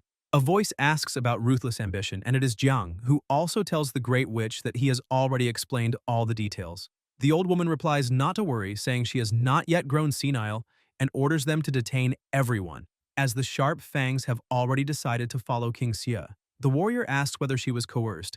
The warrior replies yes, saying she is an elder who understands fate and would not surrender so easily. The partner beside him wonders whether the Great Witch is feigning retreat to advance. He thinks that, upon closer observation, those people are all espers at the peak of the 4th level, while the 3 of them are only at the intermediate stage of the 4th level, and that the Great Witch alone cannot bear this weight. Thus, the Great Witch pretends to agree, but in reality is buying time and entering the game, because there are few truly powerful individuals in Zhizhou and each one counts. By buying time, even if those 4th-tier soldiers are strong, they will not escape being surrounded and completed if everyone attacks together, which will open a path. The young man activates his ocular ability and thinks that with it, the king's eye allows him to control zombies using spiritual power and share their vision. The clans have already hidden a large number of zombies in the heart of the forest, including some of the 4th category, to lead the assault in cooperation with the clan and the Great Witch, eliminating the ambitious invaders from Nanzhou in one stroke. The zombie's eye transmits the order to the zombie king, who begins to roar and sends the zombies forward. The warriors take up attack positions. Huo observes and says that there is a massive horde of zombies there, asking when they hid them in that place and stating that this could cause an accident. The warriors advance and easily eliminate the zombies. The eye wonders how this is possible, saying that those are all 3rd category zombies, and questions who those people are. The man looks around and thinks that it might be possible to escape, deciding to take advantage of the chaos to flee. He bites something and activates his transformation, turning into stone and freeing himself from the rope. Yan notices and says that the brat is trying to escape. The stone man enters a hole and thinks it worked, since the forest is full of rocks and he can move underground, believing that no one will catch him before he finds his clan companions. He keeps moving until something appears in front of him. Looking up, he sees Huang in his stone form. The man returns to his normal form and thinks that this stone man is actually a 5th level esper. Huang strikes the ground and says that this path is blocked. The man panics, asking how this is possible and how a 5th level esper can exist in the world. He tries to flee and realizes he is far from everyone, asking whether anyone else is nearby. Juan approaches, dragging zombies bound by a rope, and asks whether it is still working. The man is indignant and asks whether he is also 5th level. Hao appears and says that it is time to gather everyone. The man panics as more people approach, saying they have already finished on the other side. Surrounded, he thinks that all of them are 4th level espers, even if only at the initial stage, and wonders how many 4th level espers exist in all of Zhizhou for such a large group to suddenly appear, in addition to 2 5th level powerhouses, questioning what kind of situation this is. He collapses to the ground defeated, having completely wet himself. A bound young man comments that he even peed his pants and says that there are many powerful people here, asking again whether, judging by their clothes, they are also from Nanzhou, concluding that there really are 5th-tier powerhouses in this world. If they had known this earlier, they would not have resisted, avoiding all that trouble. The partner beside him agrees, saying that this is the 5th level, a divine existence. Zheng tells them not to learn from them. Huo wonders how many days have passed and whether those two have already reached the 5th level, thinking that, as expected, he needs to stay close to the chief to have any chance. Jiang reflects on whether absolute power makes people submit and concludes that there is no reason for it to be otherwise. The witch asks about the 2 great 5th-level specialists mentioned earlier. Then the Great Witch, who already knew of the existence of 5th-level powerhouses, immediately declares her willingness to cooperate, realizing that it was all nothing more than a performance. A young man steps forward and confirms it. Huang asks him not to be rude, saying that the king is the reincarnation of a celestial god and the emperor among men, questioning how anyone could compare themselves to him. The young man comments that those two also reached the 5th level, something truly unexpected. The warrior wonders whether those 2 5th-tier powerhouses are subordinates of the king, and how terrifying King Xia himself must be. The witch apologizes for her rudeness. Jiang says that those two are also generals under the king's command and that, beyond them, the king still has countless other cards up his sleeve, far beyond what anyone could imagine. Huo declares that now he wants everyone there, as well as all the espers of Zhizhou, to submit to the king's rule and asks whether there is still anyone who opposes it. The witch states that she is willing to follow the king, and the others agree as well. The strong are respected. There is nothing more to discuss, and the warrior thinks that, at least this way, she will not be used as cannon fodder. The young man who had wed himself also agrees, but thinks that the king is nothing more than someone with ambitious plans to seize territory, recalling that he has seen many people proclaim themselves emperors during the apocalypse, and questioning whether anyone truly believes that brute force alone will make everyone submit. The witch thinks that in the apocalypse everyone becomes individualistic, and that as long as they can protect themselves, they are capable of abandoning anything. Until the warrior notices something different. A divine bird approaches, carrying the protagonist and Hutu upon it. Recognizing the king, Huang immediately bows and salutes him. Everyone watches in surprise and asks whether that is King Xia. The Great Supreme replies that this location is only 500 li from Xindu, making it the best rendezvous point, and asks how many combat forces are available. The blonde man states that it has been verified that there are hundreds of third-tier espers in Jizhou, including 4 fourth-tier espers who can control hundreds of zombies. His partner also reports that 145 third-tier espers from Nanzhou are accompanying the army, and that King Xia's combat power is immeasurable. The protagonist then asks about the combat intelligence for Xindu, and Guo explains that the collected information indicates that Xindu is filled with zombies, and that as soon as espers grow stronger, they are devoured by evil gods, while those who remain are brainwashed by the gods, receiving the power of evil and becoming even stronger. She also says that at present, Xindu has 3 fifth-tier espers, more than 100 fourth-tier espers, and thousands of third-tier espers. The pretty girl says that the evil gods active in Xindu are Kali, Shiva, and Indra, but that in the shadows there may be more unknown divinities hidden. Hearing this, the Great Supreme smiles, explaining that the first strategic objective of this battle is to kill the supreme god Brahma, and that, as long as he dies, the 6 paths of the evil gods will lose a finger. Everyone shouts excitedly, saying that they will exterminate Brahma and secure victory. However, one of them is left in shock, wondering whether these people are putting on such a spectacle not to seize territory, but to kill their supreme god. The warrior, also stunned, wonders whether they truly believe they can kill Brahma as if he were an old chicken. Meanwhile, the young witch wonders why they are so confident when the enemy is more powerful, and the old woman, astonished, thinks that this information is even better than what Jiang Yilan revealed. Suddenly, someone kneels. It is the man in the suit, saying that everyone there had been blind, that they had only heard about the evil gods of Xindu harvesting espers, and that there are also some refugees who escaped from there. The young witch concludes by saying that, however, they never thought about why their land does not have such powerful evil gods committing harmful acts, nor why those gods of Xindu never dared to set foot in Yanxia.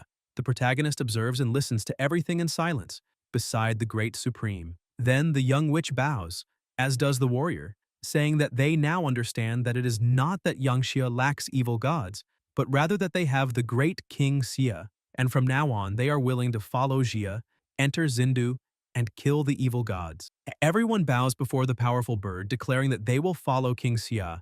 Observing the scene, the Supreme says that she admires this about the people of Yanxia, and that, for this reason, she is willing to protect them. The protagonist, filled with fervor, says that gods are meant to help people, and that people are willing to believe in gods, asking how evil gods who feed on humans could ever be worthy of the people's faith. And with that, he orders everyone to prepare for the great battle. Guys, if you enjoyed the video, leave a like, comment, and subscribe to the channel so you don't miss new content. Thank you.